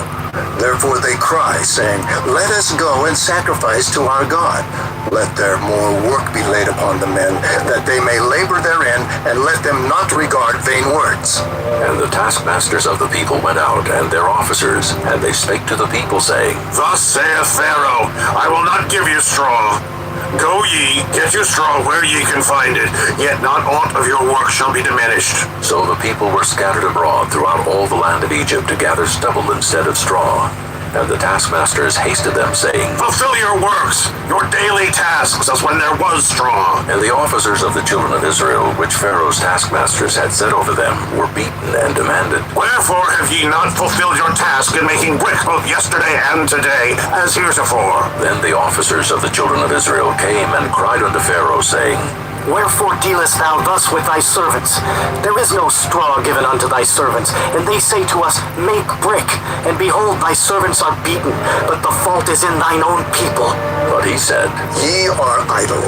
Ye are idle. Therefore ye say, Let us go and do sacrifice to the Lord. Go therefore now and work, for there shall no straw be given you, yet shall ye deliver the tale of bricks. And the officers of the children of Israel did see that they were in evil case after it was said, Ye shall not diminish aught from your bricks of your daily task. And they met Moses and Aaron, who stood in the way as they came forth from Pharaoh. And they said unto them, The Lord look upon you and judge, because ye have made our savor to be abhorred in the eyes of Pharaoh, and in the eyes of his servants to put a sword in their hand to slay us. And Moses returned unto the Lord and said, Lord, wherefore hast thou so evil entreated this people? Why is it that thou hast sent me? For since I came to Pharaoh to speak in thy name, he hath done evil to this people. Neither hast thou delivered thy people at all. Chapter 6. Then the Lord said unto Moses, Now shalt thou see what I will do to Pharaoh. For with a strong hand shall he let them go, and with a strong hand shall he drive them out of his land. And God spake unto Moses and said unto him, I am the Lord, and I appeared unto Abraham, unto Isaac, and unto Jacob by the name of God Almighty. But by my name Jehovah was I not known to them. And I have also established my covenant with them, to give them the land of Canaan, the land of their pilgrimage, wherein they were strangers. And I have also heard the groaning of the children of Israel, whom the Egyptians keep in bondage, and I have remembered my covenant. Wherefore say unto the children of Israel, I am the Lord, and I will bring you out from under the burdens of the Egyptians, and I will rid you out of their bondage, and I will redeem you with a stretched out arm, and with great judgments. And I will take you to me for a people, and I will be to you a God. And ye shall know that I am the Lord your God, which bringeth you out from under the burdens of the Egyptians. And I will bring you in unto the land, concerning the which I did swear to give it to Abraham, to Isaac, and to Jacob. And I will give it you for an heritage. I am the Lord. And Moses spake so unto the children of Israel, but they hearkened not unto Moses for anguish of spirit and for cruel bondage. And the Lord spake unto Moses, saying, Go in, speak unto Pharaoh king of Egypt, that he let the children of Israel go out of his land. And Moses spake before the Lord, saying, Behold, the children of Israel have not hearkened unto me. How then shall Pharaoh hear me, who am of uncircumcised lips? And the Lord spake unto Moses and unto Aaron, and gave them a charge unto the children of Israel, and unto Pharaoh king of Egypt, to bring the children of Israel out of the land of Egypt. heads of their fathers' houses. The sons of Reuben, the firstborn of Israel, Hanok and Palu, Hezron and Carmi. These be the families of Reuben. And the sons of Simeon, Jemuel and Jamin, and Ohad and Jachin, and Zohar and Shaul, the son of a Canaanitish woman. These are the families of Simeon. And these are the names of the sons of Levi according to their generations, Gershon and Kohath and Merari. And the years of the life of Levi were 137 years. The sons of Gershon, Libni and Shimei, according to their families. And the sons of Kohath, Amram and Izhar and Hebron and Uzziel. And the years of the life of Kohath were 133 years. And the sons of Merari, Mahali and Mushai. These are the families of Levi according to their generations. And Amram took him Jochebed, his father's sister, to wife, and she bare him Aaron and Moses. And the years of the life of Amram were 137 years. And the sons of Izhar, Korah and Nepheg and Zichri. And the sons of Uzziel, Mishael and Elzaphan and Zithri. And Aaron took him Elisheba, daughter of Aminadab, sister of Nahshon, to wife, and she bare him Nadab and Abihu, Eleazar and Ithamar. And the sons of Korah, Asher and Elkanah and Abiasaph. These are the families of the Korhites. And Eleazar, Aaron's son, took him one of the daughters of Putiel to wife, and she bare him Phinehas. These are the heads of the fathers of the Levites according to their families.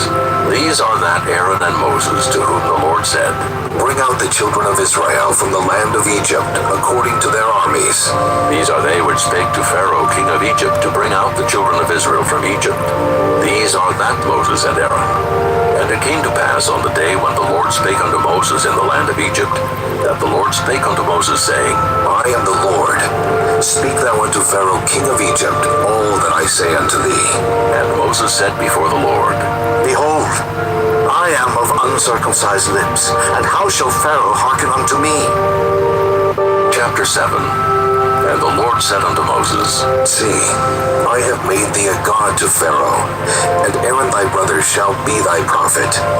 Thou shalt speak all that I command thee, and Aaron thy brother shall speak unto Pharaoh, that he send the children of Israel out of his land.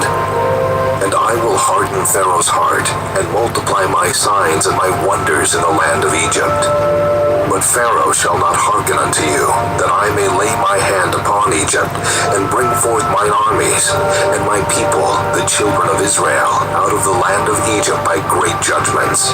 And the Egyptians shall know that I am the Lord, when I stretch forth mine hand upon Egypt, and bring out the children of Israel from among them. And Moses and Aaron did as the Lord commanded them, so did they. And Moses was 80 years old, and Aaron 83 years old, when they spake unto Pharaoh. And the Lord spake unto Moses and unto Aaron, saying, When Pharaoh shall speak unto you, saying, Show a miracle for you, then thou shalt say unto Aaron, Take thy rod, and cast it before Pharaoh, and it shall become a serpent. And Moses and Aaron went in unto Pharaoh, and they did so as the Lord had commanded. And Aaron cast down his rod before Pharaoh, and before his servants, and it became a serpent. Then Pharaoh also called the wise men and the sorcerers. Now the magicians of Egypt, they also did in like manner with their enchantments. For they cast down every man his rod, and they became serpents. But Aaron's rod swallowed up their rods. And he hardened Pharaoh's heart, that he hearkened not unto them, as the Lord had said. And the Lord said unto Moses, Pharaoh's heart is hardened. He refuseth to let the people go. Get thee unto Pharaoh in the morning. Lo, he goeth out unto the water. And thou shalt stand by the river's brink against Hekam. And the rod which was turned to a serpent shalt thou take in thine hand. And thou shalt say unto him, The Lord God of the Hebrews hath sent me unto thee, saying, Let my people go, that they may serve me in the wilderness. And behold, hitherto thou wouldest not hear. Thus saith the Lord, In this thou shalt know that I am the Lord. Behold, I will smite with the rod that is in mine hand upon the waters which are in the river, and they shall be turned to blood. And the fish that is in the river shall die, and the river shall stink, and the Egyptians shall loathe to drink of the water of the river. And the Lord spake unto Moses, Say unto Aaron, Take thy rod, and and stretch out thine hand upon the waters of Egypt, upon their streams, upon their rivers, and upon their ponds, and upon all their pools of water, that they may become blood, and that there may be blood throughout all the land of Egypt, both in vessels of wood and in vessels of stone. And Moses and Aaron did so as the Lord commanded, and he lifted up the rod and smote the waters that were in the river in the sight of Pharaoh and in the sight of his servants. And all the waters that were in the river were turned to blood, and the fish that was in the river died, and the river stank, and the Egyptians could not drink of the water of the river, and there was blood throughout all the land of Egypt. And the magicians of Egypt did so with their enchantments, and Pharaoh's heart was hardened, neither did he hearken unto them as the Lord had said. And Pharaoh turned and went into his house, neither did he set his heart to this also. And all the Egyptians digged round about the river for water to drink, for they could not drink of the water of the river. And 7 days were fulfilled after that the Lord had smitten the river. Chapter 8. And the Lord spake unto Moses, Go unto Pharaoh, and say unto him, Thus saith the Lord, Let my people go, that they may serve me. And if thou refuse to let them go, behold, I will smite all thy borders with frogs, and the river shall bring forth frogs abundantly, which shall go up and come into thine house, and into thy bedchamber, and upon thy bed, and into the house of thy servants, and upon thy people, and into thine ovens, and into thy kneading troughs. And the frogs shall come up both on thee, and upon thy people, and upon all thy servants. And the Lord spake unto Moses, Say unto Aaron, Stretch forth thine hand with thy rod over the streams, over the rivers, and over the ponds, and cause frogs to come up upon the land of Egypt. And Aaron stretched out his hand over the waters of Egypt, and the frogs came up and covered the land of Egypt. And the magicians did so with their enchantments, and brought up frogs upon the land of Egypt. Then Pharaoh called for Moses and Aaron and said, Entreat the Lord, that he may take away the frogs from me and from my people. And I will let the people go, that they may do sacrifice unto the Lord. And Moses said unto Pharaoh, Glory over me. When shall I entreat for thee, and for thy servants, and for thy people, to destroy the frogs from thee and thy houses, that they may remain in the river only? And he said, Tomorrow. And he said, Be it according to thy word, that thou mayest know that there is none like unto the Lord our God. And the frogs shall depart from thee, and from thy houses, and from thy servants, and from thy people. They shall remain in the river only.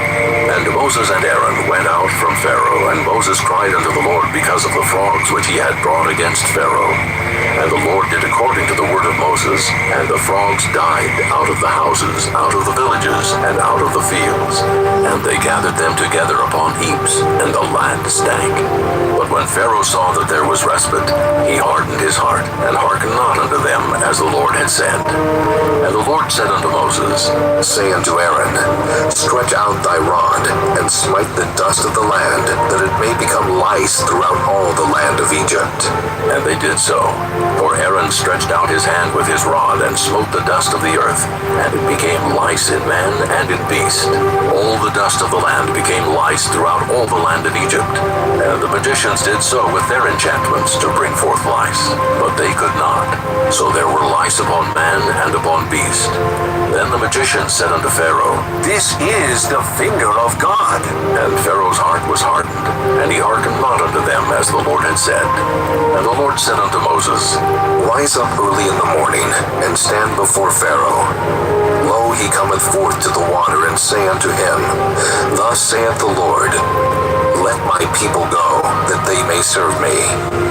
Else, if thou wilt not let my people go, behold, I will send swarms of flies upon thee, and upon thy servants, and upon thy people, and into thy houses, and the houses of the Egyptians shall be full of swarms of flies, and also the ground whereon they are. And I will sever in that day the land of Goshen, in which my people dwell, that no swarms of flies shall be there. To the end thou mayest know that I am the Lord in the midst of the earth. And I will put a division between my people and thy people. Tomorrow shall this sign be. And the Lord did so. And there came a grievous swarm of flies into the house of Pharaoh, and into his servants' houses, and into all the land of Egypt. The land was corrupted by reason of the swarm of flies. And Pharaoh called for Moses and for Aaron, and said, Go ye, sacrifice to your God in the land.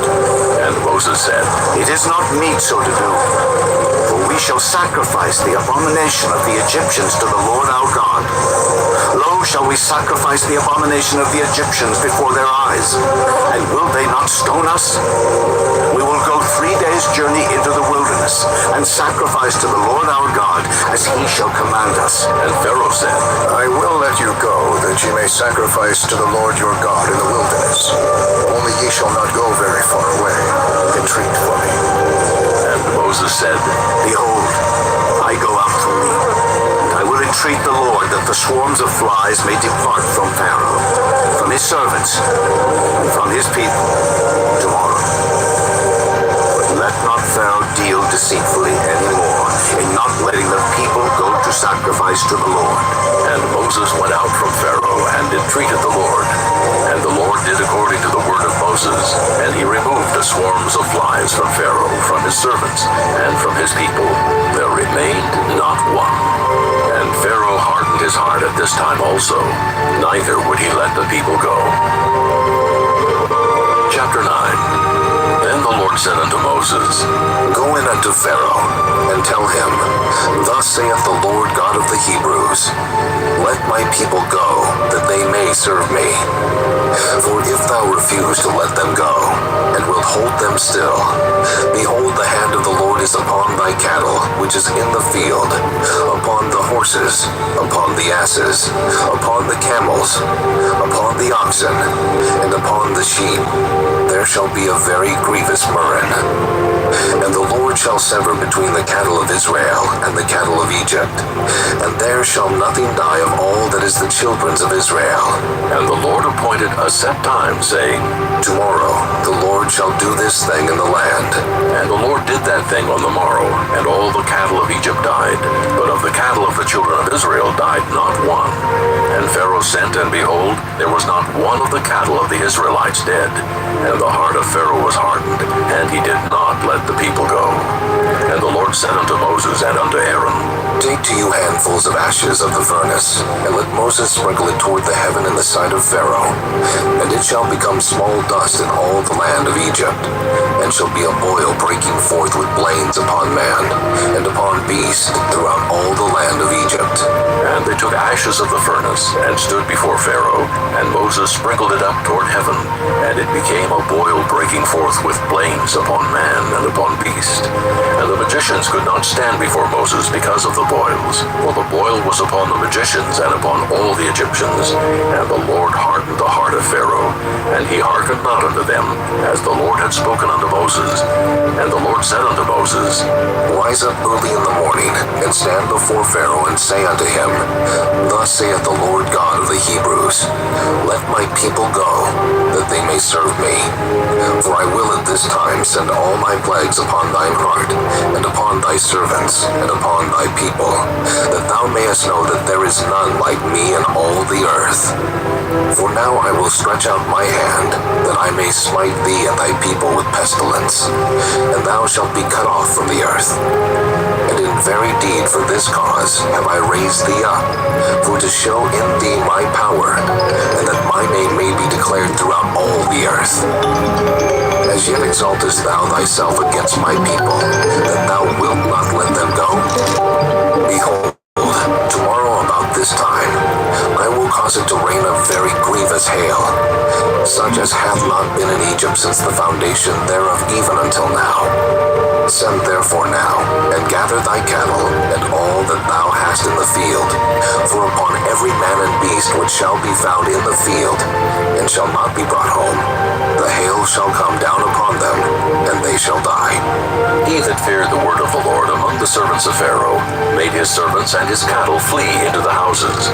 And he that regarded not the word of the Lord left his servants and his cattle in the field. And the Lord said unto Moses, Stretch forth thine hand toward heaven, that there may be hail in all the land of Egypt, upon man, and upon beast, and upon every herb of the field throughout the land of Egypt. And Moses stretched forth his rod toward heaven, and the Lord sent thunder and hail, and the fire ran along above the ground, and the Lord rained hail upon the land of Egypt. So there was hail and fire mingled with the hail, very grievous, such as there was none like it in all the land of Egypt, since it became a nation. And the hail smote throughout all the land of Egypt, all that was in the field, both man and beast. And the hail smote every herb of the field, and brake every tree of the field. Only in the land of Goshen, where the children of Israel were, was there no hail. And Pharaoh sent and called for Moses and Aaron, and said unto them, I have sinned this time. The Lord is righteous, and I and my people are wicked. Entreat the Lord, for it is enough, that there be no more mighty thunderings and hail, and I will let you go, and ye shall stay no longer. And Moses said unto him, As soon as I am gone out of the city, I will spread abroad my hands unto the Lord, and the thunder shall cease, neither shall there be any more hail, that thou mayest know how that the earth is the Lord's. But as for thee and thy servants, I know that ye will not yet fear the Lord God. And the flax and the barley was smitten, for the barley was in the ear, and the flax was bold. But the wheat and the rye were not smitten, for they were not grown up. And Moses went out of the city from Pharaoh, and spread abroad his hands unto the Lord. And the thunders and hail ceased, and the rain was not poured upon the earth. And when Pharaoh saw that the rain and the hail and the thunders were ceased, he sinned yet more, and hardened his heart, he and his servants. And the heart of Pharaoh was hardened, neither would he let the children of Israel go, as the Lord had spoken by Moses. Chapter 10.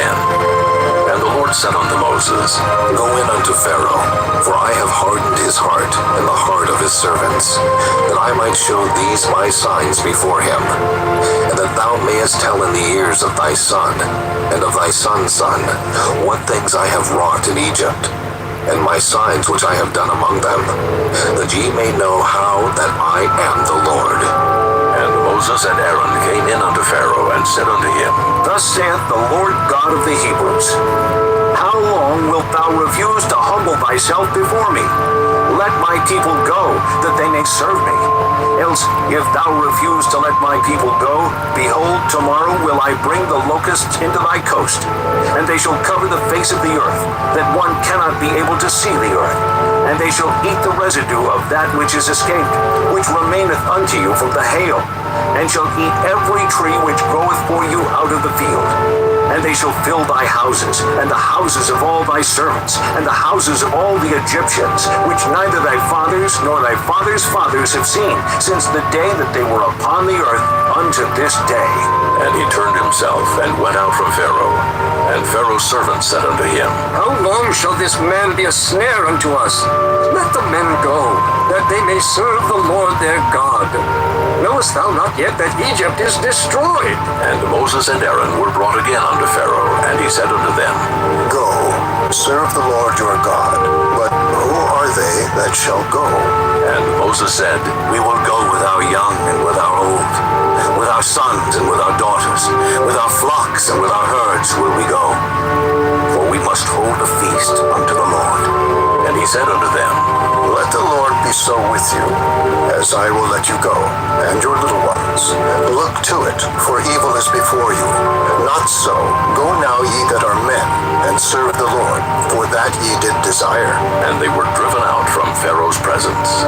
And the Lord said unto Moses, Stretch out thine hand over the land of Egypt for the locusts, that they may come up upon the land of Egypt, and eat every herb of the land, even all that the hail hath left. And Moses stretched forth his rod over the land of Egypt. And the Lord brought an east wind upon the land all that day and all that night. And when it was morning, the east wind brought the locusts. And the locusts went up over all the land of Egypt, and rested in all the coasts of Egypt. Very grievous were they. Before them there were no such locusts as they, neither after them shall be such. For they covered the face of the whole earth, so that the land was darkened. And they did eat every herb of the land, and all the fruit of the trees which the hail had left. And there remained not any green thing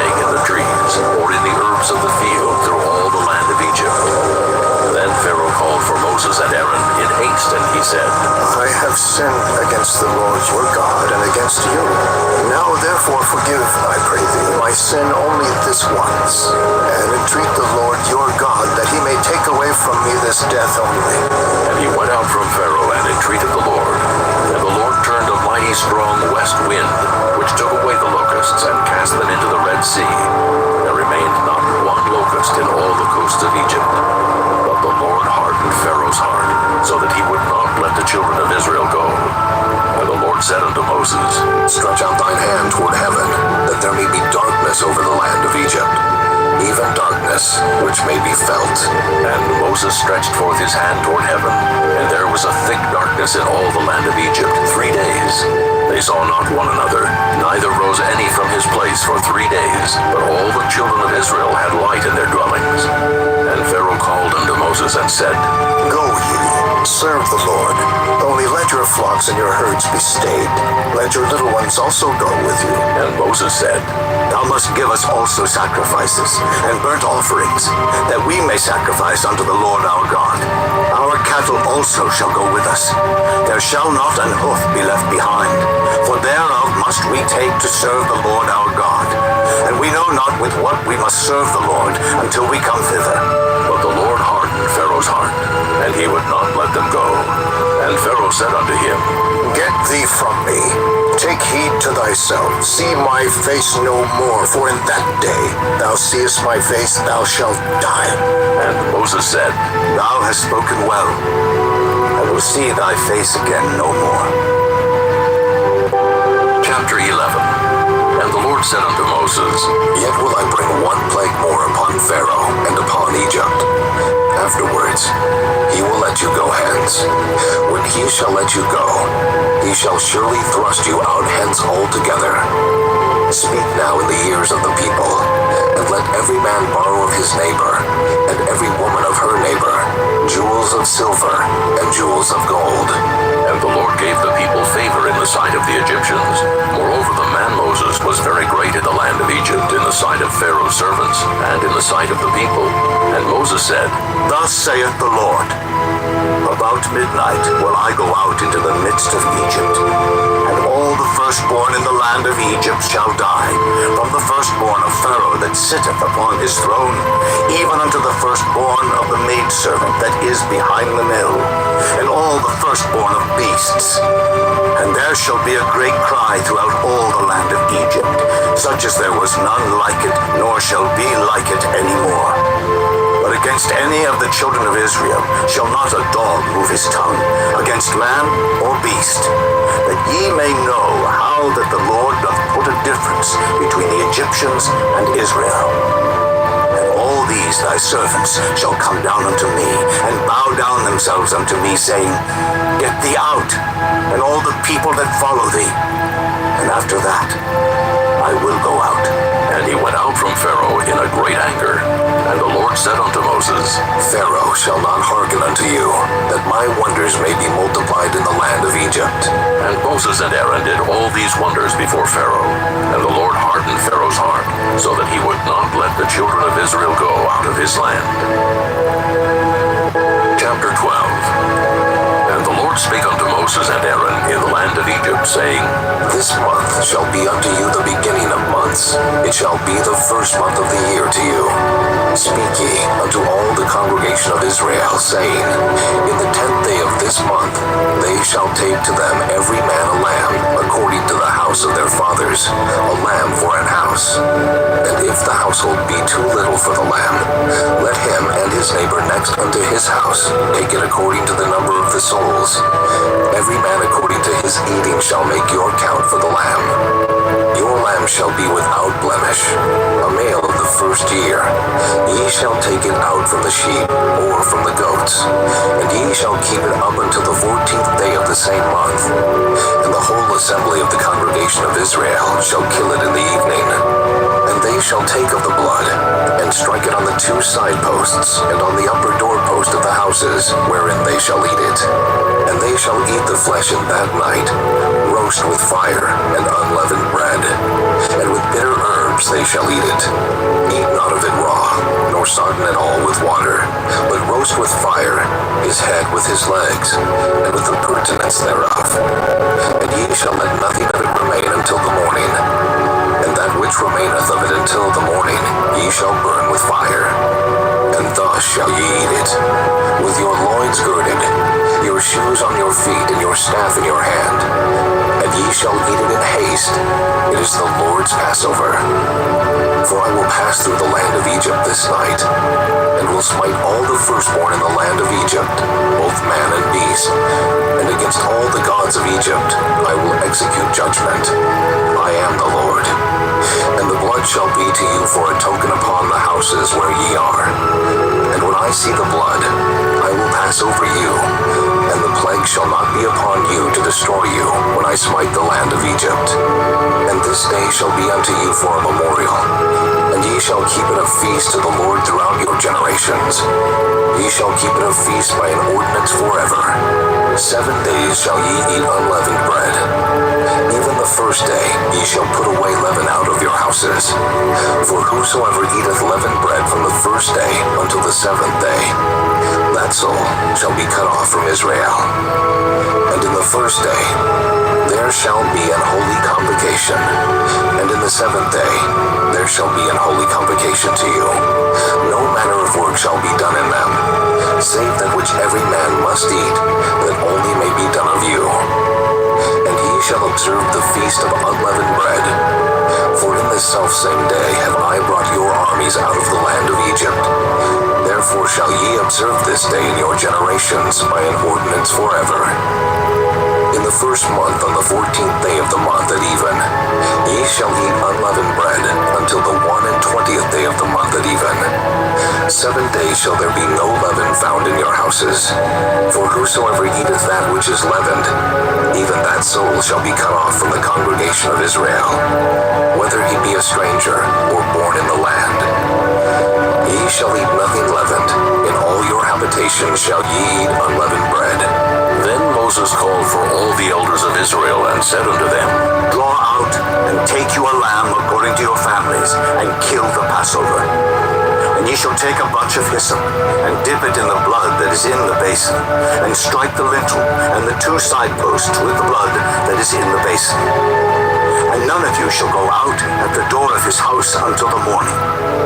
For the Lord will pass through to smite the Egyptians. And when he seeth the blood upon the lintel, and on the 2 side posts, the Lord will pass over the door, and will not suffer the destroyer to come in unto your houses to smite you. And ye shall observe this thing for an ordinance to thee and to thy sons forever.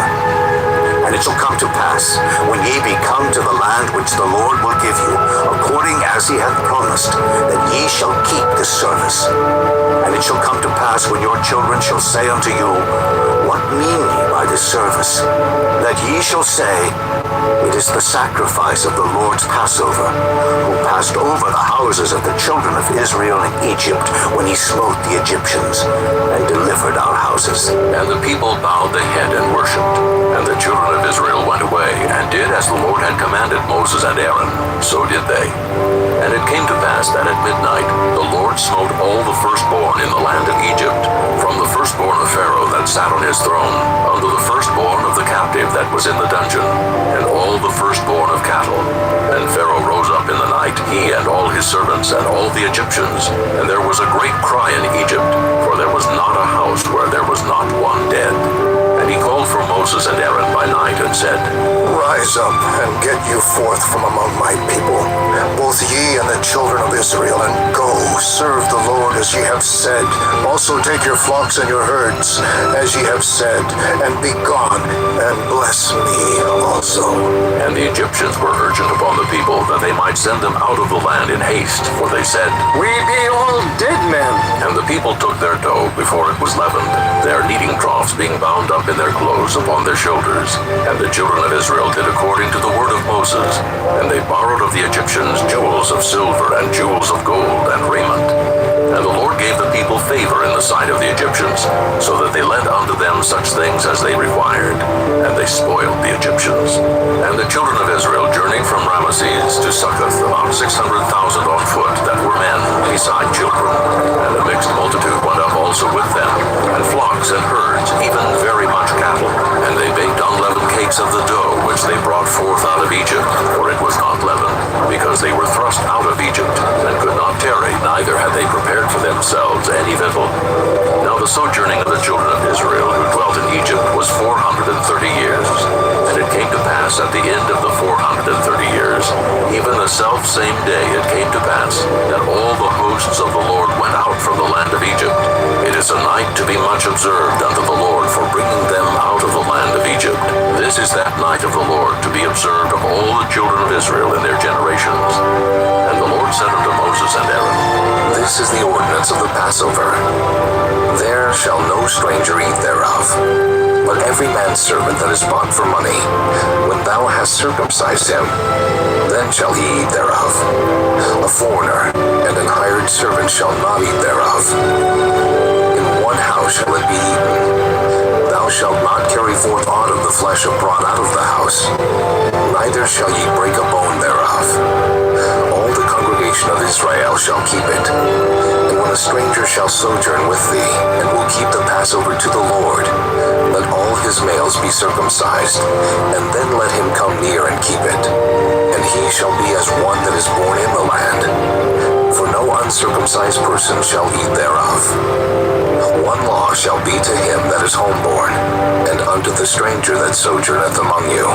Thus did all the children of Israel, as the Lord commanded Moses and Aaron, so did they. And it came to pass the selfsame day that the Lord did bring the children of Israel out of the land of Egypt by their armies. Chapter 13. And the Lord spake unto Moses, saying, Sanctify unto me all the firstborn. Whatsoever openeth the womb among the children of Israel, both of man and of beast, it is mine.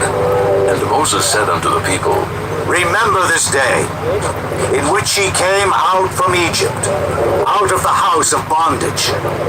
For by strength of hand the Lord brought you out from this place. There shall no leavened bread be eaten. This day came ye out in the month Abib.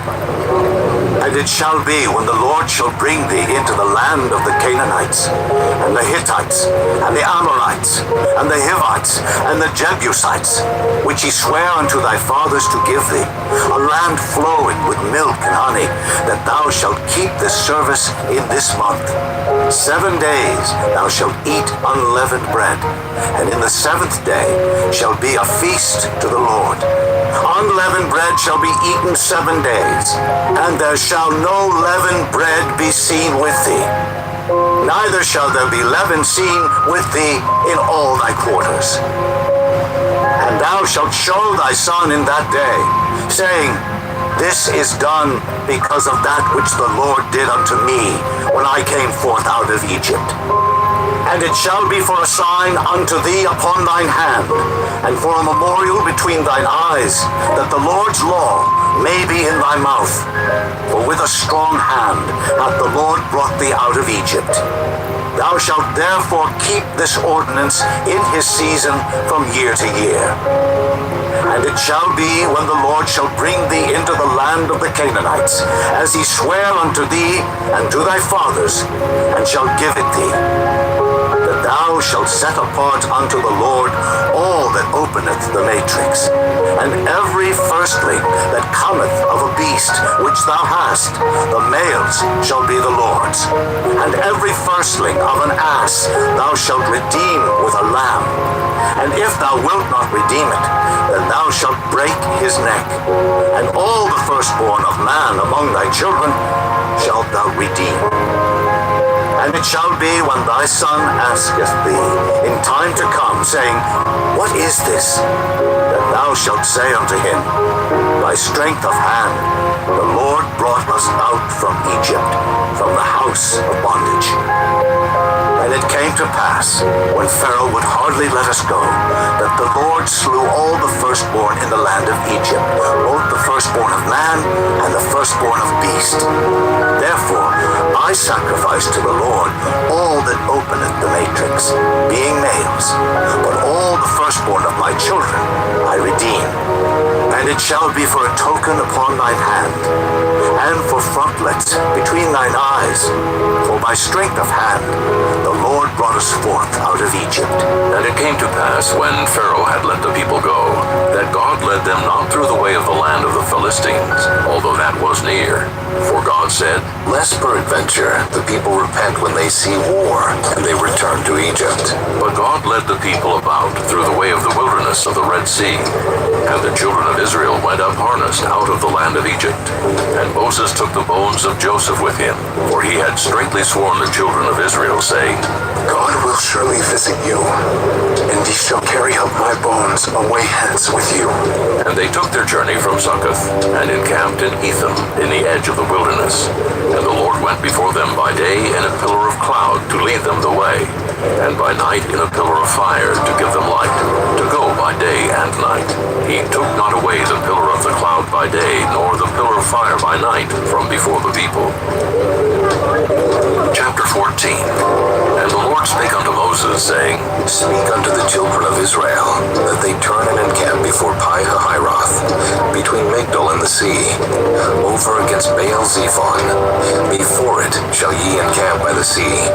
For Pharaoh will say of the children of Israel, They are entangled in the land, the wilderness hath shut them in. And I will harden Pharaoh's heart, that he shall follow after them. And I will be honored upon Pharaoh, and upon all his host, that the Egyptians may know that I am the Lord. And they did so. And it was told the king of Egypt that the people fled. And the heart of Pharaoh and of his servants was turned against the people. And they said, Why have we done this, that we have let Israel go from serving us? And he made ready his chariot, and took his people with him. And he took 600 chosen chariots, and all the chariots of Egypt, and captains over every one of them. And the Lord hardened the heart of Pharaoh, king of Egypt, and he pursued after the children of Israel. And the children of Israel went out with an high hand. But the Egyptians pursued after them, all the horses and chariots of Pharaoh, and his horsemen and his army, and overtook them encamping by the sea beside Pi-hahiroth, before Baal-zephon. And when Pharaoh drew nigh, the children of Israel lifted up their eyes, and behold, the Egyptians marched after them, and they were sore afraid. And the children of Israel cried out unto the Lord, and they said unto Moses, Because there were no graves in Egypt, hast thou taken us away to die in the wilderness? Wherefore hast thou dealt thus with us to carry us forth out of Egypt? Is not this the word that we did tell thee in Egypt, saying, Let us alone, that we may serve the Egyptians? For it had been better for us to serve the Egyptians than that we should die in the wilderness. And Moses said unto the people, Fear ye not. Stand still and see the salvation of the Lord, which he will show to you today. For the Egyptians, whom ye have seen today, ye shall see them again no more forever. The Lord shall fight for you, and ye shall hold your peace. And the Lord said unto Moses, Wherefore criest thou unto me? Speak unto the children of Israel, that they go forward. But lift thou up thy rod, and stretch out thine hand over the sea, and divide it. And the children of Israel shall go on dry ground through the midst of the sea. And I, behold, I will harden the hearts of the Egyptians, and they shall follow them. And I will get me honor upon Pharaoh, and upon all his host, upon his chariots, and upon his horsemen. And the Egyptians shall know that I am the Lord, when I have gotten me honor upon Pharaoh, upon his chariots, and upon his horsemen. And the angel of God, which went before the camp of Israel, removed and went behind them. And the pillar of the cloud went from before their face, and stood behind them. And it came between the camp of the Egyptians and the camp of Israel. And it was a cloud and darkness to them, but it gave light by night to these, so that the one came not near the other all the night. And Moses stretched out his hand over the sea, and the Lord caused the sea to go back by a strong east wind all that night, and made the sea dry land, and the waters were divided. And the children of Israel went into the midst of the sea upon the dry ground, and the waters were a wall unto them on their right hand and on their left. And the Egyptians pursued, and went in after them to the midst of the sea, even all Pharaoh's horses, his chariots, and his horsemen. And it came to pass that in the morning watch the Lord looked unto the host of the Egyptians through the pillar of fire and of the cloud, and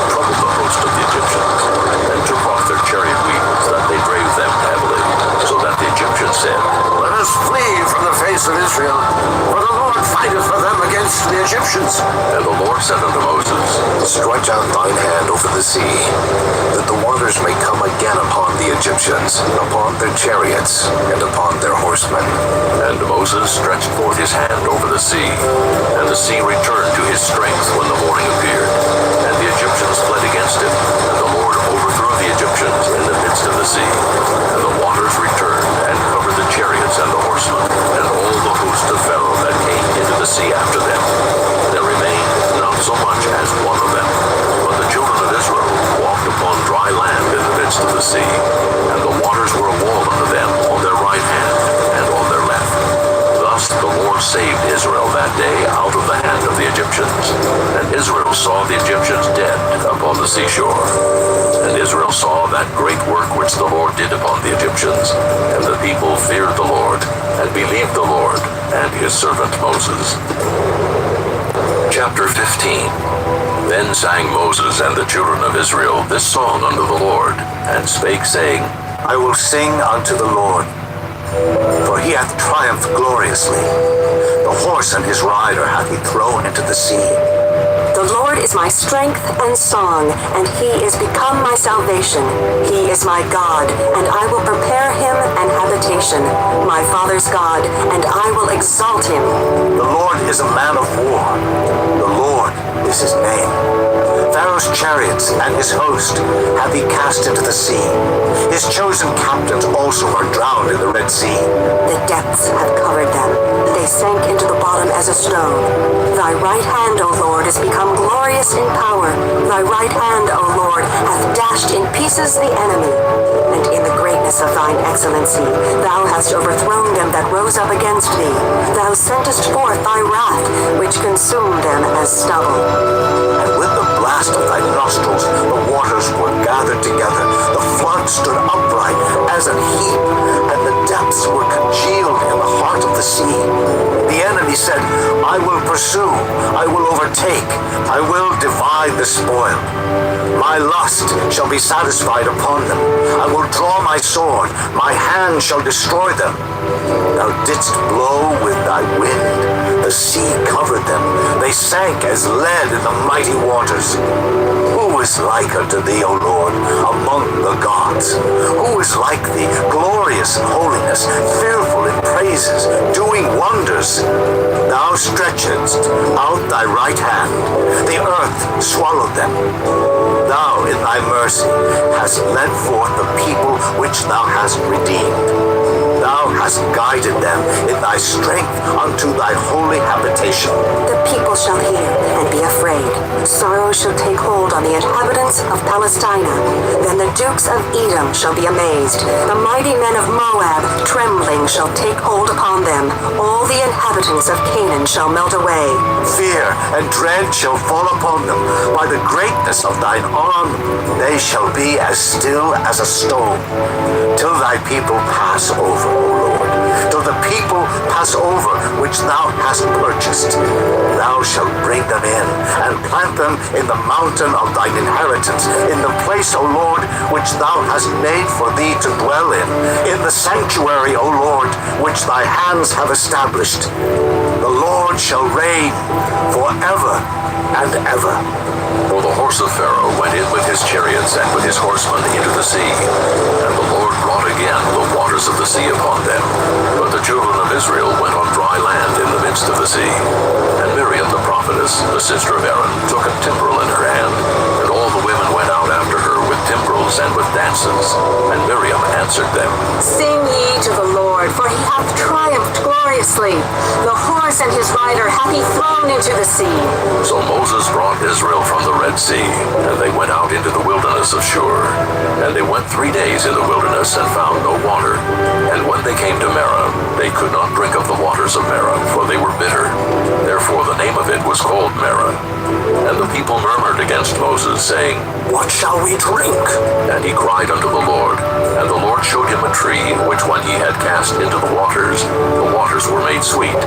There he made for them a statute and an ordinance, and there he proved them, and said, If thou wilt diligently hearken to the voice of the Lord thy God, and wilt do that which is right in his sight, and wilt give ear to his commandments, and keep all his statutes, I will put none of these diseases upon thee, which I have brought upon the Egyptians. For I am the Lord that healeth thee. And they came to Elim, where were 12 wells of water, and 80 palm trees, and they encamped there by the waters. Chapter 16. And they took their journey from Elim, and all the congregation of the children of Israel came unto the wilderness of Sin, which is between Elim and Sinai, on the 15th day of the 2nd month, after their departing out of the land of Egypt. And the whole congregation of the children of Israel murmured against Moses and Aaron in the wilderness. And the children of Israel said unto them, Would to God we had died by the hand of the Lord in the land of Egypt, when we sat by the flesh pots, and when we did eat bread to the full. For ye have brought us forth into this wilderness to kill this whole assembly with hunger. Then said the Lord unto Moses, Behold, I will rain bread from heaven for you, and the people shall go out and gather a certain rate every day, that I may prove them whether they will walk in my law or no. And it shall come to pass that on the 6th day they shall prepare that which they bring in, and it shall be twice as much as they gather daily. And Moses and Aaron said unto all the children of Israel, At even, then ye shall know that the Lord hath brought you out from the land of Egypt. And in the morning, then ye shall see the glory of the Lord, for that he heareth your murmurings against the Lord. And what are we that ye murmur against us? And Moses said, This shall be, when the Lord shall give you in the evening flesh to eat, and in the morning bread to the full. For that the Lord heareth your murmurings, which ye murmur against him. And what are we? Your murmurings are not against us, but against the Lord. And Moses spake unto Aaron, Say unto all the congregation of the children of Israel, Come near before the Lord, for he hath heard your murmurings. And it came to pass, as Aaron spake unto the whole congregation of the children of Israel, that they looked toward the wilderness, and behold, the glory of the Lord appeared in the cloud. And the Lord spake unto Moses, saying, I have heard the murmurings of the children of Israel. Speak unto them, saying, At even ye shall eat flesh, and in the morning ye shall be filled with bread, and ye shall know that I am the Lord your God. And it came to pass that at even the quails came up and covered the camp, and in the morning the dew lay round about the host. And when the dew that lay was gone up, behold, upon the face of the wilderness there lay a small round thing, as small as the hoarfrost on the ground. And when the children of Israel saw it, they said one to another, It is manna. For they wist not what it was. And Moses said unto them, This is the bread which the Lord hath given you to eat. This is the thing which the Lord hath commanded. Gather of it every man according to his eating, an omer for every man according to the number of your persons. Take ye every man for them which are in his tents. And the children of Israel did so, and gathered some more, some less. And when they did meet it with an omer, he that gathered much had nothing over, and he that gathered little had no lack. They gathered every man according to his eating. And Moses said, Let no man leave of it till the morning. Notwithstanding, they hearkened not unto Moses, but some of them left of it until the morning, and it bred worms, and stank. And Moses was wroth with them. And they gathered it every morning, every man according to his eating. And when the sun waxed hot, it melted. And it came to pass that on the 6th day they gathered twice as much bread, 2 omers for one man. And all the rulers of the congregation came and told Moses, and he said unto them, This is that which the Lord hath said. Tomorrow is the rest of the holy Sabbath unto the Lord. Bake that which ye will bake today, and seethe that ye will seethe, and that which remaineth over lay up for you to be kept until the morning. And they laid it up till the morning as Moses bade, and it did not stink, neither was there any worm therein. And Moses said, Eat that today, for today is a Sabbath unto the Lord. Today ye shall not find it in the field. 6 days ye shall gather it, but on the 7th day, which is the Sabbath, in it there shall be none. And it came to pass that there went out some of the people on the 7th day for to gather, and they found none. And the Lord said unto Moses, How long refuse ye to keep my commandments and my laws? See, for that the Lord hath given you the Sabbath, Wherefore he giveth you on the 6th day the bread of 2 days. Abide ye every man in his place. Let no man go out of his place on the 7th day. So the people rested on the 7th day.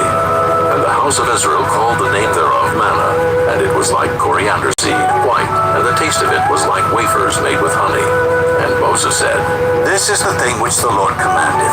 Fill an omer of it, to be kept for your generations, that they may see the bread wherewith I have fed you in the wilderness, when I brought you forth from the land of Egypt. And Moses said unto Aaron, Take a pot and put an omer full of manna therein, and lay it up before the Lord, to be kept for your generations. As the Lord commanded Moses, so Aaron laid it up before the testimony to be kept. And the children of Israel did eat manna 40 years, until they came to a land inhabited. They did eat manna until they came unto the borders of the land of Canaan. Now an omer is the 10th part of an ephah.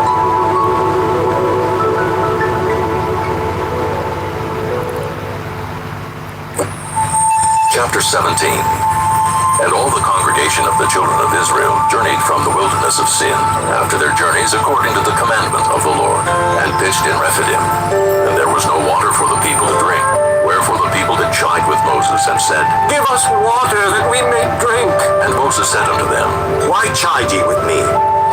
Wherefore do ye tempt the Lord? And the people thirsted there for water, and the people murmured against Moses, and said, Wherefore is this, that thou hast brought us up out of Egypt, to kill us and our children and our cattle with thirst?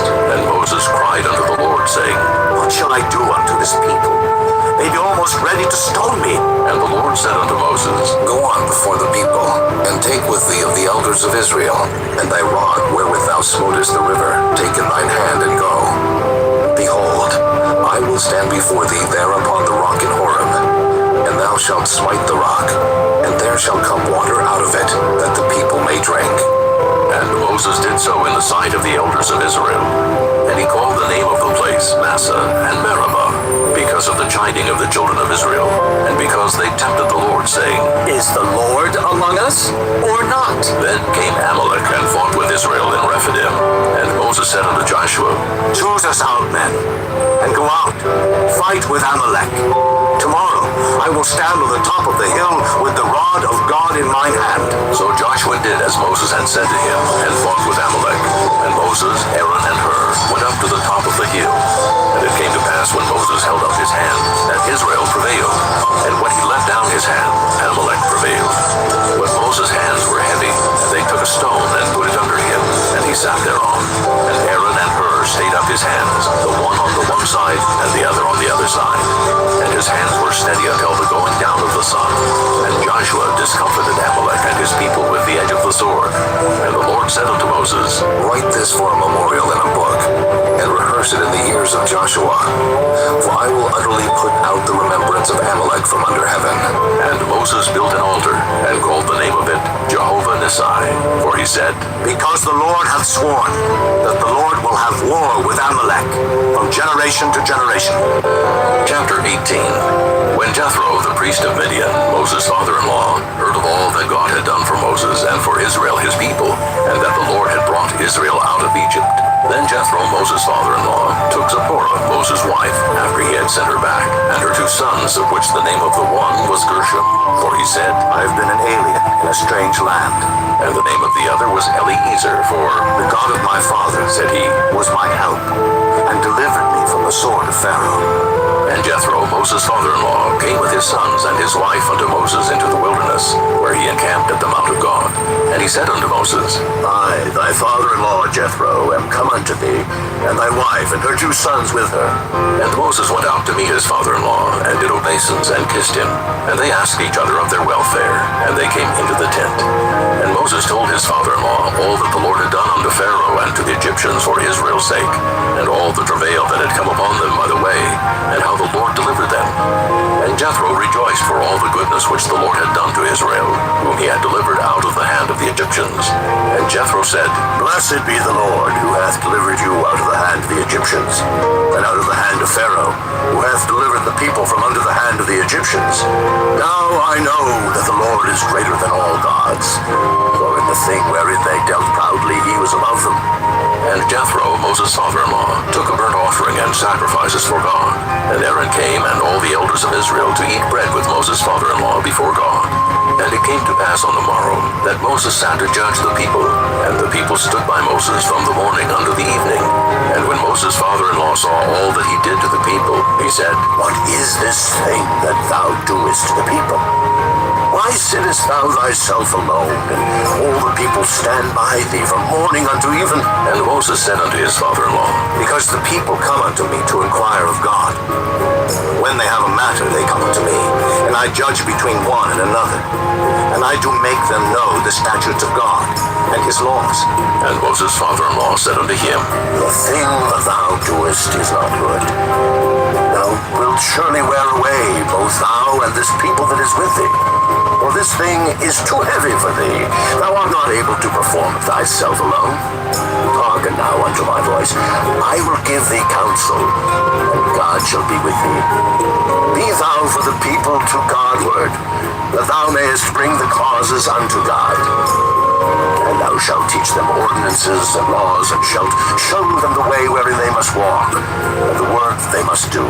Moreover, thou shalt provide out of all the people able men, such as fear God, men of truth, hating covetousness, and place such over them to be rulers of thousands, and rulers of hundreds, rulers of 50s, and rulers of 10s. And let them judge the people at all seasons. And it shall be that every great matter they shall bring unto thee, but every small matter they shall judge. So shall it be easier for thyself, and they shall bear the burden with thee. If thou shalt do this thing, and God command thee so, then thou shalt be able to endure, and all this people shall also go to their place in peace. So Moses hearkened to the voice of his father-in-law, and did all that he had said. And Moses chose able men out of all Israel, and made them heads over the people, rulers of thousands, rulers of hundreds, rulers of 50s, and rulers of 10s. And they judged the people at all seasons. The hard causes they brought unto Moses, but every small matter they judged themselves. And Moses let his father-in-law depart, and he went his way into his own land. Chapter 19. In the 3rd month, when the children of Israel were gone forth out of the land of Egypt, the same day came they into the wilderness of Sinai, for they were departed from Rephidim, and were come to the desert of Sinai, and had pitched in the wilderness. And there Israel camped before the mount, and Moses went up unto God, and the Lord called unto him out of the mountain, saying, Thus shalt thou say to the house of Jacob, and tell the children of Israel, Ye have seen what I did unto the Egyptians, and how I bare you on eagle's wings, and brought you unto myself. Now therefore, if ye will obey my voice indeed, and keep my covenant, then ye shall be a peculiar treasure unto me above all people. For all the earth is mine, and ye shall be unto me a kingdom of priests, and an holy nation. These are the words which thou shalt speak unto the children of Israel. And Moses came and called for the elders of the people, and laid before their faces all these words which the Lord commanded him.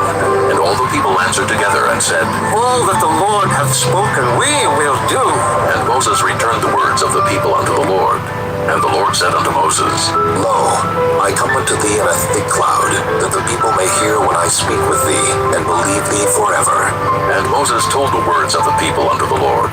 And the Lord said unto Moses, Go unto the people, and sanctify them today and tomorrow, and let them wash their clothes, and be ready against the 3rd day. For the 3rd day the Lord will come down in the sight of all the people upon Mount Sinai. And thou shalt set bounds unto the people round about, saying, Take heed to yourselves, that ye go not up into the mount, or touch the border of it. Whosoever toucheth the mount shall be surely put to death. There shall not an hand touch it, but he shall surely be stoned or shot through. Whether it be beast or man, it shall not live. When the trumpet soundeth long, they shall come up to the mount. And Moses went down from the mount unto the people, and sanctified the people, and they washed their clothes. And he said unto the people, Be ready against the 3rd day. Come not at your wives. And it came to pass on the 3rd day in the morning, that there were thunders and lightnings, and a thick cloud upon the mount, and the voice of the trumpet exceeding loud, so that all the people that was in the camp trembled. And Moses brought forth the people out of the camp to meet with God, and they stood at the nether part of the mount, and Mount Sinai because the Lord descended upon it in fire, and the smoke thereof ascended as the smoke of the furnace, and the whole mount quaked greatly. And when the voice of the trumpet sounded long and waxed louder and louder, Moses spake, and God answered him by a voice. And the Lord came down upon Mount Sinai, on the top of the mount, and the Lord called Moses up to the top of the mount. And Moses went up, and the Lord said unto Moses, Go down, charge the people lest they break through unto the Lord to gaze, and many of them perish. And let the priests also, which come near to the Lord, sanctify themselves, lest the Lord break forth upon them. And Moses said unto the Lord, The people cannot come up to Mount Sinai, for thou chargest us, saying, Set bounds about the mount, and sanctify it. And the Lord said unto him, Away, get thee down, and thou shalt come up, thou and Aaron with thee. But let not the priests and the people break through to come up unto the Lord, lest he break forth upon them. So Moses went down unto the people, and spake unto them. Chapter 20. And God spake all these words, saying, I am the Lord thy God, which have brought thee out of the land of Egypt, out of the house of bondage. Thou shalt have no other gods before me. Thou shalt not make unto thee any graven image, or any likeness of anything that is in heaven above, or that is in the earth beneath, or that is in the water under the earth.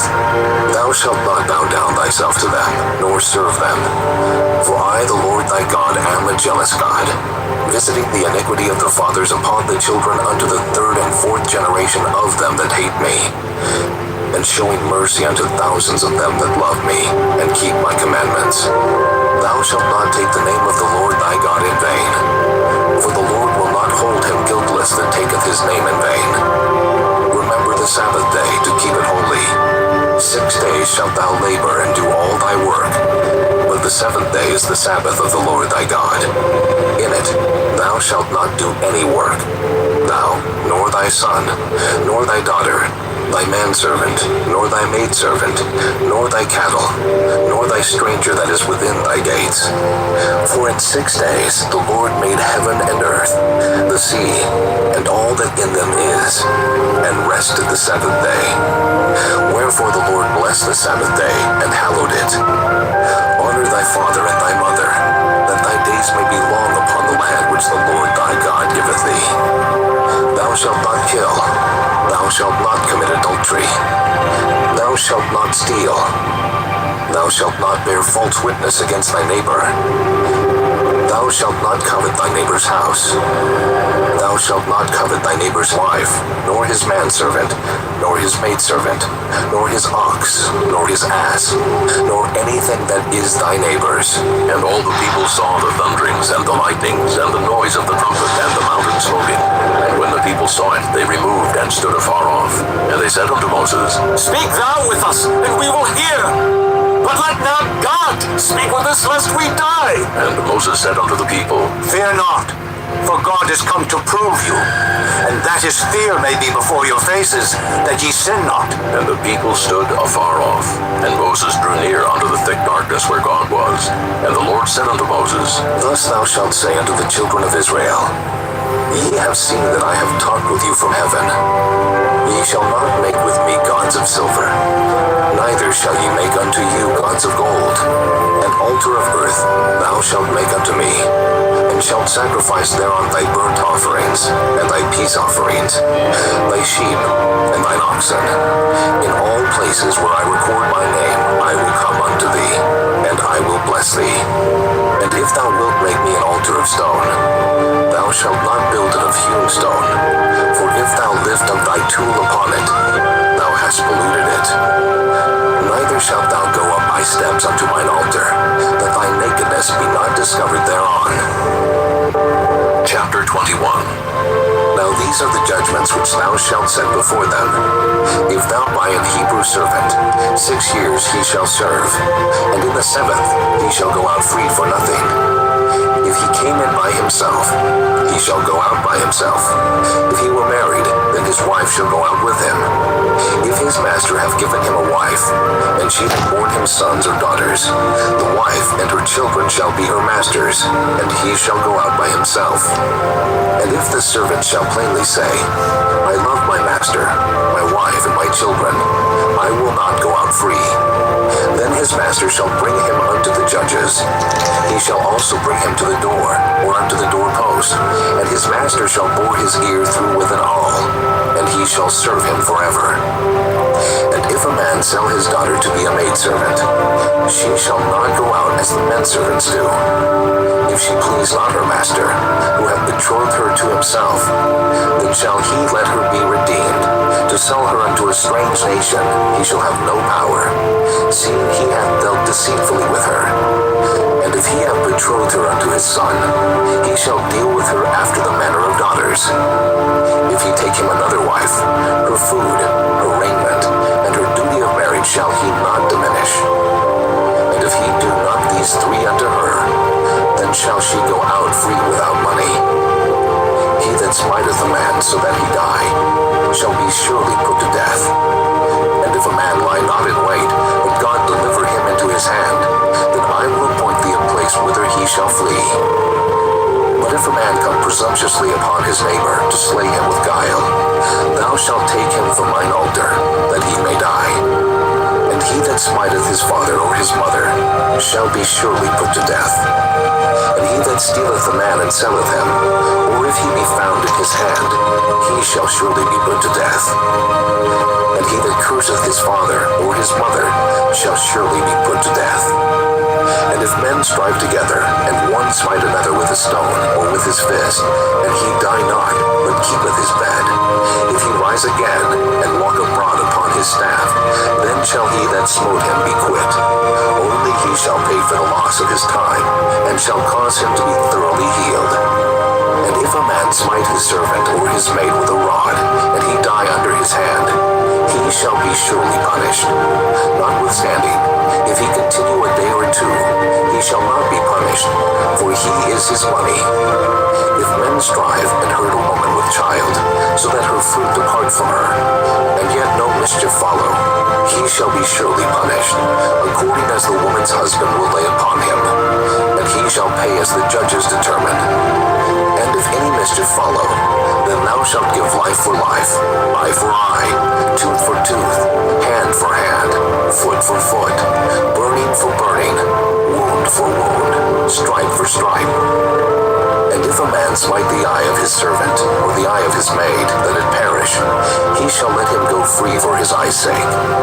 And if he smite out his manservant's tooth, or his maidservant's tooth, he shall let him go free for his tooth's sake. If an ox gore a man or a woman, that they die, then the ox shall be surely stoned, and his flesh shall not be eaten, but the owner of the ox shall be quit. But if the ox were wont to push with his horn in time past, and it hath been testified to his owner, and he hath not kept him in, but that he hath killed a man or a woman, the ox shall be stoned, and his owner also shall be put to death. If there be laid on him a sum of money, then he shall give for the ransom of his life whatsoever is laid upon him. Whether he have gored a son, or have gored a daughter, according to this judgment shall it be done unto him. If the ox shall push a manservant or a maidservant, he shall give unto their master 30 shekels of silver, and the ox shall be stoned. And if a man shall open a pit, or if a man shall dig a pit, and not cover it, and an ox or an ass fall therein, the owner of the pit shall make it good, and give money unto the owner of them, and the dead beast shall be his. And if one man's ox hurt another's, that he die, then they shall sell the live ox and divide the money of it, and the dead ox also they shall divide. Or if it be known that the ox hath used to push in time past, and his owner hath not kept him in, he shall surely pay ox for ox, and the dead shall be his own. Chapter 22. If a man shall steal an ox or a sheep and kill it, or sell it, he shall restore 5 oxen for an ox, and 4 sheep for a sheep. If a thief be found breaking up, and be smitten that he die, there shall no blood be shed for him. If the sun be risen upon him, there shall be blood shed for him, for he should make full restitution. If he have nothing, then he shall be sold for his theft. If the theft be certainly found in his hand alive, whether it be ox or ass or sheep, he shall restore double. If a man shall cause a field or vineyard to be eaten, and shall put in his beast, and shall feed in another man's field, of the best of his own field, and of the best of his own vineyard, shall he make restitution. If fire break out, and catch in thorns, so that the stacks of corn, or the standing corn, or the field be consumed therewith, he that kindled the fire shall surely make restitution. If a man shall deliver unto his neighbor money or stuff to keep, and it be stolen out of the man's house, if the thief be found, let him pay double. If the thief be not found, then the master of the house shall be brought unto the judges, to see whether he have put his hand unto his neighbor's goods. For all manner of trespass, whether it be for ox, for ass, for sheep, for raiment, or for any manner of lost thing which another challengeth to be his, the cause of both parties shall come before the judges, and whom the judges shall condemn, he shall pay double unto his neighbor. If a man deliver unto his neighbor an ass, or an ox, or a sheep, or any beast to keep, and it die, or be hurt, or driven away, no man seeing it, then shall an oath of the Lord be between them both, that he hath not put his hand unto his neighbor's goods, and the owner of it shall accept thereof, and he shall not make it good. And if it be stolen from him, he shall make restitution unto the owner thereof. If it be torn in pieces, then let him bring it for witness, and he shall not make good that which was torn. And if a man borrow aught of his neighbor, and it be hurt or die, the owner thereof being not with it, he shall surely make it good. But if the owner thereof be with it, he shall not make it good. If it be an hired thing, it came for his hire. And if a man entice a maid that is not betrothed, and lie with her, he shall surely endow her to be his wife. If her father utterly refuse to give her unto him, he shall pay money according to the dowry of virgins. Thou shalt not suffer a witch to live. Whosoever lieth with a beast shall surely be put to death. He that sacrificeth unto any god, save unto the Lord only, he shall be utterly destroyed. Thou shalt neither vex a stranger, nor oppress him, for ye were strangers in the land of Egypt. Ye shall not afflict any widow or fatherless child. If thou afflict them in any wise, and they cry at all unto me, I will surely hear their cry, and my wrath shall wax hot, and I will kill you with the sword, and your wives shall be widows, and your children fatherless. If thou lend money to any of my people that is poor by thee, thou shalt not be to him as an usurer, neither shalt thou lay upon him usury. If thou at all take thy neighbor's raiment to pledge, thou shalt deliver it unto him by that the sun goeth down, for that is his covering only. It is his raiment for his skin, wherein shall he sleep. And it shall come to pass, when he crieth unto me, that I will hear, for I am gracious. Thou shalt not revile the gods, nor curse the ruler of thy people. Thou shalt not delay to offer the first of thy ripe fruits, and of thy liquors. The firstborn of thy son shalt thou give unto me. Likewise shalt thou do with thine oxen, and with thy sheep. 7 days it shall be with his dam. On the 8th day thou shalt give it me. And ye shall be holy men unto me. Neither shall ye eat any flesh that is torn of beast in the field. Ye shall cast it to the dogs. Chapter 23. Thou shalt not raise a false report. Put not thine hand with the wicked to be an unrighteous witness. Thou shalt not follow a multitude to do evil. Neither shalt thou speak in a cause to decline after many to wrest judgment. Neither shalt thou countenance a poor man in his cause.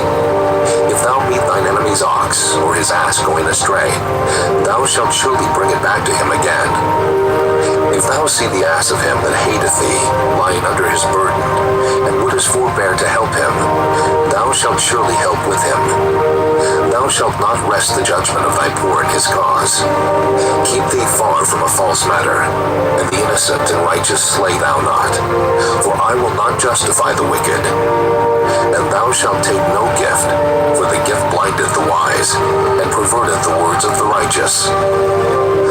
Also thou shalt not oppress a stranger, for ye know the heart of a stranger, seeing ye were strangers in the land of Egypt.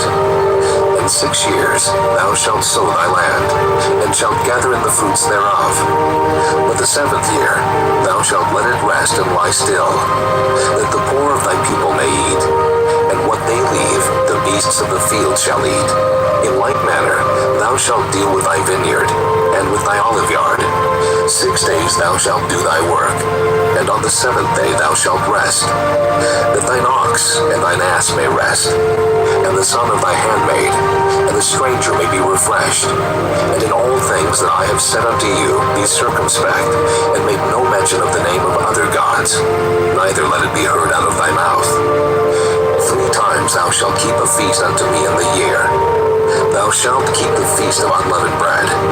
Thou shalt eat unleavened bread 7 days, as I commanded thee, in the time appointed of the month Abib, for in it thou camest out from Egypt. And none shall appear before me empty. And the feast of harvest, the first fruits of thy labors which thou hast sown in the field, and the feast of ingathering, which is in the end of the year, when thou hast gathered in thy labors out of the field. 3 times in the year all thy male shall appear before the Lord God. Thou shalt not offer the blood of my sacrifice with leavened bread, neither shall the fat of my sacrifice remain until the morning. The first of the first fruits of thy land thou shalt bring into the house of the Lord thy God. Thou shalt not see the kid in his mother's milk. Behold, I send an angel before thee, to keep thee in the way, and to bring thee into the place which I have prepared. Beware of him, and obey his voice. Provoke him not, for he will not pardon your transgressions, for my name is in him. But if thou shalt indeed obey his voice, and do all that I speak, then I will be an enemy unto thine enemies, and an adversary unto thine adversaries. For mine angel shall go before thee, and bring thee in unto the Amorites, and the Hittites, and the Perizzites, and the Canaanites, the Hivites, and the Jebusites, and I will cut them off.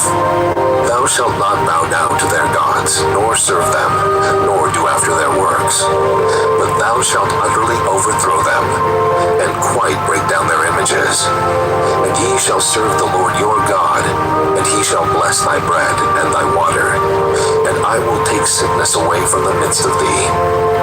There shall nothing cast their young, nor be barren in thy land. The number of thy days I will fulfill. I will send my fear before thee, and will destroy all the people to whom thou shalt come, and I will make all thine enemies turn their backs unto thee.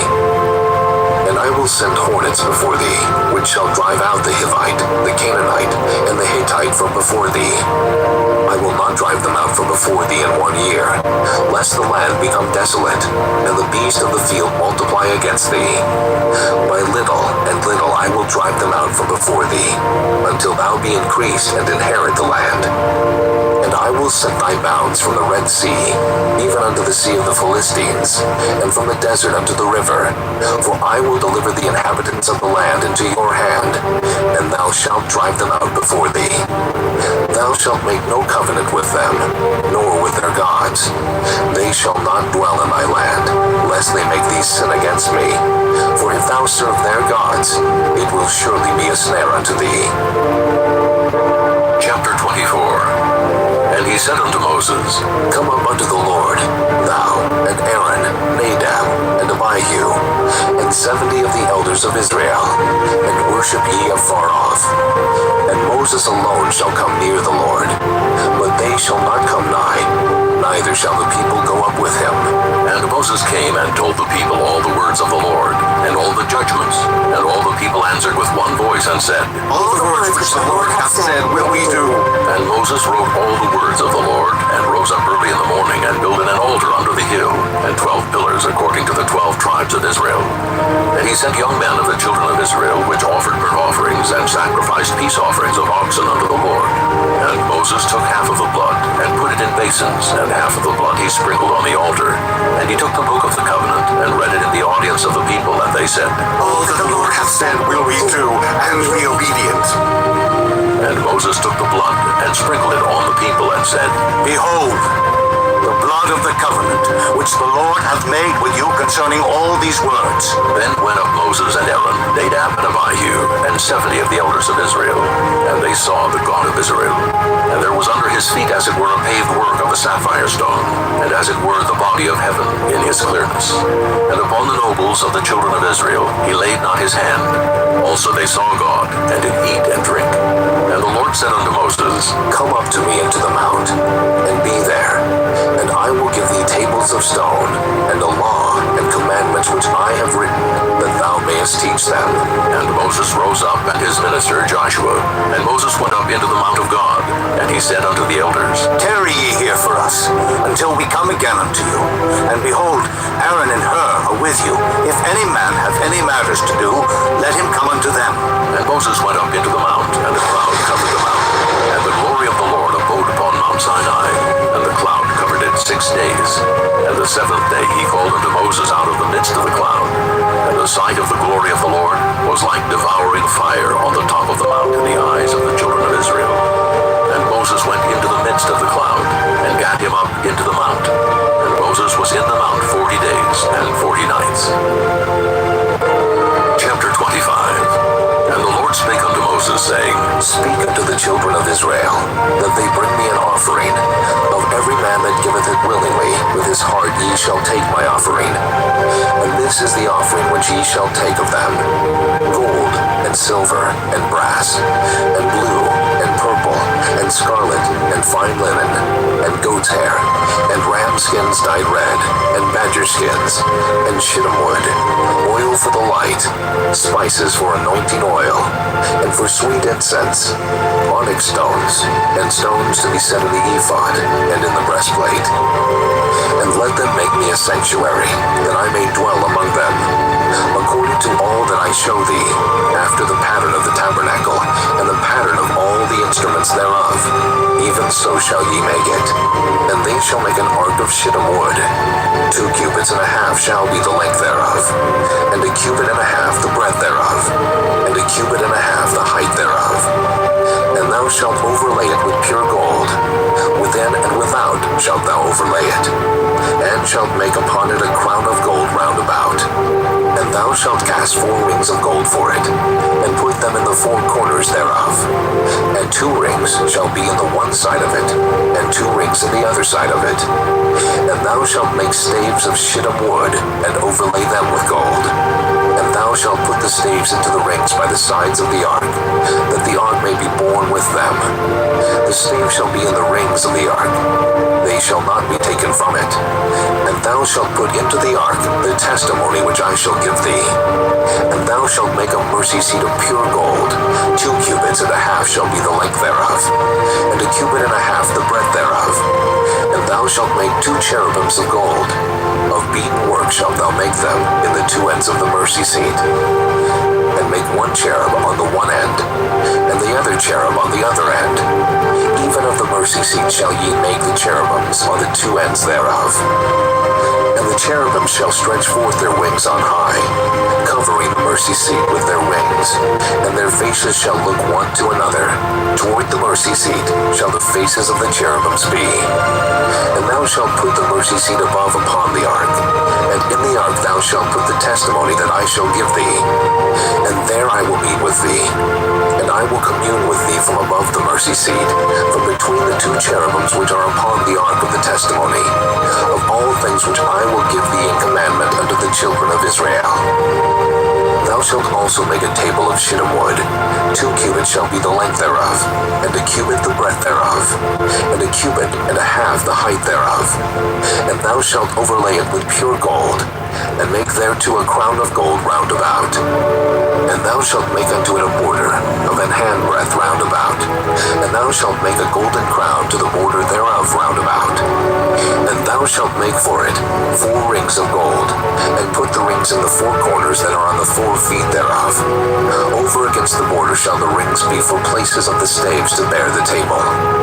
And thou shalt make the staves of shittim wood, and overlay them with gold, that the table may be borne with them.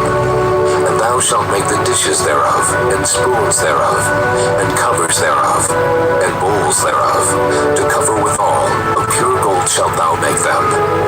And thou shalt set upon the table showbread before me alway. And thou shalt make a candlestick of pure gold, of beaten work work shall the candlestick be made.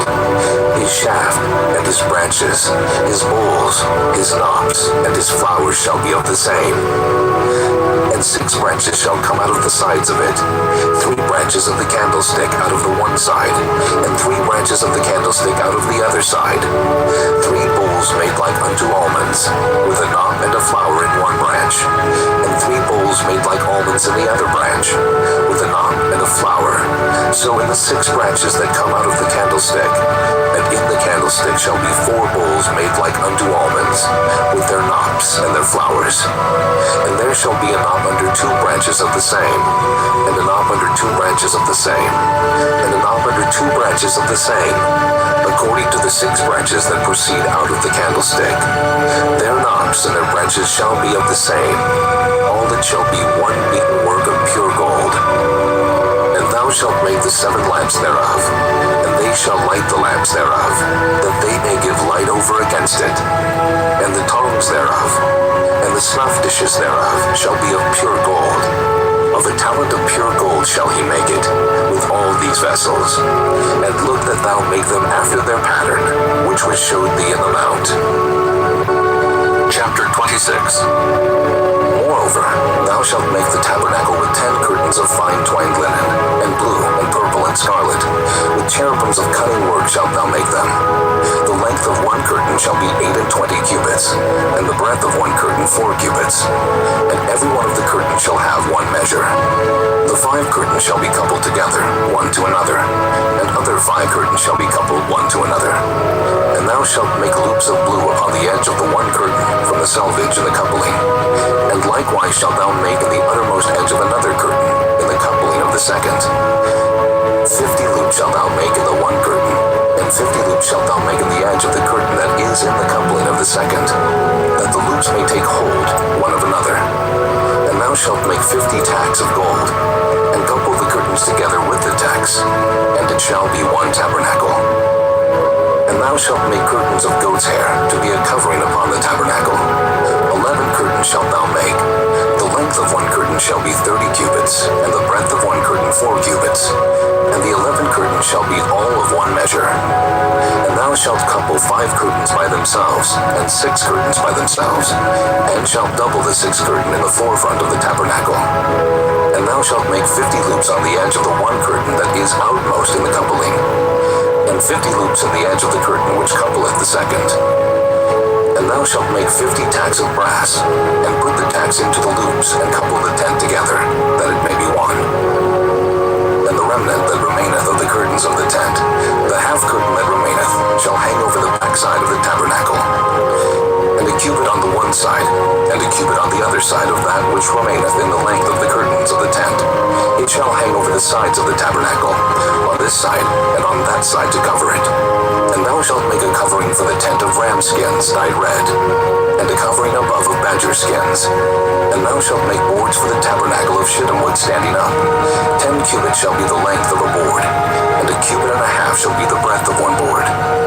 2 tenons shall there be in one board, set in order one against another. Thus shalt thou make for all the boards of the tabernacle. And thou shalt make the boards for the tabernacle 20 boards on the south side southward. And thou shalt make 40 sockets of silver under the 20 boards. 2 sockets under one board for his 2 tenons, and 2 sockets under another board for his 2 tenons. And for the second side of the tabernacle on the north side there shall be 20 boards. And there 40 sockets of silver, 2 sockets under one board, and 2 sockets under another board. And for the sides of the tabernacle westward, thou shalt make 6 boards. And 2 boards shalt thou make for the corners of the tabernacle in the 2 sides. And they shall be coupled together beneath, and they shall be coupled together above the head of it unto one ring. Thus shall it be for them both. They shall be for the 2 corners. And they shall be 8 boards, and their sockets of silver 16 sockets, 2 sockets under one board, and 2 sockets under another board.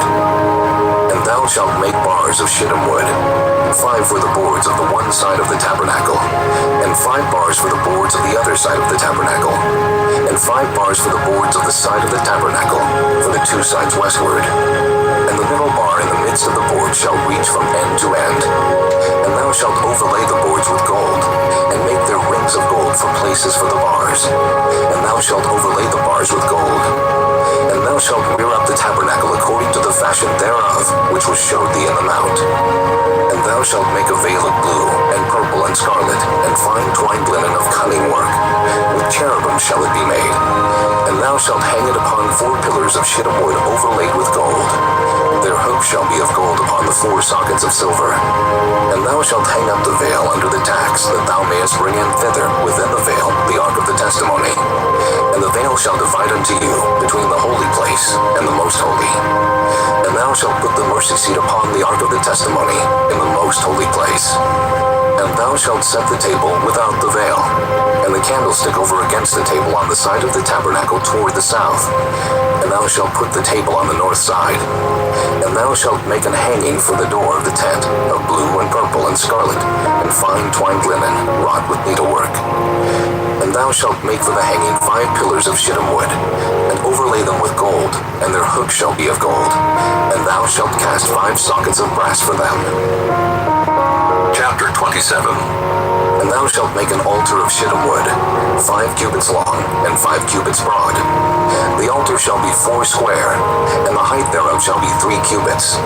And thou shalt make the horns of it upon the 4 corners thereof. His horn shall be of the same. And thou shalt overlay it with brass.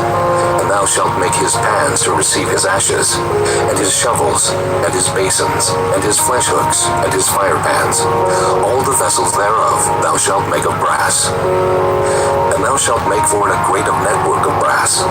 And upon the net shalt thou make 4 brassen rings in the 4 corners thereof. And thou shalt put it under the compass of the altar beneath, that the net may be even to the midst of the altar. And thou shalt make staves for the altar, staves of shittim wood, and overlay them with brass. And the staves shall be put into the rings, and the staves shall be upon the 2 sides of the altar to bear it. Hollow with boards shalt thou make it, as it was showed thee in the mount, so shall they make it. And thou shalt make the court of the tabernacle.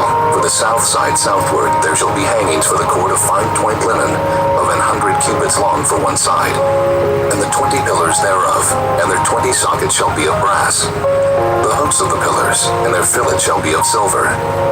And likewise for the north side in length there shall be hangings of 100 cubits long, and his 20 pillars, and their 20 sockets of brass. The hooks of the pillars, and their fillets of silver. And for the breadth of the court on the west side shall be hangings of 50 cubits, their pillars 10, and their sockets 10. And the breadth of the court on the east side eastward shall be 50 cubits. The hangings of one side of the gate shall be 15 cubits, their pillars 3, and their sockets 3. And on the other side shall be hangings 15 cubits, their pillars 3, and their sockets 3. And for the gate of the court shall be an hanging of 20 cubits, of blue and purple and scarlet, and fine twined linen, wrought with needlework. And their pillars shall be 4, and their sockets 4. All the pillars round about the court shall be filleted with silver. Their hooks shall be of silver, and their sockets of brass. The length of the court shall be 100 cubits, and the breadth 50, everywhere. And the height 5 cubits of fine twined linen, and their sockets of brass. All the vessels of the tabernacle, and all the service thereof, and all the pins thereof, and all the pins of the court shall be of brass. And thou shalt command the children of Israel that they bring thee pure oil, olive beaten for the light, to cause the lamp to burn always.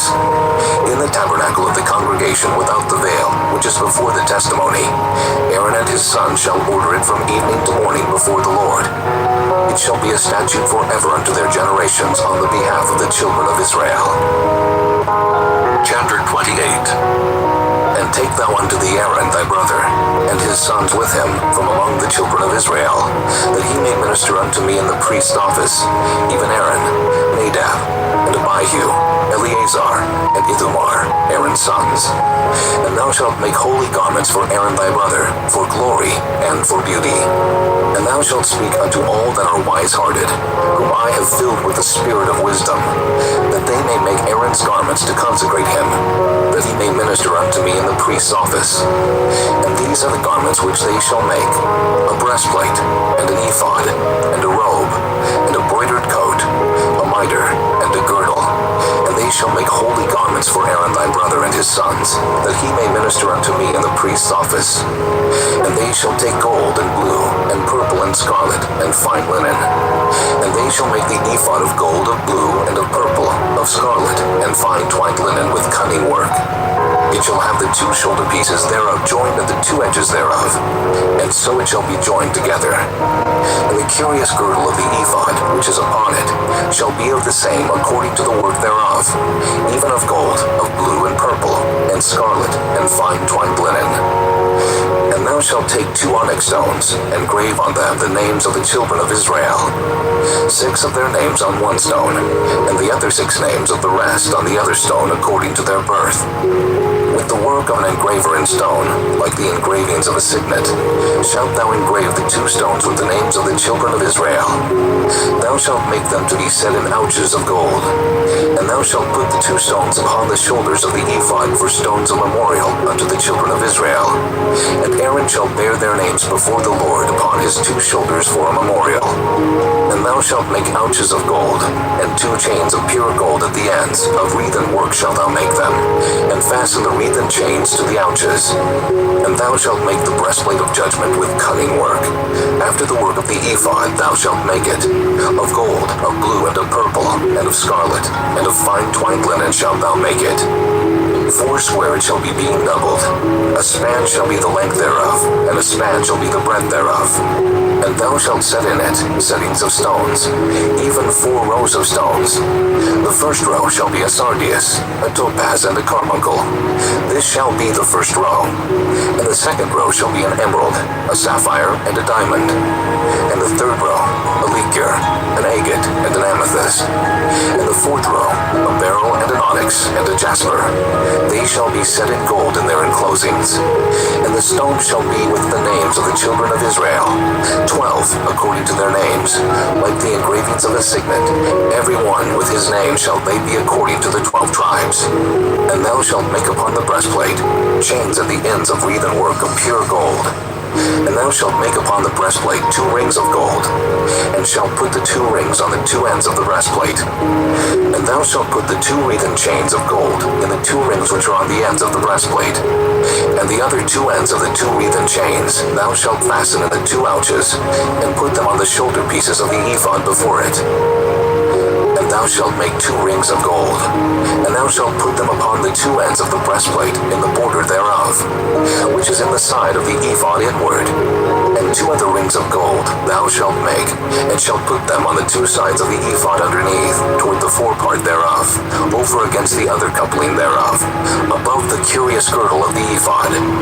And they shall bind the breastplate by the rings thereof unto the rings of the ephod with a lace of blue, that it may be above the curious girdle of the ephod, and that the breastplate be not loosed from the ephod.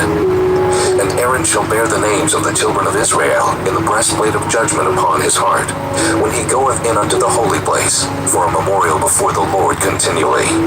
And thou shalt put in the breastplate of judgment, the Urim, and the Thummim, and they shall be upon Aaron's heart, when he goeth in before the Lord. And Aaron shall bear the judgment of the children of Israel upon his heart before the Lord continually. And thou shalt make the robe of the ephod all of blue, and there shall be an hole in the top of it, in the midst thereof. It shall have a binding of woven work round about the whole of it, as it were the whole of an habergeon, that it be not rent. And beneath, upon the hem of it, thou shalt make pomegranates of blue, and of purple, and of scarlet, round about the hem thereof, and bells of gold between them round about. A golden bell, and a pomegranate, a golden bell, and a pomegranate, upon the hem of the robe round about. And it shall be upon Aaron to minister, and his sound shall be heard when he goeth in unto the holy place before the Lord, and when he cometh out, that he die not. And thou shalt make a plate of pure gold, and grave upon it, like the engravings of a signet, holiness to the Lord. And thou shalt put it on a blue lace, that it may be upon the mitre. Upon the forefront of the mitre it shall be. And it shall be upon Aaron's forehead, that Aaron may bear the iniquity of the holy things, which the the children of Israel shall hallow in all their holy gifts. And it shall be always upon his forehead, that they may be accepted before the Lord. And thou shalt embroider the coat of fine linen, and thou shalt make the mitre of fine linen, and thou shalt make the girdle of needlework. And for Aaron's sons thou shalt make coats, and thou shalt make for them girdles, and bonnets shalt thou make for them, for glory and for beauty.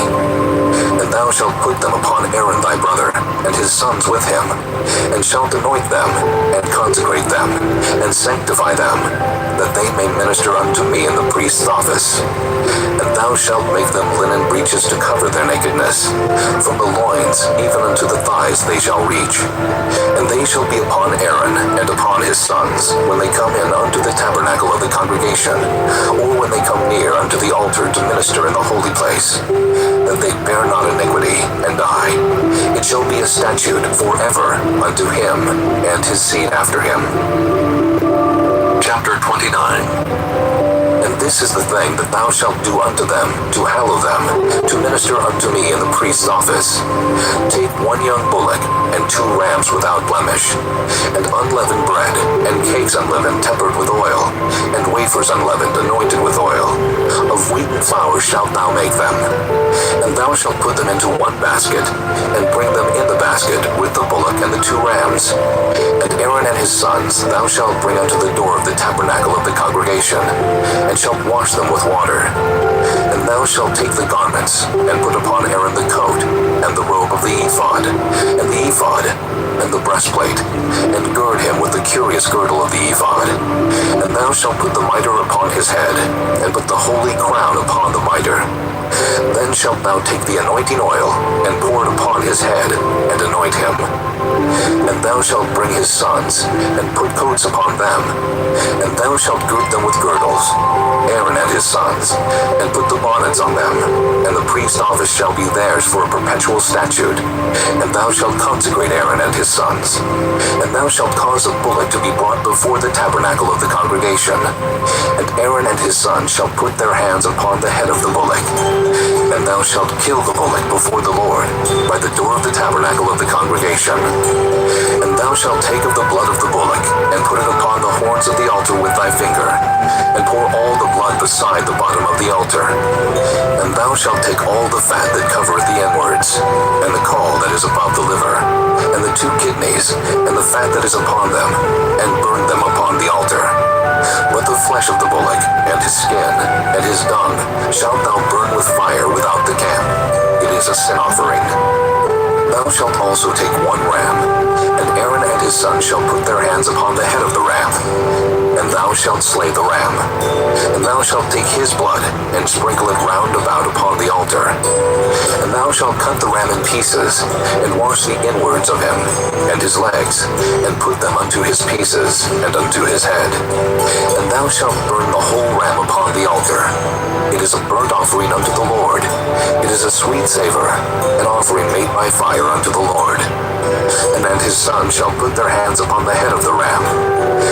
Then shalt thou kill the ram, and take of his blood, and put it upon the tip of the right ear of Aaron, and upon the tip of the right ear of his sons, and upon the thumb of their right hand, and upon the great toe of their right foot, and sprinkle the blood upon the altar round about. And thou shalt take of the blood that is upon the altar, and of the anointing oil, and sprinkle it upon Aaron, and upon his garments, and upon his sons, and upon the garments of his sons with him. And he shall be hallowed, and his garments and his sons' garments with him. Also, thou shalt take of the ram the fat and the rump, and the fat that covereth the inwards, and the caul above the liver, and the 2 kidneys, and the fat that is upon them, and the right shoulder. For it is a ram of consecration. And 1 loaf of bread, and 1 cake of oiled bread, and 1 wafer out of the basket of the unleavened bread that is before the Lord. And thou shalt put all in the hands of Aaron, and in the hands of his sons, and shalt wave them for a wave offering before the Lord. And thou shalt receive them of their hands, and burn them upon the altar for a burnt offering, for a sweet savor before the Lord. It is an offering made by fire unto the Lord. And thou shalt take the breast of the ram of Aaron's consecration, and wave it for a wave offering before the Lord. And it shall be thy part. And thou shalt sanctify the breast of the wave offering, and the shoulder of the heave offering, which is waved, and which is heaved up, of the ram of the consecration, even of that which is for Aaron, and of that which is for his sons. And it shall be Aaron's and his sons by a statute forever from the children of Israel. For it is an heave offering, and it shall be an heave offering from the children of Israel, of the sacrifice of their peace offerings, even their heave offering unto the Lord. And the holy garments of Aaron shall be his sons after him, to be anointed therein, and to be consecrated in them. And that son that is priest in his stead shall put them on 7 days, when he cometh into the tabernacle of the congregation to minister in the holy place. And thou shalt take the ram of the consecration, and seethe his flesh in the holy place. And Aaron and his son shall eat the flesh of the ram, and the bread that is in the basket by the door of the tabernacle of the congregation. And they shall eat those things wherewith the atonement was made, to consecrate and to sanctify them. But a stranger shall not eat thereof, because they are holy. And if aught of the flesh of the consecrations, or of the bread remain unto the morning, then thou shalt burn the remainder with fire. It shall not be eaten, because it is holy. And thus shalt thou do unto Aaron, and to his sons, according to all things which I have commanded thee. 7 days shalt thou consecrate them, and thou shalt offer every day a bullock for a sin offering for atonement. And thou shalt cleanse the altar, when thou hast made an atonement for it. And thou shalt anoint it, to sanctify it. 7 days thou shalt make an atonement for the altar, and sanctify it, and it shall be an altar most holy. Whatsoever toucheth the altar shall be holy.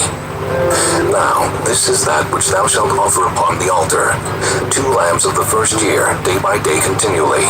The one lamb thou shalt offer in the morning, and the other lamb thou shalt offer at even.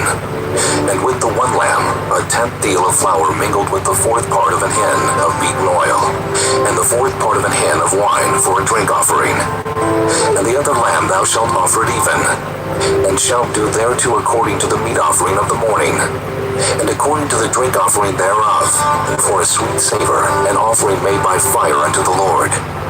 This shall be a continual burnt offering throughout your generations at the door of the tabernacle of the congregation before the Lord, where I will meet you, to speak thereunto thee. And there I will meet with the children of Israel, and the tabernacle shall be sanctified by my glory. And I will sanctify the tabernacle of the congregation, and the altar. I will sanctify also both Aaron and his sons, to minister to me in the priest's office. And I will dwell among the children of Israel, and will be their God. And they shall know that I am the Lord their God, that brought them forth out of the land of Egypt, that I may dwell among them. I am the Lord their God. Chapter 30. And thou shalt make an altar to burn incense upon. Of shittim wood shalt thou make it. A cubit shall be the length thereof, and a cubit the breadth thereof. 4 square shall it be, and 2 cubits shall be the height thereof. The horns thereof shall be of the same. And thou shalt overlay it with pure gold, the top thereof, and the sides thereof round about, and the horns thereof. And thou shalt make unto it a crown of gold round about. And 2 golden rings shalt thou make to it under the crown of it, by the 2 corners thereof. Upon the 2 sides of it shalt thou make it, and they shall be for places for the staves to bear it withal. And thou shalt make the staves of shittim wood, and overlay them with gold. And thou shalt put it before the veil that is by the ark of the testimony, before the mercy seat that is over the testimony, where I will meet with thee. And Aaron shall burn thereon sweet incense every morning. When he dresseth the lamps, he shall burn incense upon it. And when Aaron lighteth the lamps at even, he shall burn incense upon it, a perpetual incense before the Lord throughout your generations. Ye shall offer no strange incense thereon, nor burnt sacrifice, nor meat offering, neither shall ye pour drink offering thereon. And Aaron shall make an atonement upon the horns of it once in a year, with the blood of the sin offering of atonements. Once in a year shall he make atonement upon it throughout your generations. It is most holy unto the Lord.